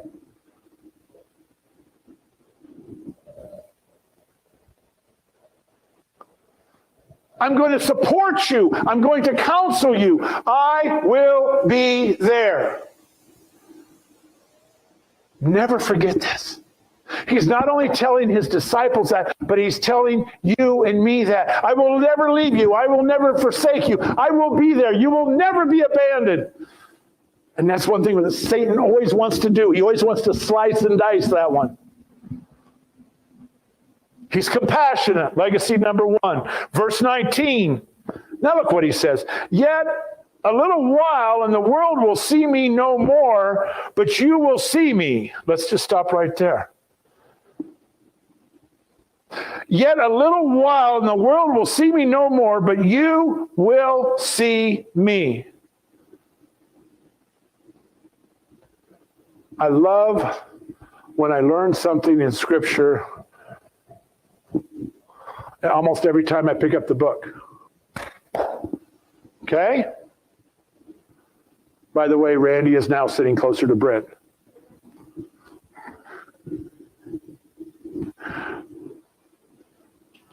Back to it. Maybe you knew this. Okay? Look at verse 19 again with me. Yet a little while and the world will see me no more. Yet you will see me. Did you ever think about this? I never did. After Jesus' resurrection, where did he go? Did he go back to Bethany and word get out and he leave a triumphant return like Palm Sunday? Was he down at the temple in Jerusalem after the resurrection? No. Who did he appear to? Those who loved him, his disciples, his followers, around 500 people is all that ever saw him. Well, that's kind of deceitful, isn't it? No! Those who believed in him, he showed himself unto them. But here's what I learned. I never thought of it that way. He could have went all over Judea in those 40 days. Found him a good donkey and made a lot of time. But his main concern was for his disciples. Why? What was their command? Go ye therefore and what? Teach all nations, baptizing them in the name of the Father and the Son and the Holy Spirit. He wanted them to get it. Your job promoting my name, what we learned about last week, a greater work because it's going to be all over the world, is upon you. That's what's important. Jesus' legacy was not to become, let every person know, but the ministry we all have to share the name above all names. Have you been embarrassed yet by sharing the name of Jesus Christ? Think about it. Has somebody said something or done something because you shared the gospel of Jesus Christ with them? Why would you ask me that, Pastor?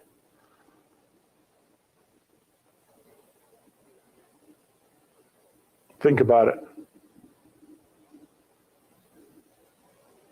His legacy is to provide us the opportunity that he has become resurrected. In a little while, they will never see me again. Think of those who do not believe in Jesus yet.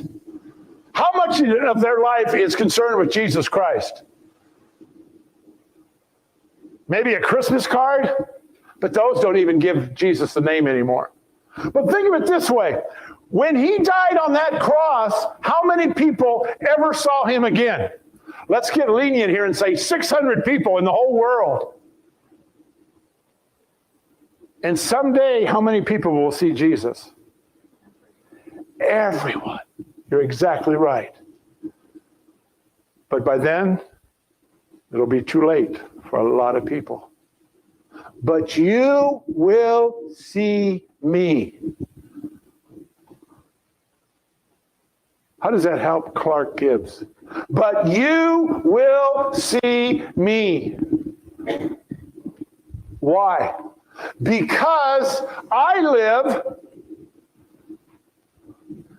Debbie Verheg lives. Do you see that? To the majority of the human beings, they never saw him again. Never became. Oh, him? Yeah, he was some pro. He's gone. And to our world today, to the majority of them, he's gone. And unfortunately, maybe somebody sitting in here, he still isn't part of your life. I don't know. But he has revealed himself to you that believe in him. You know he was here. You know he died. You know he lives in you. Why? Because the Spirit of God lives in you. When you do something wrong, the conviction of the Holy Spirit. The power of Jesus' legacy is he not only has compassion on you, but he does what? Never leaves you.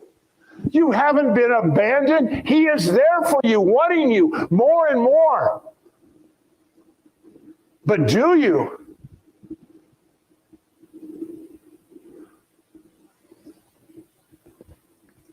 But you will see me because I live. You will also live. In that, verse 20, in that day you will know that I am in my Father. A better word would probably be, you will know that I am into my Father. Now we're going to talk Trinity here. Father, Son, Holy Spirit. That three-sided triangle. In that day you see me, you will know. When you see me resurrected and glorified, you will know that I am God. You will know the Father is in me. You will know. Let me read you a verse. Think of the disciples now, of what they're about to see. Here's, let me pick one. Acts 15. verse 30b through 31. Acts chapter 15. The end of 30 and the beginning of 31. But now he commands all people everywhere to repent, verse 31, because he has fixed a day on which he will judge the world in righteousness by a man whom he appointed. And of this he has given assurance to all by what? By the rising of the dead. Jesus arose.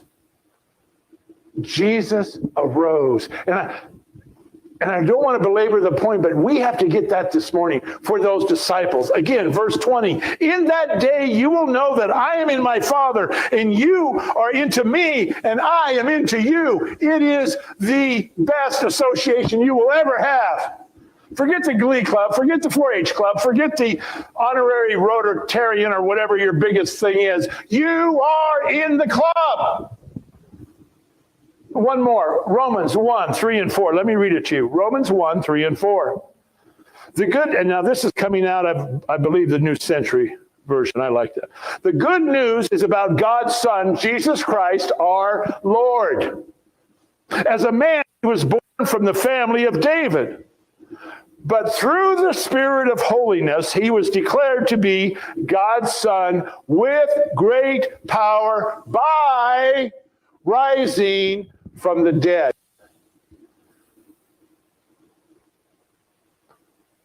The door is closed. There's 10 of you there. All of you are there except for Thomas. That famous line. Jesus walks through the door and says what? Peace, be still. He just walked through the door. They'd never seen him. 2 times he did that. The second time, remember, was with Thomas was there. Thomas, you don't believe me? Look at my hands. Look at the hole in my side. Blessed are those who do not see and believe. That's you. But I want to spend a little bit of time here with the power of the resurrection. This man you spend all this time with, that you now know, you see him. Okay? You spend all this time, he's the Son of God, and you think so, and he keeps talking about going away, but then sometimes he mentions coming back and nothing, and all of a sudden, there he is. He's back. And you saw him die. Now, what is often overlooked is what came right before that. We skip over verse 20 a lot. Okay? In that day you will know that I am in my Father. I am God. But what also? And you are in me, and I in you. People, that is the most prestigious thing, Shirley, you will ever have in your life. You are one with God. We're not equal with God, but we are with God. We are in God, and he is in us. People, never underestimate that. You're never alone. You always have the ability, by praying to God, to do the right thing. Does it happen 100% of the time? No. But that union, I want to tell you a story. When I was preaching this yesterday, it came to me. When I was about that tall, I was in about, I don't know, it was 1965. I was born in 56. I was 9 years old. Geneva Lower, Philip. And I remember a man named Bob Gratup. Oh, it's another Bob Gratup story. Yeah, when you're a 9-year-old boy, you got to have a hero, and he was that. He was 6'4", 230 pounds. And they played a song. I almost put it on there, and I didn't. And it was Hail Varsity. Da, da, da, da, da, da, da, da. Okay. It meant a lot to a 9-year-old boy. But I would go down in the bleachers, and out they would come. Bob Gratup, he was already All-State. He was averaging 28 points a game. The University of Nebraska was already there watching him play. From my town, our town. And then you had Danny Peterson, who played at Westland. You had P.R. Farmer, who played at Westland. And I remember when they ran out, there were Okay, I'm kind of getting into it. There were purple warm-ups with white things that said Wildcats. And that 9-year-old boy was so proud. They looked like grown men that hadn't shaved. And here on the other side was like Hebron or Sutton had Mike Merrick at the time. Okay? They beat every team that year but one. They went all the way to the state tournament. They beat Ralston by 1 point. And they played Madison to win the state championship. But here's the point. How are you going to get Bob Gratup into here? He was a very humble guy. And I remembered my dad taking him. We saw him play freshman, okay, at the university. We saw him as a sophomore. He started as a junior. He wasn't any good, according to the coach, and the senior, and Bob never gave up. But here's where I'm going with this. The greatest part of my childhood probably was sitting there or standing on the sidelines and going, that's my team. That's my team. That's Geneva. There was a bond. There was a love. There was a pride. People, that isn't a grain of sand on the beach compared to what we should have with Jesus Christ, Betty. That's why I told you that story. Don't you dare ho-hum. Jesus is in you, and you are in him, and he is in the Father, and you are in the Father. It blows, forgive me, Bob, it blows Bob Gratup out of the water because it's God. When those disciples saw Jesus, it brought power unto his name. It brought life unto his name. The legacy of Jesus Christ is not only his compassion, is not only his dying and being resurrected again, but it is in the power that that resurrection brings and how it draws you, what? Unto myself. Nothing. Please don't be offended by my basketball story. I can see a couple of you going, no. You are in the right family.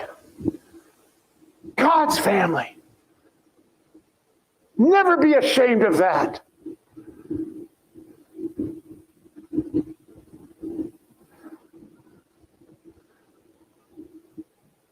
Verse 21. Whoever has my commandments and keeps them, he it is who loves me.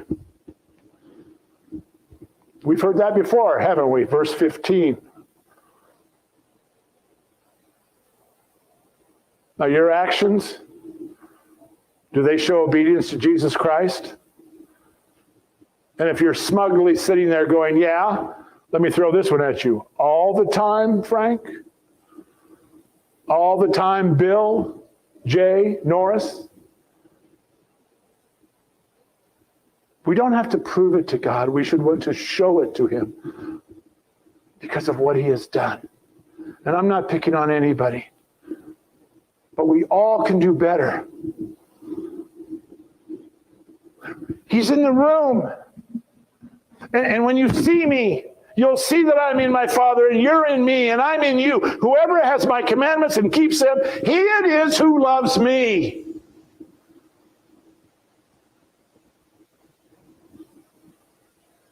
And he who loves me will be loved by the Father. There's that union again.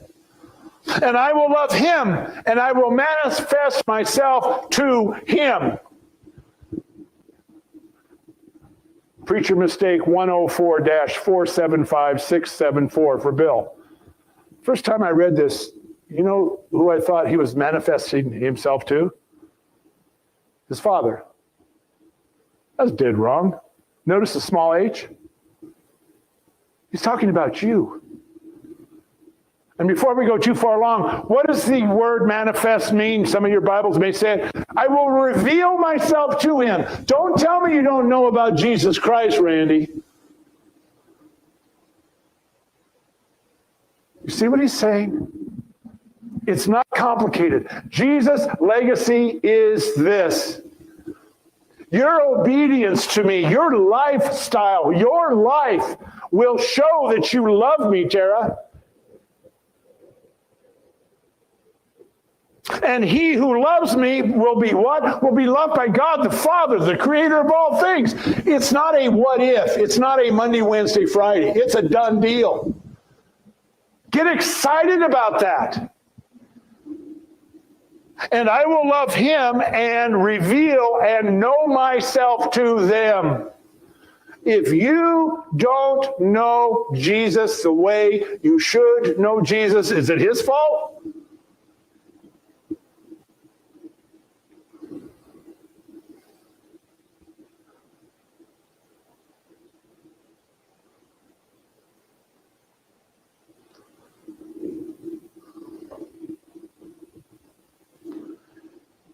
Whoever has my commandments and keep them,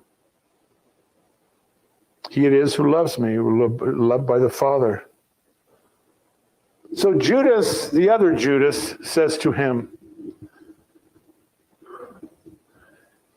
Lord, how is it that you'll reveal yourself and not to the world? How are you going to show us and not the world?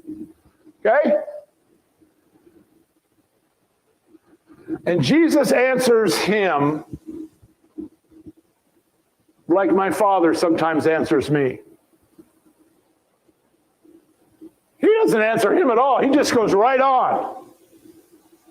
Okay? He's not snubbing him, but look what Jesus says. Well, how are you going to reveal yourself to us and not the world? I don't get it, Judas says. And Jesus says this. It's not a snub because look what he says. If anyone loves me, he will keep my word, and my Father will love him, and we will come to him and make our home with him. Let's go from back to front on this. Make our home with him. Okay? RVs, I have heard, are now finally starting to drop in price. Okay? Rebecca and I and Buddy and her dog were in Lovewell 2 years ago. And we were just bringing the boat in. It was about 1 o'clock. It's kind of where you camp sometimes, Debbie, right to the west of the bathrooms there. And here came these big honking campers. I don't know what they cost. It doesn't matter because I could never afford one. And they pulled them big babies in. And we went out and fishing. We came back.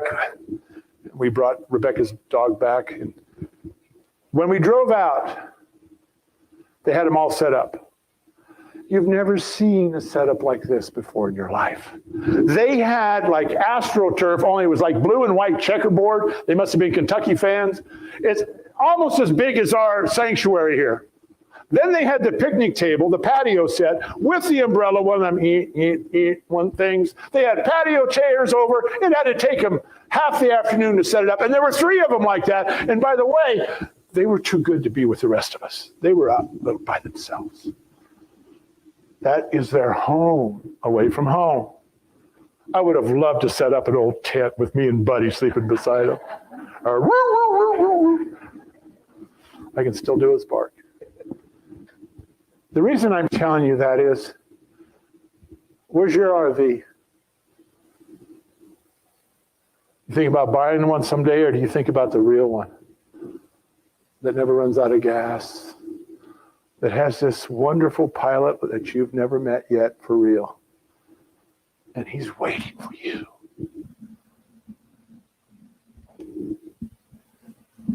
If anyone loves me, he will keep my word, and my Father will love him and will come to him.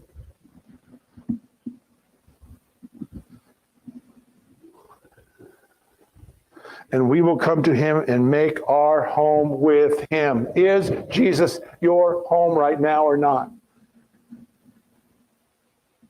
Let's go back to the word. I know sometimes people get confused. The Gospel of John, in the beginning was the Word, and the Word was with God, and the Word was God.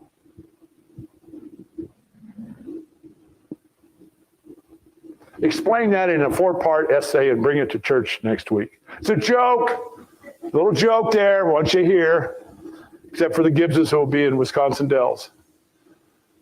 What is that?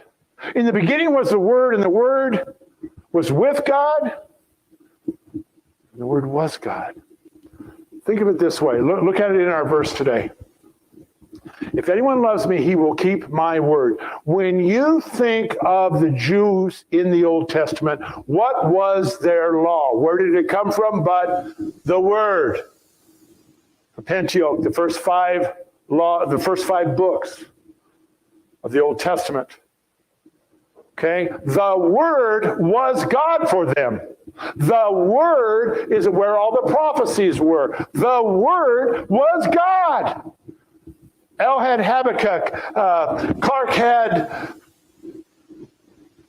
Job. We had the word of God was God himself.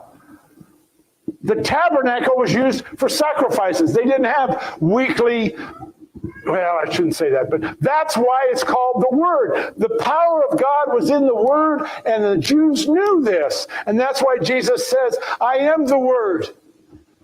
I am the way, the truth, the life. But that's what we mean by the Word. In the beginning was the Word. That's Jesus. Why? Because he's prophesied. Wednesday night, we're going to talk about Genesis 3:15, the first time Jesus really is mentioned in the Bible. You see it now? His legacy is, if you love me, you will keep my word. That one only you can answer.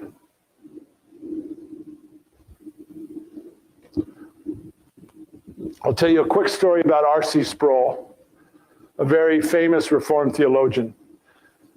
I was reading, and he was visiting a Westminster, I just gave it away. He was visiting a seminary on the West Coast. And the president of the seminary said to him, R.C., why do you get so, paraphrase here, bent out of shape about the scripture? Man, it's just scripture this, scripture that, scripture this, scripture this. Man, you stand firm. And he said it was very simply, it's this way. The Word and Jesus Christ are inseparable. You can't say to me, I believe 90% of the Bible or 98% of the Bible is true, but that Noah thing in there is there's no way. How do we get Chinaman? Hello? 1 Peter 3:8, what does it say? How many people entered the ark? 8. But this president said, but they're not the same. One is Almighty God and one is words of God. You cannot separate. You know, your pastor asks you, are you in the Word, Philip? Are you in the Word, Michael? Herb, are you in the Word? It's not to be nosy. Well, for most of us. But why? Because the Word is what?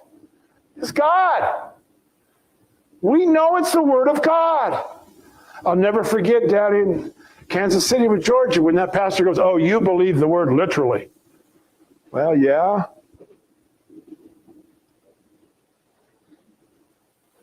Listen to what Jesus is saying. He has told us twice, if you love me, you will obey me. Now he says, if you love me, you will obey my commandments, which are in the Word.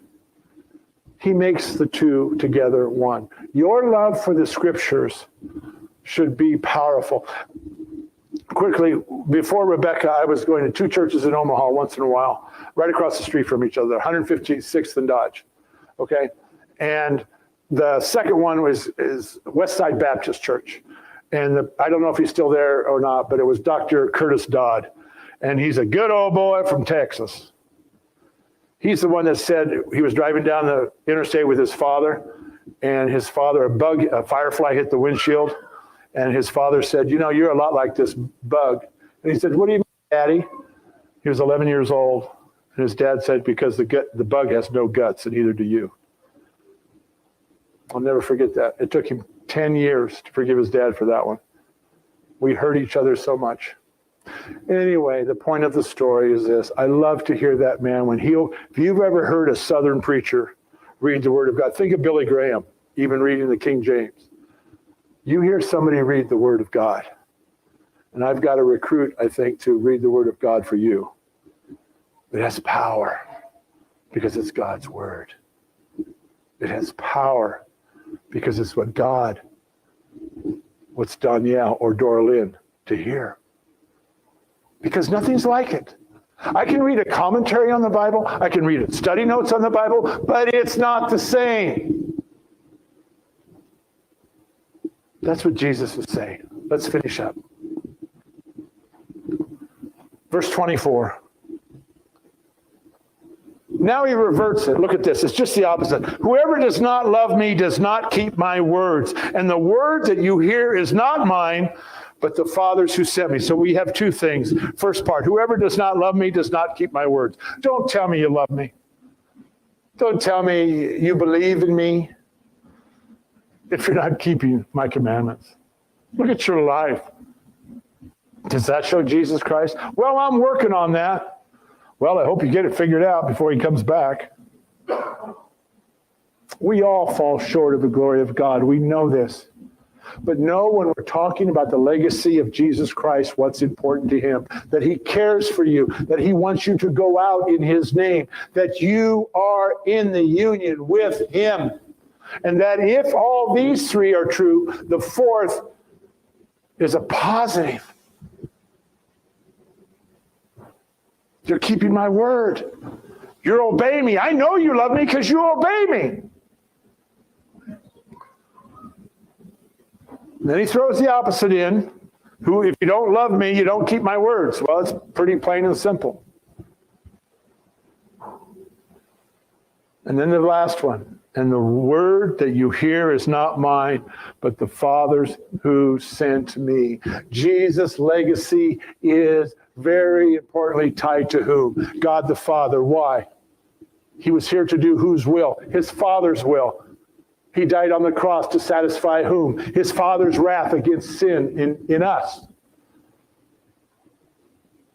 Everything he did was for his Father. Let that be a legacy to all of us.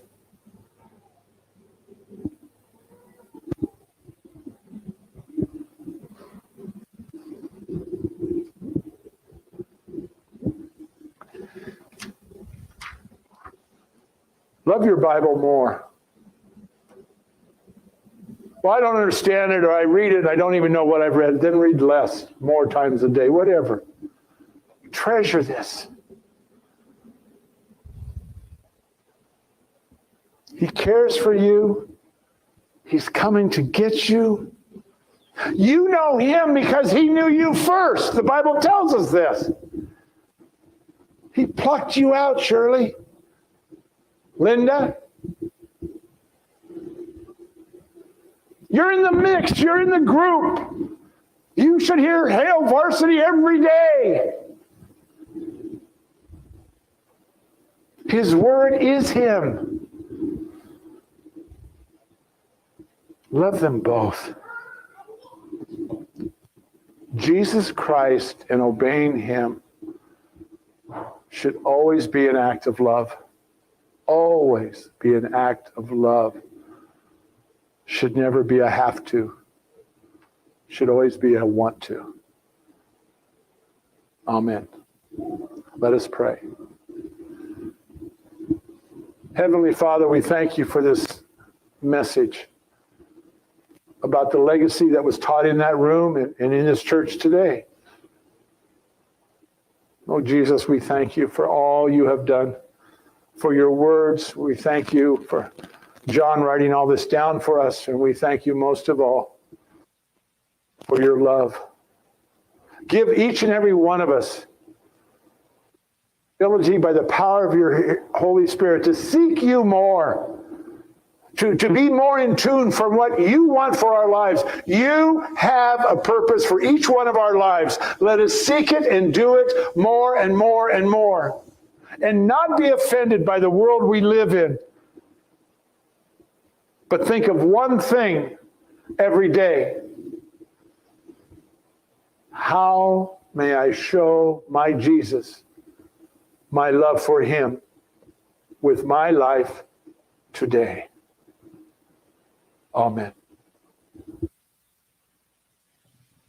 Amen indeed. All righty. Well, that was a little hint as to my whereabouts on Sunday morning. So after I got done with my panel, I went to church. Yeah. Yeah. Just figured, why not? Thank the Lord for all the opportunities I'd been given, all the interesting people I got to talk to, all the people I got to reach. It's literally, Bandit, if you're still here, you'll love this. Before that particular, like literally as I was going into the room, I looked up to the sky and I said the prayer that Oliver Cromwell said at the Battle of Naseby. So there's cannon fire going all around him. And he takes a moment and he wrote in his journal later that what he said was, God, thou must know how busy I am this day. If I forget thee, no, if I forget ye, please do not thou forget me. And so, yeah, that was the one where I was like, all right, armor of God, let's go. And it went spectacularly. It went marvelously. I was very, very satisfied with the results of that particular debate. Now, and I talked to the pastor afterwards and told him about like, yeah, this was but like, let me just say that again because I slipped up, but I want to get it proper. The prayer. Let me just hang on. Let me get all my stuff properfied in case I want to use this again. I mean, when would I ever do such a thing? I know what you're thinking, but I'm never above shameless self promotion. But as I remember, it was God, thou must know how busy I am this day. If I forget ye, please do not thou forget me. Amen. Cromwell's prayer at the Battle of Naseby. So yeah, that was there. Got it right. Took a second take, but I got there.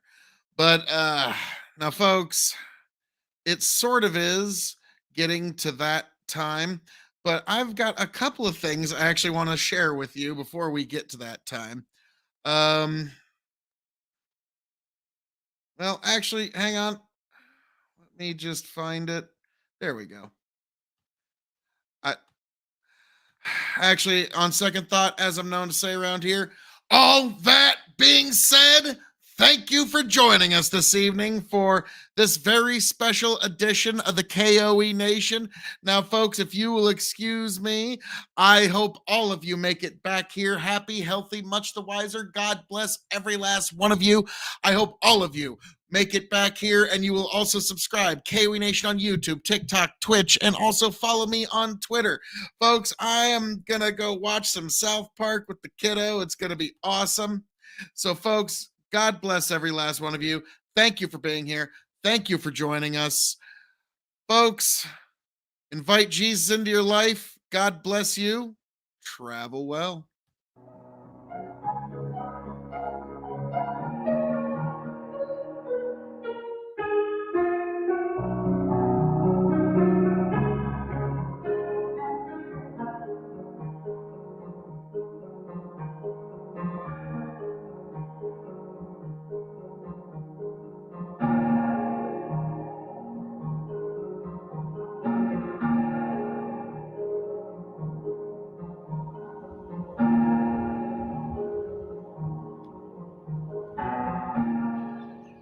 How we doing, all y'all?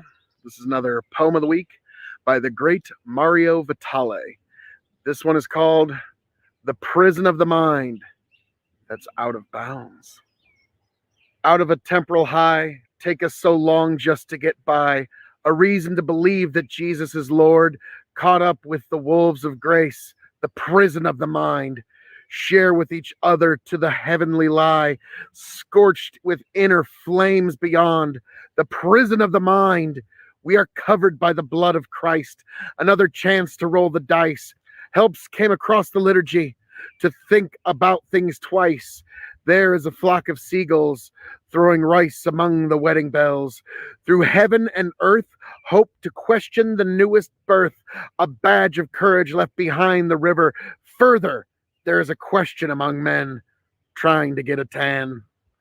The prison of the mind, a slight built stream, living in the land of mean, nestled among the human luggage that's out of bounds, nestled through the windows open among men. The prison of the mind. Corporate greed is a tool of the government. No time to question the Lord that's out of bounds. A stiff-necked lawyer through an open drawer.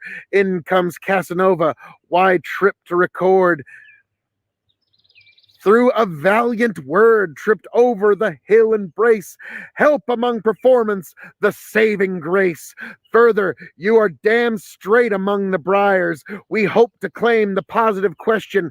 Their help is king, a selfish maverick thirsty for more. There lies questions about the Lord. That's out of bounds, a dream sequence of heaven above. Through a tunnel with love, above the blade we question out of love. Building bridges caught on fire, burning up with hidden desire. Chase back those tears from my eyes. Editorial note. Back in the day, we used to pray among its sweet figment display, foreign figures left to question those main pillars within. And that, folks, was The Prison of Our Mind That's Out of Bounds by Mario Vitale. So, folks, if there's a poem you'd like me to read or you'd like me to read your poem, please just let me know down in the comments. I love the imagery of beautiful poetry. And, folks, I can't wait to see you back here again for this poem of the week. God bless. Travel well.